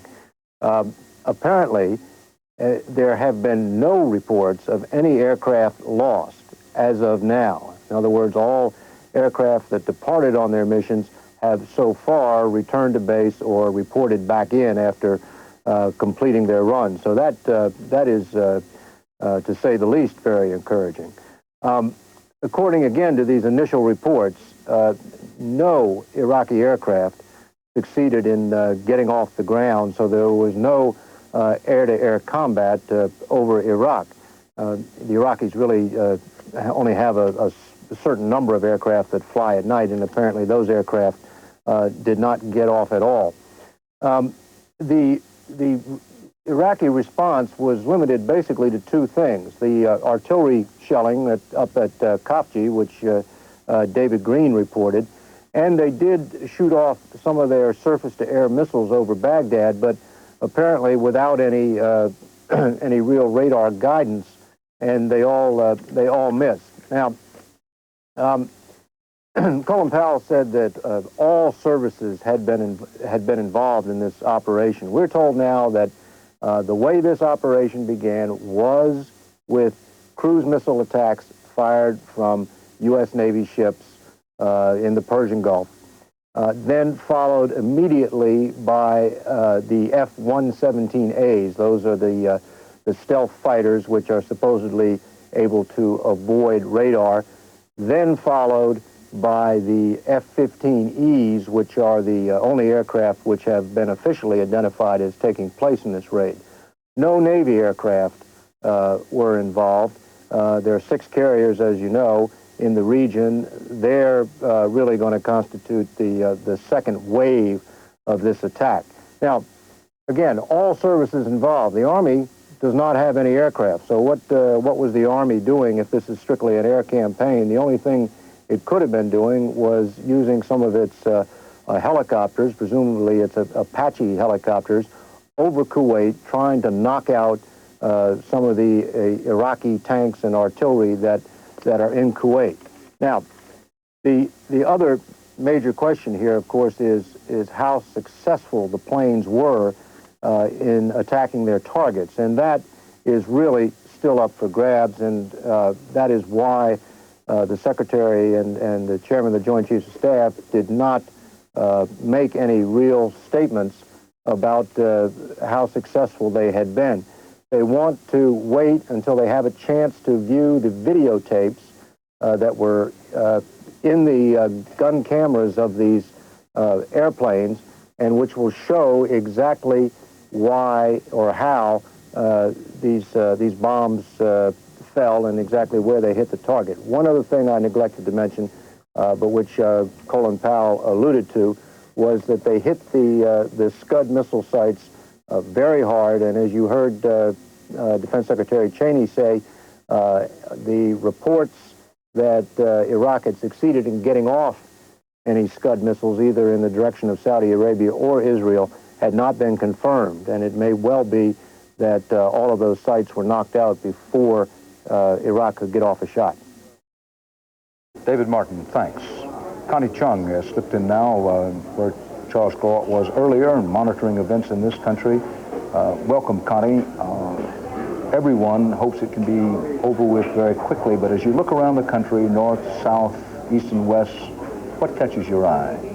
Well, most Americans obviously were expecting this to happen, but what we have found is that they were still surprised. They were still jolted by the news. And most Americans are probably watching television reports now, but there's a classic signature of news breaking around the world, and that is the Times Square ticker. We were there earlier this evening, and it was raining, so there weren't very many people there, but as you can see, it says CNN correspondent reports hearing 3 bomb explosions near Baghdad's outskirts, and then it proceeds in a dramatic way, city blacked out. As you can see, the outskirts there, and then city blacked out. We've been receiving information, good news and bad news, from the Times Square ticker for generations. And others, of course, received it from word of mouth from watching television news reports. We have correspondents and producers out across the country talking to particularly the Americans who are relatives of our military personnel in Saudi Arabia. We have some tape from Fort Hood in Texas. I think we should be there. I think we have reason to be there. And that we need to just get it out of the way. Otherwise, Saddam's going to be back doing something else soon. I guess this is what we're fighting over, huh? What? I guess this is what we're fighting over. You know, you don't ever want anything to go to war, but, I mean, we're over there for a reason, and it was inevitable we were going to go. Those people were expressing their thoughts. They are relatives of our military personnel. There were demonstrations already in San Francisco today, late today, quite an animated, angry crowd. It started with some 600 people. Within 2 hours, it had grown to 2,000, mostly young people blocking traffic, burning American flags on Market Street. They headed to the Federal Building where they hoisted a burning American flag. There are no reports of arrests as of now. This is typical, as we said, Dan. This is something that we expected. The latest CBS News New York Times poll that we did last weekend showed that the American people were not supportive in great numbers of this war effort. Half of them said they would have preferred to give sanctions more time. And the key here is who these people were, their willingness to support the war, but who they were. 56% of men favored military action, only 40% of women did. This is very typical. It's happened in past wars in which the women support military action to a lesser degree. This is different. 59% of Republicans favored military action, only 30% of Democrats did. And finally, 51% of people under the age of 45, too young to remember World War II, favored military action, but only 35% of those over the age of 64 did. Thanks, Connie. Harold Dow is in Dearborn, Michigan, with perhaps the largest community in the country of Americans of Arab heritage. Harold? Thank you, Dan, and you're right about that. More than 250,000 American Arabs live in the Detroit metropolitan area, and tonight we're talking with Jamal Hamoud. He's a member of the board of directors for the local chapter of the American Arab Anti-Discrimination Committee here in Detroit. Mr. Hamoud, first, your reaction to what the president had to say tonight. Well, a couple of things that the president said that I found very interesting. One, I think his speech demonstrated the fact that he obviously went through a lot of anguish, and he took this very seriously. It wasn't a step that he took very lightly. One thing that I'm hoping he carries through with is his promise to make this a short war and to not keep our troops in the Middle East any longer than they have to be. I, of course, like any American, I think, don't want to see anybody die in the Middle East. I don't want to see any of our troops die anywhere, actually, and I'm hoping, along with the rest of America today, I think that they do come back home as quickly as possible. What's the feeling in the community tonight? Well, it's really a mixed feeling. When people talk about the community, I think something that's important to realize is that, like any other group of people, you're going to find people that are the whole spectrum. You're going to find individuals who are anti-Hussein and are really supportive of the military effort in the Middle East. You're going to find people who are on the other side of the spectrum who don't want to see a war in the Middle East. You really see people on the entire spectrum. I'd say overall, the Arabic community is very tense, apprehensive, and nervous about what's going to transpire over the next few days and maybe over the next couple of weeks. Okay, you're touching on something. Is there any fear in the community, anti-Arab feeling that might spill over from this conflict? There is. There's a pretty substantial fear, actually, that something will spill over. And something that I would like to really stress to the American public is to remember that Arab Americans are Americans, and that the Arab Americans in this country are just as loyal to this country as any other group of individuals. I personally have relatives who are in the Middle East right now fighting on the American side. I know a lot of Arab Americans who have relatives over there. We're fighting in the armed forces. Whether or not an individual is supporting the war per se, I think, like Walter Cronkite indicated earlier on this station, it doesn't make him a patriot or any more or less of a patriot. You have patriots on both sides, people opposing and in favor of the war, and the same thing is true with the Arabic community. I think you have patriots regardless of whether or not they're supporting or opposing the war. And I just want the American public to understand that we are Americans too, and that we're here. Our fate is tied in this thing along with the rest of America. Did you think the president did the right thing? It's really hard to say. I mean, I don't think there's any question at all that stability in the Middle East is an important American concern. It's in America's interest to have stability in the Middle East. Whether or not a war with Saddam Hussein is going to promote stability or hinder stability is another question. And I don't think, as an individual, I have enough information. I'm certainly not a foreign policy analyst to be able to tell you whether or not the president's making the appropriate decision in going to war. I can only say that I'm a strong supporter of the president, and I'm hoping that he has the information, the right information, and that he's made the right decision. Thank you very much, Mr. Jamal Hamoud. Dan? Harold Dow, thanks. Dateline, Washington, President Bush has authorized Energy Secretary James Watkins to distribute oil from the United States Strategic Petroleum Reserve. The White House has announced this evening. I quote now the White House statement. The president's action was a precautionary measure taken in concert with our IEA, that's the International Energy Agency, partners, designed to promote stability in world markets, end quote. Repeating, President Bush has authorized the Energy Secretary to distribute oil from the Strategic Petroleum Reserve. Earlier reports had closed-door cash trading in oil in the night bumping up around the $40 a barrel mark and headed possibly to $41 a barrel or more, although as you heard Ray Brady say, that will be very closely tied to how well the war goes from the United States and Allied standpoint.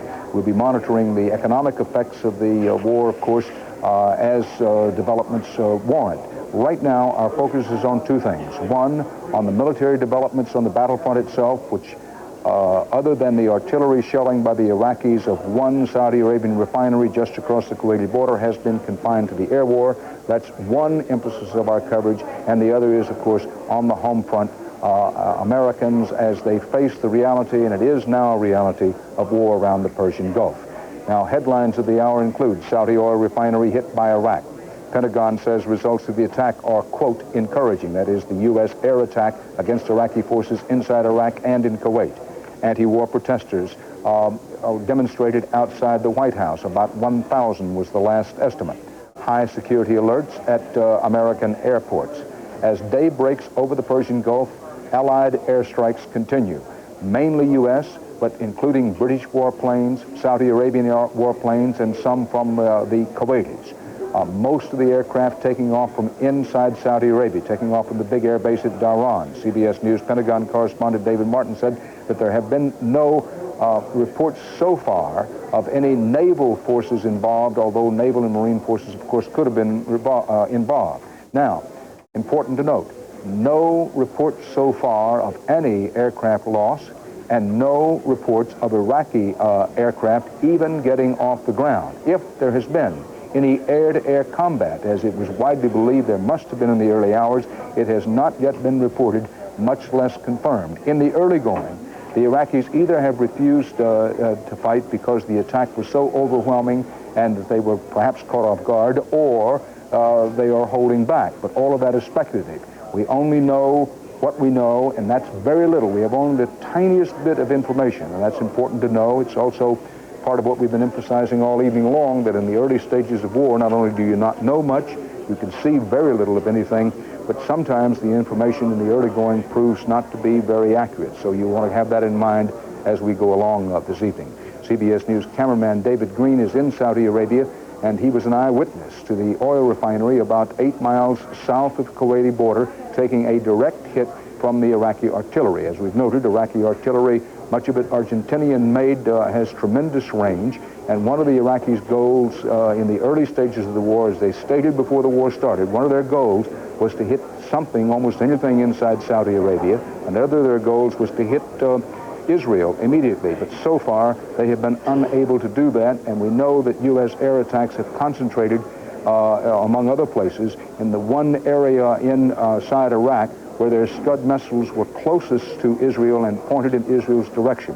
State of emergency exists in Israel, but nothing, I repeat, nothing in the way of any offensive weaponry has even been set off in the direction of Israel, much less hitting that country.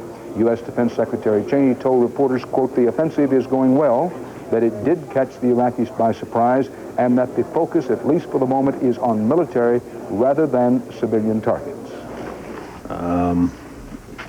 The response of the Iraqi forces at this point has been limited, I think would be the best way to characterize it. But again, let me emphasize, as General Powell did, we are in the very early stages of this operation. It is likely to run for a long period of time. I realize you've all got legitimate questions about it, but there simply are things we do not know yet because it is an ongoing operation, because pilots are just now returning, and there'll be a lot of work required to assess the success of the initial efforts, and there'll be a lot of follow-up work required as well. President Bush, addressing the American people and the world, vowed that the mission, quote, would not fail, unquote.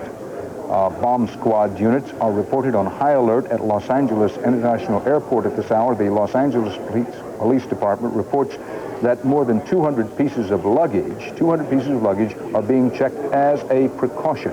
And an Alitalia flight, that's the Italian airline, is undergoing a full security check in Los Angeles. Now, this is in line with FBI Director Sessions told us here on CBS News early in the evening that every precaution that seems advisable is going to be taken to protect against terrorism. About 1,000 anti-war protesters have gathered in Lafayette Park across from the White House, shouting, and I quote, "Peace now, peace now." Part of Pennsylvania Avenue, which runs right in front of the White House, has been blocked off. The White House unofficially is underscoring what they believe to be the small size of the protesting crowd outside the White House grounds. Tom Fenton, our chief European correspondent and former correspondent in Israel, is covering in Tel Aviv, where so far his tension is high, but no signs of war yet. Tom? Well, we have a report from Israeli TV, Dan, that bullets have been fired at the American consulate in East Jerusalem. Apparently no one was hurt, but it's the first incident of retaliation or of civil commotion in the, well, in this case, it's not the occupied territories. That's the problem. A full curfew has been slapped on the occupied territories on the West Bank and the Gaza Strip, but East Jerusalem is technically not part of the occupied territories. And there is where the American consulate is located. The Israelis are extremely concerned about what the reaction would be from the Palestinian population. The Palestinians are overwhelmingly pro-Saddam Hussein. They see him as the man who stood up against Israel and give him, by and large, their wholehearted support. In addition, the Israelis, though, are quite pleased now that the missile sites in western Iraq have been hit. They hope they've been put out of commission, although the Israelis that I've talked to in the last few days seem to think that a number of missions might be needed to make sure the threat was eliminated. Some of these missile launchers are mobile. Dan? Tom Fenton in Israel. Seneca said in AD 407, "Of war men ask the outcome, not the cause," quote unquote. He was speaking of once war begins. War has begun in the Middle East. The outcome is hanging in the balance. As Defense Secretary Cheney has said, with Chairman of the Military Joint Chiefs Colin Powell at his side, in the very early going, he likes the way things look. No casualties have yet been reported. Connie Chung, and we have just a few seconds here before we take our cutaway break. The movement against President Bush's policy a week or 10 days ago seemed to be small and not really growing. Now comes the hour of decision. We're going to begin to see just how wide and deep it is.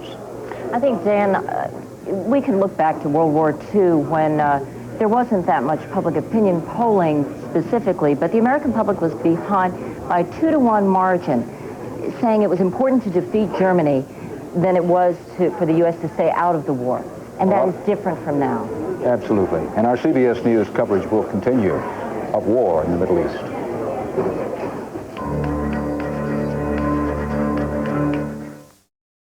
Good evening, Chris Maru in the Eyewitness News studio back here in San Antonio, and we're going to be talking about how things are here in San Antonio. For one thing, the security at the San Antonio airport was upgraded immediately that word was received that there had been an attack and a war starting in the Persian Gulf. Larry Meyer is live at the San Antonio airport with the latest. Larry? Well, Chris, at approximately 7:25 tonight, as I'm going to have to talk a little bit loud as planes are getting ready to leave here and are arriving at International Airport, but at approximately 7:25 tonight, under the authority and direction of the Federal Aviation Administration, or the FAA, the San Antonio International Airport and airports across the country went under stricter security measures. Specifically, those measures include the following. They are going to have more law enforcement officers at least visible throughout the terminal area and throughout the airport. This will mean working overtime for some of those law officers, and their job is to go around and check for anything suspicious. All of these stricter security measures made to try to prevent any kind of terrorist activity. The second, only ticketed passengers will be allowed past the ticketing checkpoint. Exceptions are minor children and those who are handicapped. They can have an escort. The reason for this is to cut down on the number of people who get anywhere near any of the planes here. So that means if you are going to pick up someone, you cannot go to the actual gate. You'll have to stop at the checkpoint, and the same if you are trying to escort someone. You cannot say goodbye to them at the gate. The third and final major point of this stricter security at International Airport, any unattended baggage could be inspected and looked at and even seized by police out here, and they are making that announcement here tonight periodically. We have also been told that there is a security expert with the FAA who has arrived here in San Antonio who is going through these new security measures. They were told yesterday to be ready for this. They had a contingency plan in place, and now those tighter security measures are indeed in effect. Chris? Okay, Larry, they haven't said anything about probability, though. I mean, we're not considered a high probability area for this, are we? No, right now it is simply a move made by airports across the country in response to the invasion of Iraq to try to prevent any terrorism. It is not any kind of move made as a result of any specific threat at any airport or here at the San Antonio International Airport. Okay, thank you. Larry Meyer live at the San Antonio International Airport. Now, a Randolph Air Force Base spokeswoman, Captain Ingrid Bradley, confirms that Randolph is in an increased security position. Captain Bradley would not elaborate as to exactly what that means, but said she would keep in touch with the media if any changes would come that would affect the general public. Kelly Air Force Base has also heightened their security measures, including a 100% identification check going on right now. So workers can probably expect delays when reporting to Kelly during tomorrow morning's rush hour. Again, Kelly Air Force Base 100% identification check going on right now because of the war underway. Well, of course, the war has only been going on for a few hours. Most San Antonians, though, we spoke to out at the arena tonight where they're having a Spurs or had a Spurs basketball game, say President Bush's first strike attack was warranted. I think it's great. They should have done it a long time ago. It's long overdue. Let's get it over with. It's really sad.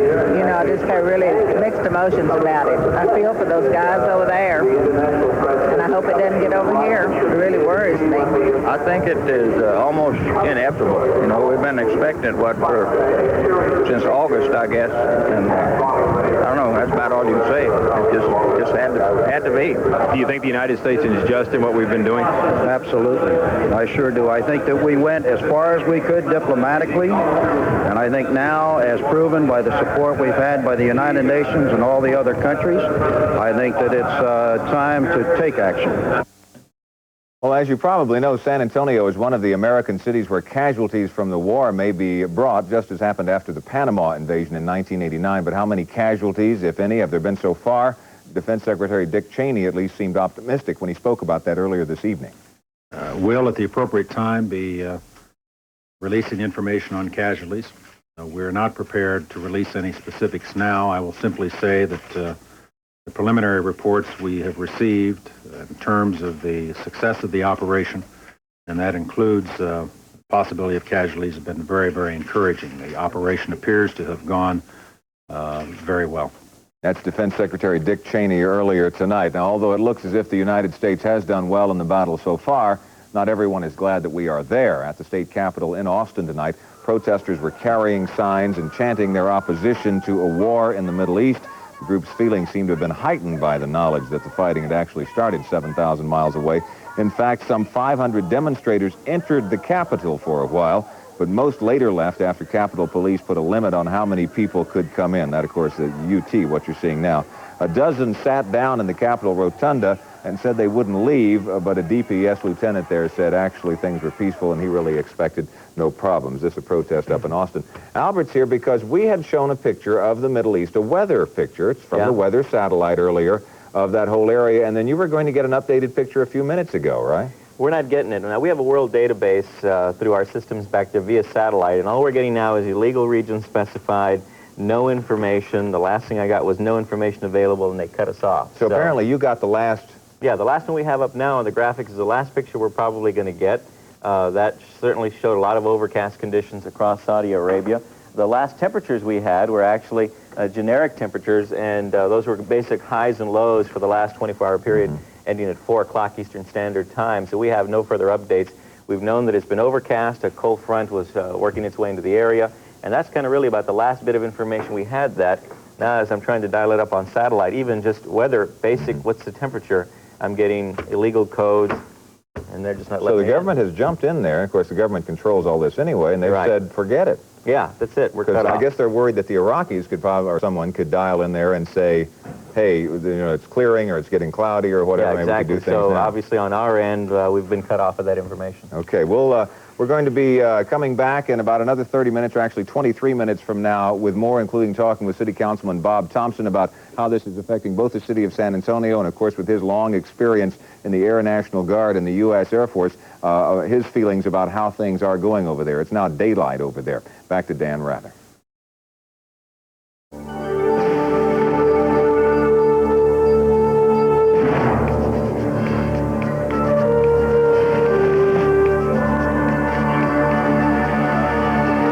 Watching CBS News continuing coverage of Showdown in the Gulf. From CBS News headquarters in New York, here is Dan Rather. With Walter Cronkite, Charles Carrault, Connie Chung, Bob Simon, Alan Pizzi in Baghdad, and other CBS News correspondents. These major developments so far in tonight's attack on Iraq and occupied Kuwait. So far, so good in the air offensive on Iraq, according to official sources. CBS News correspondent David Martin at the Pentagon says no reports of any aircraft losses, no reports of any casualties on the U.S. or Allied side. Iraqi Air Forces may have been caught off guard. Baghdad refinery on fire, and Iraq has hit with artillery a Saudi oil plant just outside the Kuwait border inside Saudi Arabia. U.S. and Allied pilots flew mission after mission, a rainstorm of air attacks against Iraqi forces as Thursday morning dawned in the Gulf. It was a moonless night. Bad weather was predicted over the weekend. U.S. forces got the good-to-go sign for President Bush about 4:50 Eastern Time in the United States this afternoon. That was in the middle of the night in Iraq and Kuwait. CBS News at the Dhahran Air Base in Saudi Arabia took pictures of a British tornado taking off as part of the attack. This is not that picture. This is, of course, a large transport plane in Saudi Arabia, and clearly not a British tornado. The British tornado is roughly their equivalent of the American F-15E fighter bomber. Margaret Thatcher, when she was the Prime Minister of Great Britain, sent the tornado force to Dhahran to be with the U.S. Air Force, and the British aircraft, as well as some Saudi Arabian aircraft, U.S. manufactured, of course, and Kuwaiti Air Force pilots flew in the attacks early this evening. Earlier this night, President Bush addressed Americans and the world from his White House Oval Office.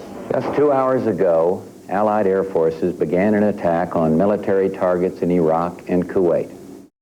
These attacks continue as I speak. Ground forces are not engaged. This conflict started August 2nd when the dictator of Iraq invaded a small and helpless neighbor. Kuwait, a member of the Arab League and a member of the United Nations, was crushed. Its people brutalized. 5 months ago, Saddam Hussein started this cruel war against Kuwait. Tonight, the battle has been joined. As U.S. and Allied planes rained down the thunder on Iraqi forces at the United States Defense Department, Defense Secretary Richard Cheney downplayed reports of Iraqi missile firings against Saudi Arabia. If any missiles were fired, they didn't reach Saudi Arabia. But Americans and other civilians at the huge air base around Dhahran were taking no chances and taking air raid drills very seriously. They practiced racing for shelters and listening to orders. Please be aware that the air raid alarm may sound at any time. Israel went on a state of emergency, but no missiles so far could be determined were fired at Israel. If any were, they didn't reach there. Cheney and Joint Chiefs of Staff Commander General Colin Powell said the air attacks by hundreds of warplanes from 4 countries were going what they called very well. So far as could be determined, the brunt of the air war has been carried off by land-based aircraft, not sea-based aircraft. CBS News Defense Department correspondent David Martin said that in the main the plan was for Navy and Marine aircraft to be held in reserve and perhaps be part of a second wave of air attacks to come later on. Little or no Iraqi resistance in the air or elsewhere reported.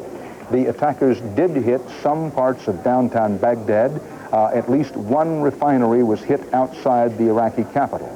The extent of damage in and around Baghdad is simply cannot be determined at this hour. but there were what were described as wave after wave of U.S. and other Allied air attacks in and around Baghdad. Some major oil companies tonight froze gasoline prices. We're speaking now about American oil companies freezing gasoline prices. President Bush has just authorized release of oil from this country's strategic reserves. We've been building up the strategic reserve over a long period of time. That's a precautionary move to head off any conceivable shortages. Let's go to Bob Schieffer with General George Christ and in Washington, Air Force retired General Michael Dugan. First, Bob Schieffer and General Christ.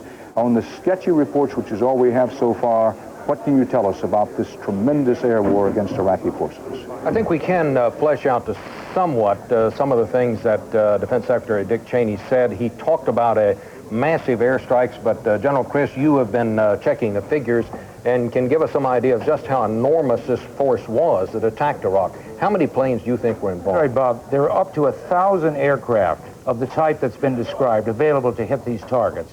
They've also talked about waves of cruise missiles, the Tomahawk missiles coming in, and there's some 500 to 700 of those missiles available. So it was a big attack, no question. Now, one of the things that the Secretary did not talk about was specific targets. He talked about targets in general. One of the things that we have learned from the Israelis, Dan, is that the missiles that Iraq had over in this part of Iraq were apparently among those hit. And the Israelis tell us, General Chris, that those were missiles aimed at Israel. Those particular missiles in those sites, which are way in western Iraq, as you indicated, well within range of Israel, were the missiles, we believe, that Saddam was talking about when he said he was going to attack Israel right away. It seemed clear from the news conference that the Defense Secretary and the Chairman of the Joint Chiefs had that, as far as we know, they did not report a great deal of resistance. We hear more and more things along that line. Do you think it is possible, General, that this armada of planes could have had a 100% hit rate on the targets that... Well, 100% is pretty tough to quite believe, but to give you some ideas, an F-111 that was up over those targets carries 31,500 pounds of bombs. That's a lot of bombs going down from one airplane, and there are a number of them up. I think we're going to have to wait, just as General Powell said, till he gets all the reports of the damage in to see just how much damage we really did and how effective it was. If indeed it turns out that there was not as much resistance to our airplanes when they invaded Iraq as it now appears from the information we have, what do you think accounts for that? Do you think it was that the airfields were bombed before the Iraqis could get their planes off the ground? Was the radar knocked out? What would have caused that? Well, I think a couple possibilities now. The Iraqis never had to fight an air war. They never fought the Iranians. So we thought they were good because they had the equipment, but we really didn't know how good their training was. It may not have been that good, and put in against the technology that we were bringing to bear, it simply failed. Now, as massive as this bombing was, would that be enough to drive Iraq out of Kuwait, do you think? No, I think not. There's just too many instances where people have undergone terrible, terrible bombing and still fought in the ground. I think we're going to have a ground war. The effectiveness of this air campaign will tell us how easy that ground war is going to be. Now, one thing we should also point out, it is now daylight in that part of the world. How does that change the situation? That's correct. Now he can use the optically guided guns, shoulder-fired missiles that he couldn't use last night. So things may get a little tougher over Iraq, particularly as they try to go in lower on some of those targets that are not quite so big. All right, General Chris, Dan. Thanks, Bob, and General Chris. Not too long ago, I visited for the third time just a few days ago with Colonel McBroom, who commands the 1st Tactical Fighter Wing of the United States Air Force in Dhahran. There's very little question tonight that Colonel McBroom and his men with whom we spent so much time were involved in these attacks, and maybe worth saying to their friends and relatives in and around Virginia as representatives of all those who are engaged in the air war tonight that our thoughts are with them. Joining me here in our CBS News headquarters is Connie Chung, CBS News correspondent, and Ed Bradley, 60 Minutes correspondent. Ed, thanks for joining us in here now. As you've watched and listened to this coverage and we hear the war developing, we know so little of it, what strikes you as most important? What stands out in your mind? And I think that it was surprise. I think most people in this country, certainly most people I talked to, didn't expect it to happen so soon. I think most people expected the scenario as it was painted. A lot of people, and I think this might have been wishful thinking, that they thought that they were still looking for a way out, that Saddam Hussein would take a look at George Bush and in a few days say, well, I came to your deadline and I didn't blink, and now I'm going to step back and under the umbrella of, say, the Arab League, look for some kind of solution to the larger problem in the Middle East, which is the Palestinian problem. And I didn't blink, but I'm going to pull out of Kuwait, and we will decide among ourselves how this should be resolved among our Arab brethren, and then ask those who had joined the coalition against him to come into a coalition with him. Obviously, if that was what he planned to do, he sure misread George Bush. And I think a lot of people were just stunned. It was interesting coming into the office tonight. There were very few people in the streets of New York. It seemed to be most people were at home almost stunned by what was going on. I watched the beginning of this with someone who just sat in silence and couldn't believe that it was actually happening.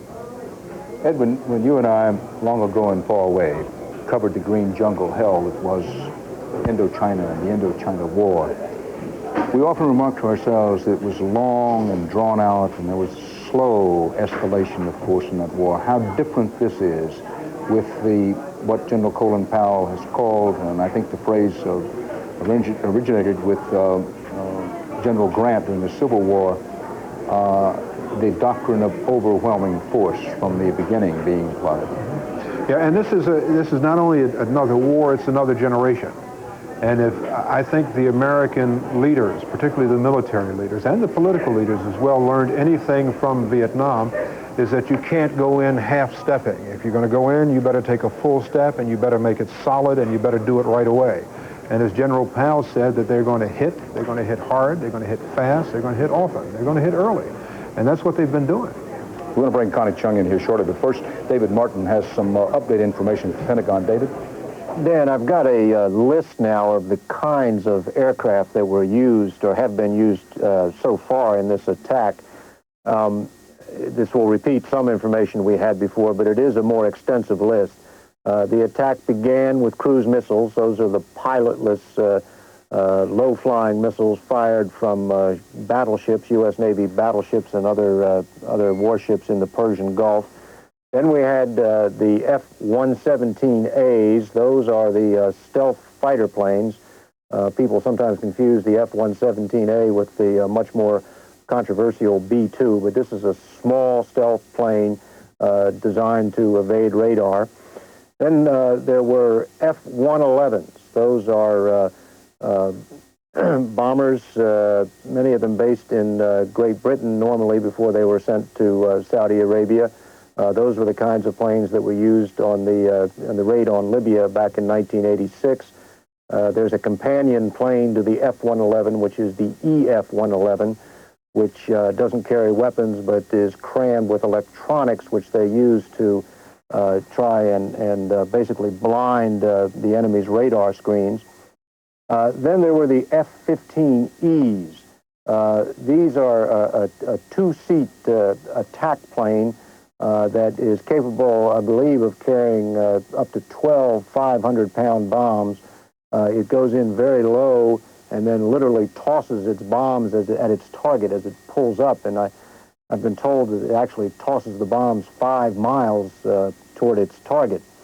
Then there were F-15Cs. Those are fighter planes. Those are the planes that belong to Colonel McBroom, who you mentioned earlier. They would have been flying cover for the attack planes, keeping any Iraqi warplanes off the attack planes. But we still do not have any reports of air-to-air combat, meaning that it does not appear that much of the Iraqi Air Force, if any of it, got off the ground.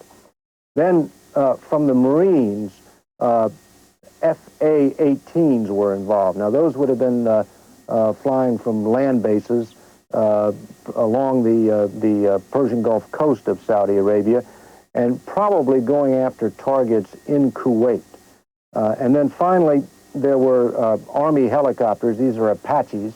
They are very sophisticated and very expensive, and there's been a lot of controversy about the Apache, about whether it could hold up under desert conditions, and we'll probably get a better report card on that when we find out how they perform.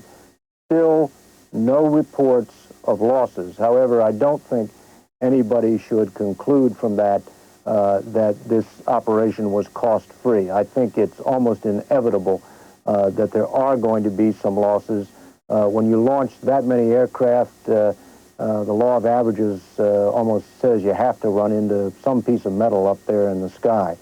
Now, missing from this list are any carrier aircraft. It looks like that the Navy aircraft from the 6 carriers in the Persian Gulf and the Red Sea are going to draw the daytime mission. And as General Chris said a little earlier, I think going in the daytime is going to be a little higher risk because, of course, it will be easier for whatever remaining Iraqi anti-aircraft guns there are to see their targets. David Martin at the Pentagon. In Washington Air Force, General Michael Dugan, recently retired, until very recently commanded the United States Air Force. General Dugan, very quickly, can it be this easy? Can it be as easy as one might judge from these very first reports? The initial reports, Dan, are always wrong. I can't tell you how much they're wrong, but there's always misinformation in the initial reports. It cannot be easy. I mean, war is just not easy. There is a combat action that one expects, although it appears, as the Secretary of Defense said, that we achieved a measure of tactical surprise. And then there are those operational things that an engine burps or one runs into something that one just doesn't expect. So I think it's some wishful thinking that we had an absolutely free ride so far. I hope we did. I pray for the pilots that are involved, but that is a very optimistic kind of view at this point.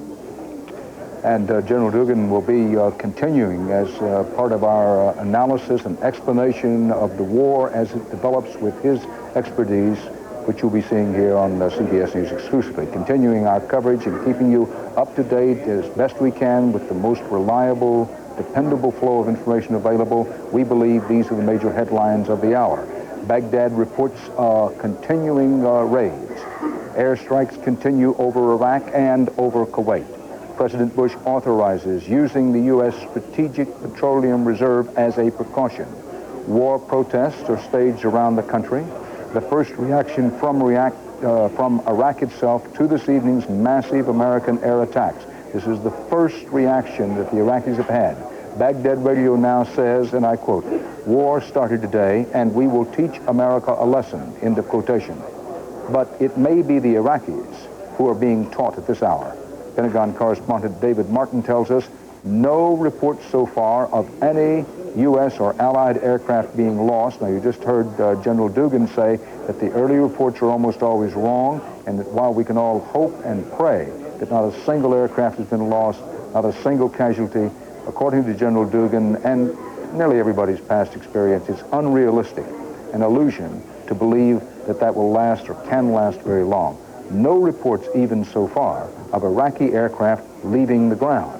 The offensive, the tremendous air offensive, wave after wave of planes flying against targets in Iraq and in Kuwait, so far, the offensive entirely in the air. The only ground contact, artillery shells, Iraqi artillery shells from Kuwait hitting one Saudi Arabian refinery just across the Kuwaiti border near the Persian Gulf.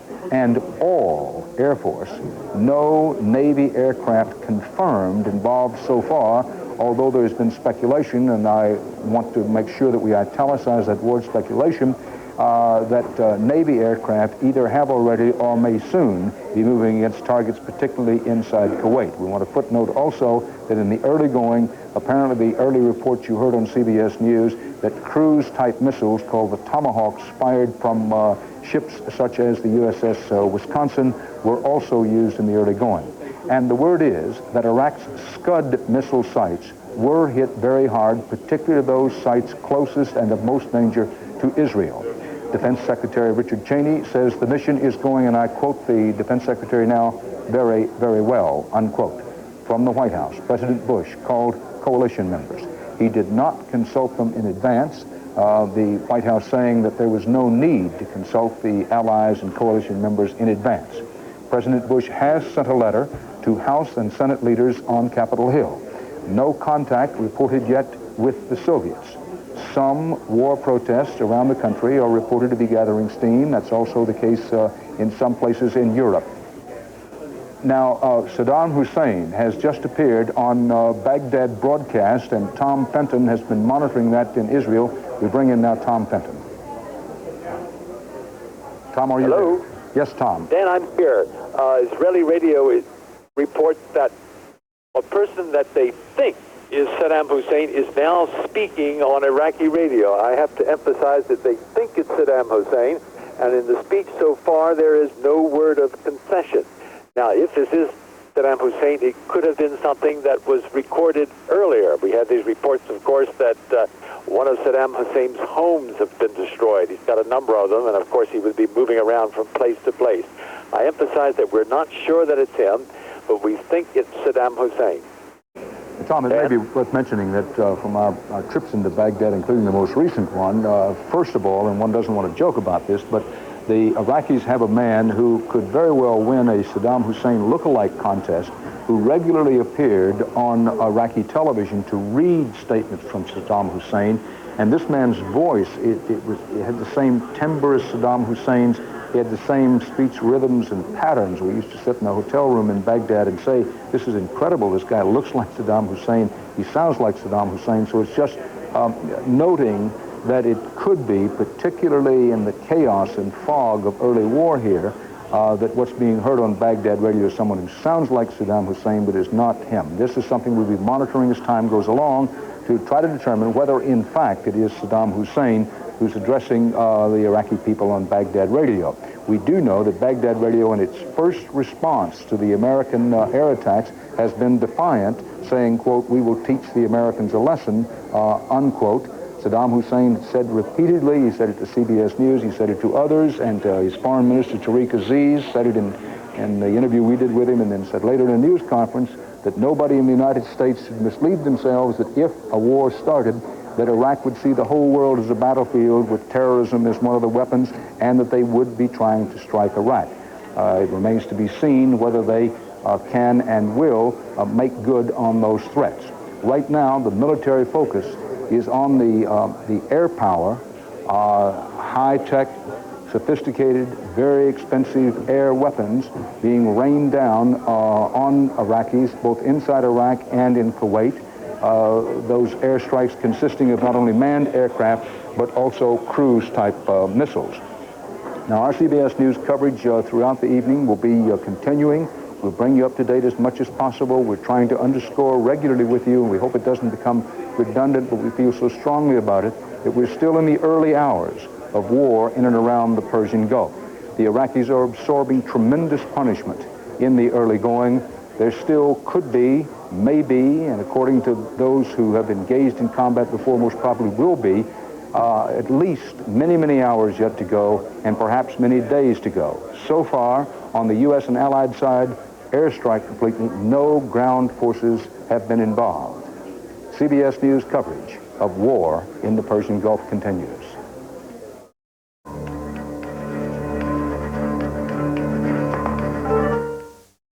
Chris Maru in the Eyewitness News studio. You've obviously noticed that we did not have a normal 10 o'clock news tonight. We have been coming in for 7 minutes out of every half hour since 8:23 this evening, giving you the local side of these things, talking about the fact that security at the airport has been beefed up, talking to some local families who have relatives over there, also checking on how security has been increased at the local air bases. Again, they're going to be doing a 100% identification check at Kelly in the morning, so you better be prepared for that if you work there. Also, they've gone on heightened security at the other bases. Before all this, of course, although much of the build-up to the war sounded personal, a lot of anger seemed to be directed toward Saddam Hussein, for example. The U.S. Armed Forces have apparently been careful to point out tonight there has been no attempt made to kill the Iraqi president. We have not been targeting Mr. Saddam Hussein. The purpose of our bombing facilities in the area of Baghdad is essentially to go after the command and control system of the Iraqi armed forces. And we're looking at principally military targets, command and control installations, air defense sites that could put our planes at risk, but they are militarily oriented targets. Now, it is now morning in Saudi Arabia, and CBS News has been sending back video of Allied aircraft taking off, presumably for strikes inside Kuwait or Iraq. Now, this is a British jet taking off from Dhahran, Saudi Arabia. An hour ago, we were talking to City Councilman Bob Thompson, who's got a lot of experience as a pilot. I suppose F-16s are what you've most recently flown, right? That's correct. Now, what is it once you've gone in at night like this, and apparently now we have control of the skies over Iraq? That's correct. What do you do during the day? I mean, it's daytime over there now. I think the first thing we do is assess the damage and then retarget based upon what we have destroyed. And any further action we need on the part of the Air Force will be the second targeting. And the intelligence community will be working on that and giving the pilots the new targets. And a couple of 3 hours from now, we'll have those new targets already identified, plotted, and courses charted into these new targets. So that's what's happening right now. And when do they make a decision? I know you don't know exactly, but you can give us an idea from your career as to when they're going to be maybe activating more people. I mean, we've got, for instance, the Texas Air National Guard is here. You've been affiliated with that for a long time. That's right. I think that the tenor now, I think the mood now is that we've gained the offensive. Our action plans are being carried out really much more successfully than we anticipated. I think probably the force we have in place over there now is going to be sufficient unless something really drastically goes wrong. I think that success is really right there for us right now, and just keep on keeping on doing what we're doing right now. It's going to turn out very well for us. And as far as terrorism is concerned, it seems like the next strike would be that sort of thing. San Antonio is not a top target for them, but what is it, New York, something like that? Would it be, or would it be in Europe to be expected? I think anything that captures the public's attention, airport disasters, those kind of things that they can, for just a little bit of expense, cause a great deal of concern and disrupt the public. So rush hour this morning is going to be important in the morning. Those kind of things, I think we have to be very attentive for. Okay, and in San Antonio, we are doing things like that. That's exactly right, we are. All right. Soldiers in San Antonio who may be sent to the Persian Gulf in the future were watching television reports of what went on tonight. We found a number of them just outside the gates of Fort Sam Houston tonight at a place called Betty's Battalion. Here's what they had to say. I've got a brother over there. It's going on. People I've trained with, people I've lived with. They're there. I just hope the best for them. We'll worry about the political problems later, and just hope the best for my friends and family. Well, my fiance's over there, so it's kind of scary for me. I just pray to God that everybody stays safe and things work out okay. You know, you're going to have casualties, but hopefully they can keep it to a minimum. I've got a 9-year-old son, and when I came down here, he said, "Mom, where are you going?" And I had explained to him previously, Mike, I'm going to school in San Antonio, and he understands it. But he's 9, and I got here. He said, "Where are you?" You know, when I called back, and I said, "I'm still in Texas, you know. And when are you going to call me again? And where will you be?" And when I call him, you know, every 2 days, "Where are you?" So, am I worried, or do I have a 9-year-old? Yeah. These are non-coms being trained at Fort Sam Houston who could be sent over there later. Now, of course, there was a Spurs game tonight. We had been talking to some of the people who were over there for their reactions to the war earlier, but there actually was a game, too. There was a game, and news of the war failed to thin the crowd here at the arena tonight, but there was a rather unusual occurrence just prior to the start. When they played the national anthem at the beginning, fans actually stood and cheered the opening notes. Then they cheered, and the near-capacity crowd sang together, perhaps louder than our national anthem has ever been heard before here at the arena. Now, a few hours later, the Spurs staged a fantastic rally from 19 points back, trailing by 15 going into the fourth period. Well, the Spurs beat Dallas 100-94. Barry Brickman was at the arena, and here's his report. The Spurs revealed an arena banner before tonight's game to honor the men and women of Desert Shield. The Mavericks pulled the triggers early and often with accuracy that would stun the Spurs until the fourth quarter. Terry Cummings returned after missing 5 games to scrape off the rust and return the Maverick fire. David Robinson took a while to get on track, but finally did on this super flying jam. The Mavericks scored 42 points in the third quarter and would lead by as many as 19. Derek Harper led Dallas with 27. Usually a Spurs killer, Rolando Blackman had a quiet night, a total of 12 points. Rod Strickland will hit this short jumper as he finished with 21. But David Robinson continued his torrid pace, an overhead slam here as he finished with 30. The Spurs held Dallas to just 9 in the final quarter. The final, San Antonio 100, Dallas 94. Barry Brickman, Channel 5 Eyewitness News. Well, here's the NBA scoreboard right up to date. San Antonio over Dallas as reported. Cleveland beat Miami 108-94. That snaps an 11-game losing streak by the Cavaliers. Minnesota beat New York 93-89. Golden State over Boston 110-105. Chicago over Orlando 99-88.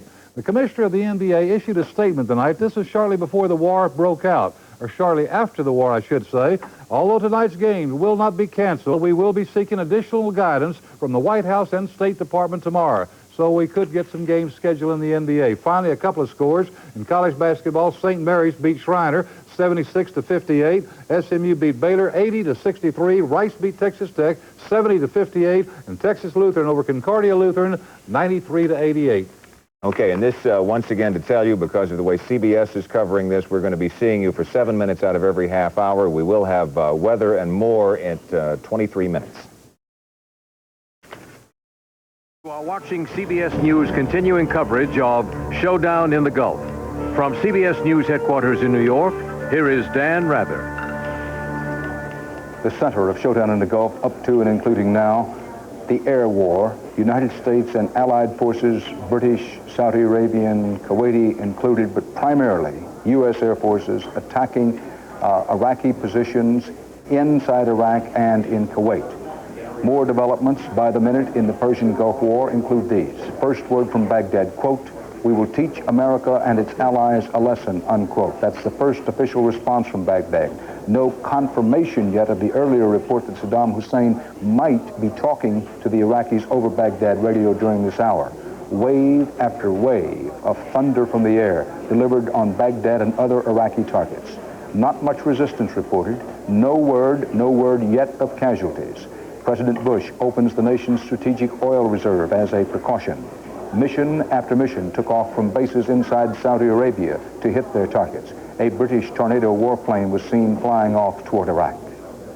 David Martin at the Pentagon says there are no reports of air-to-air combat.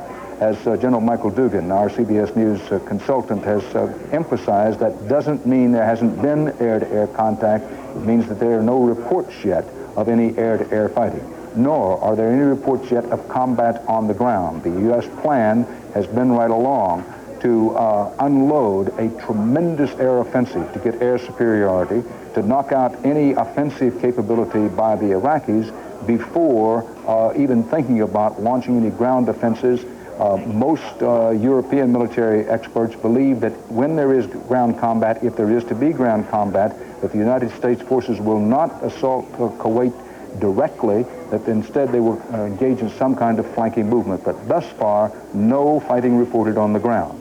That is welcome news, of course, at Fort Bragg, North Carolina, home of the 82nd Airborne Division serving in Saudi Arabia. Family and friends watch television to keep up to the minute on news affecting their loved ones tonight.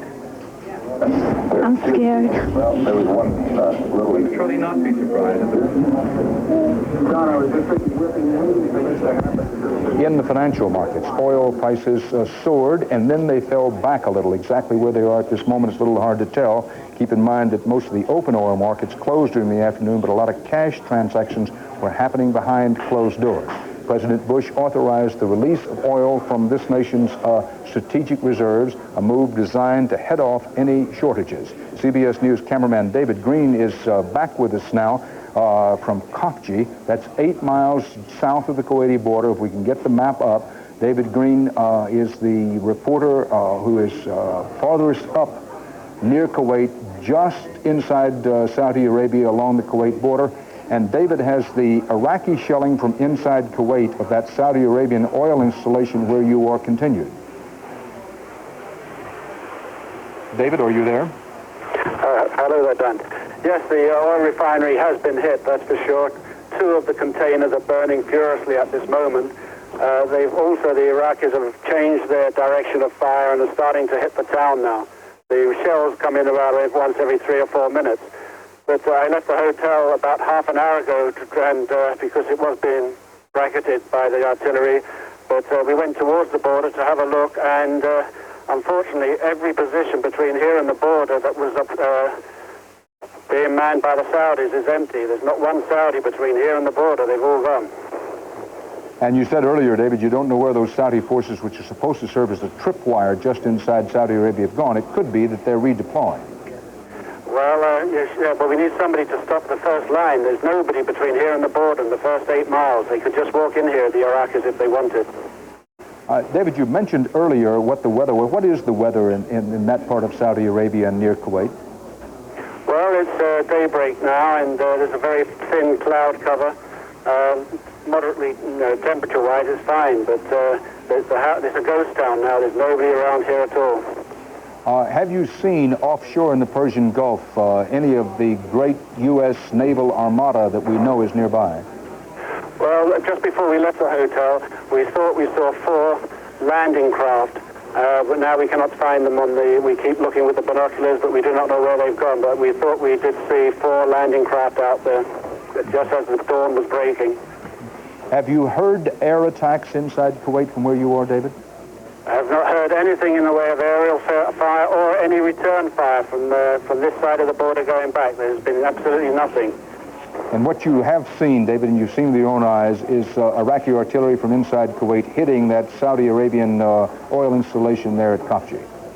And yes, and the smoke from that goes up about half a mile and then trails back towards Kuwait, so the wind is heading towards Kuwait. But yes, that is exactly what is going on here, yes. David, I know you look through the camera, you take pictures when you can. Have you been able to take any photographs, and if so, photographs of what? Well, I had the pictures of the oil refinery burning and being hit with a lot of artillery and the sunrise.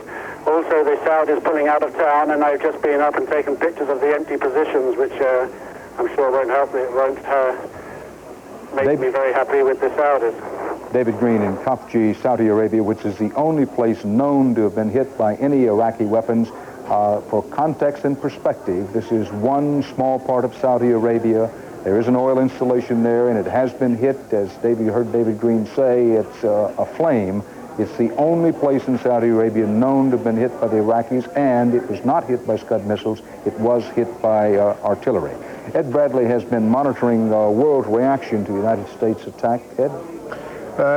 Dan, one of the problems is that in covering an air war like this is that if you're not there, you can't see it, and these planes are hitting all over Iraq and areas in Kuwait, and we can't be in all of those places to tell what's going on. One of the other problems is that it has been at the middle of the night there. The sun's just up in those areas, so reaction has been slow in coming in, particularly from Europe, where it's still early morning. We did get this just in from Turkey.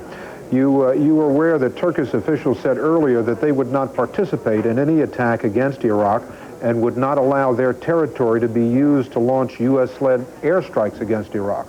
Well, the premier of Turkey now says that his government will ask its parliament for war powers, and they'll also seek permission for the United States to use bases in Turkey. So if the parliament gives its approval, and that's expected, the premier says American planes could use the bases as a staging area against Iraq, whether or not Turkey is attacked.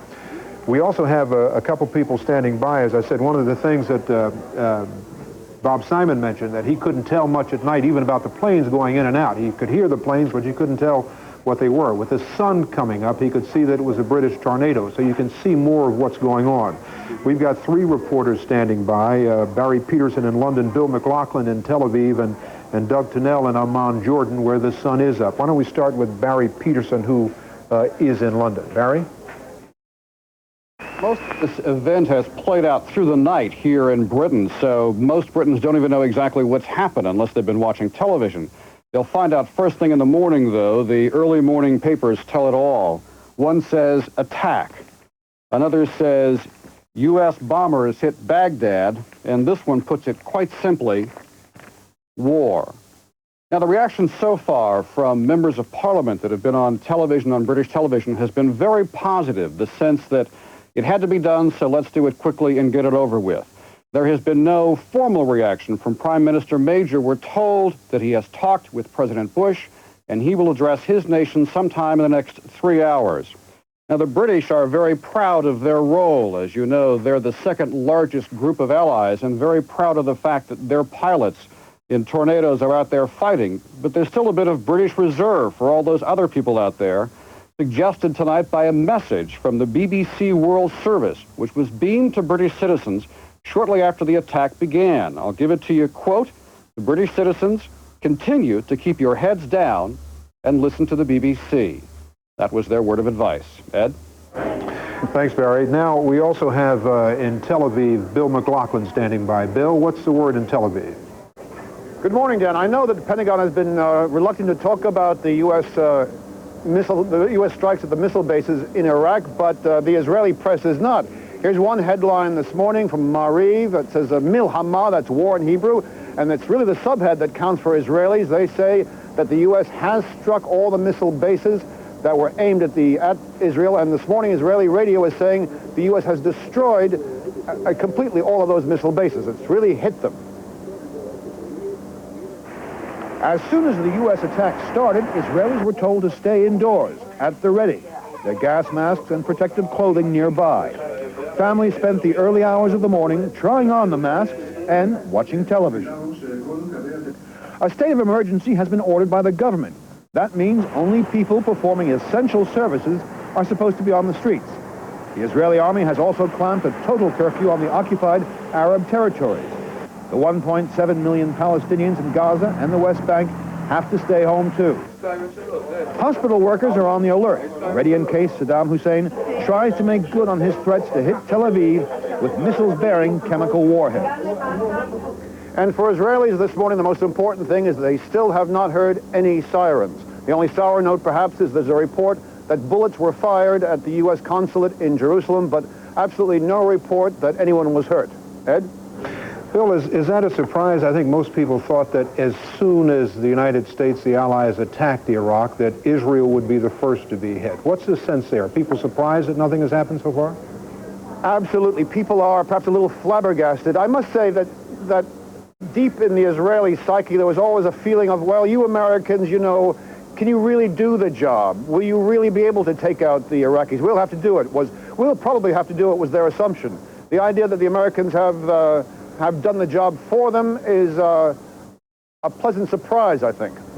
Bill, if you've been able to talk to any of the Israeli defense sources, have they offered any opinion as to why there has been so little resistance from the Iraqi ground defense forces and Air Force?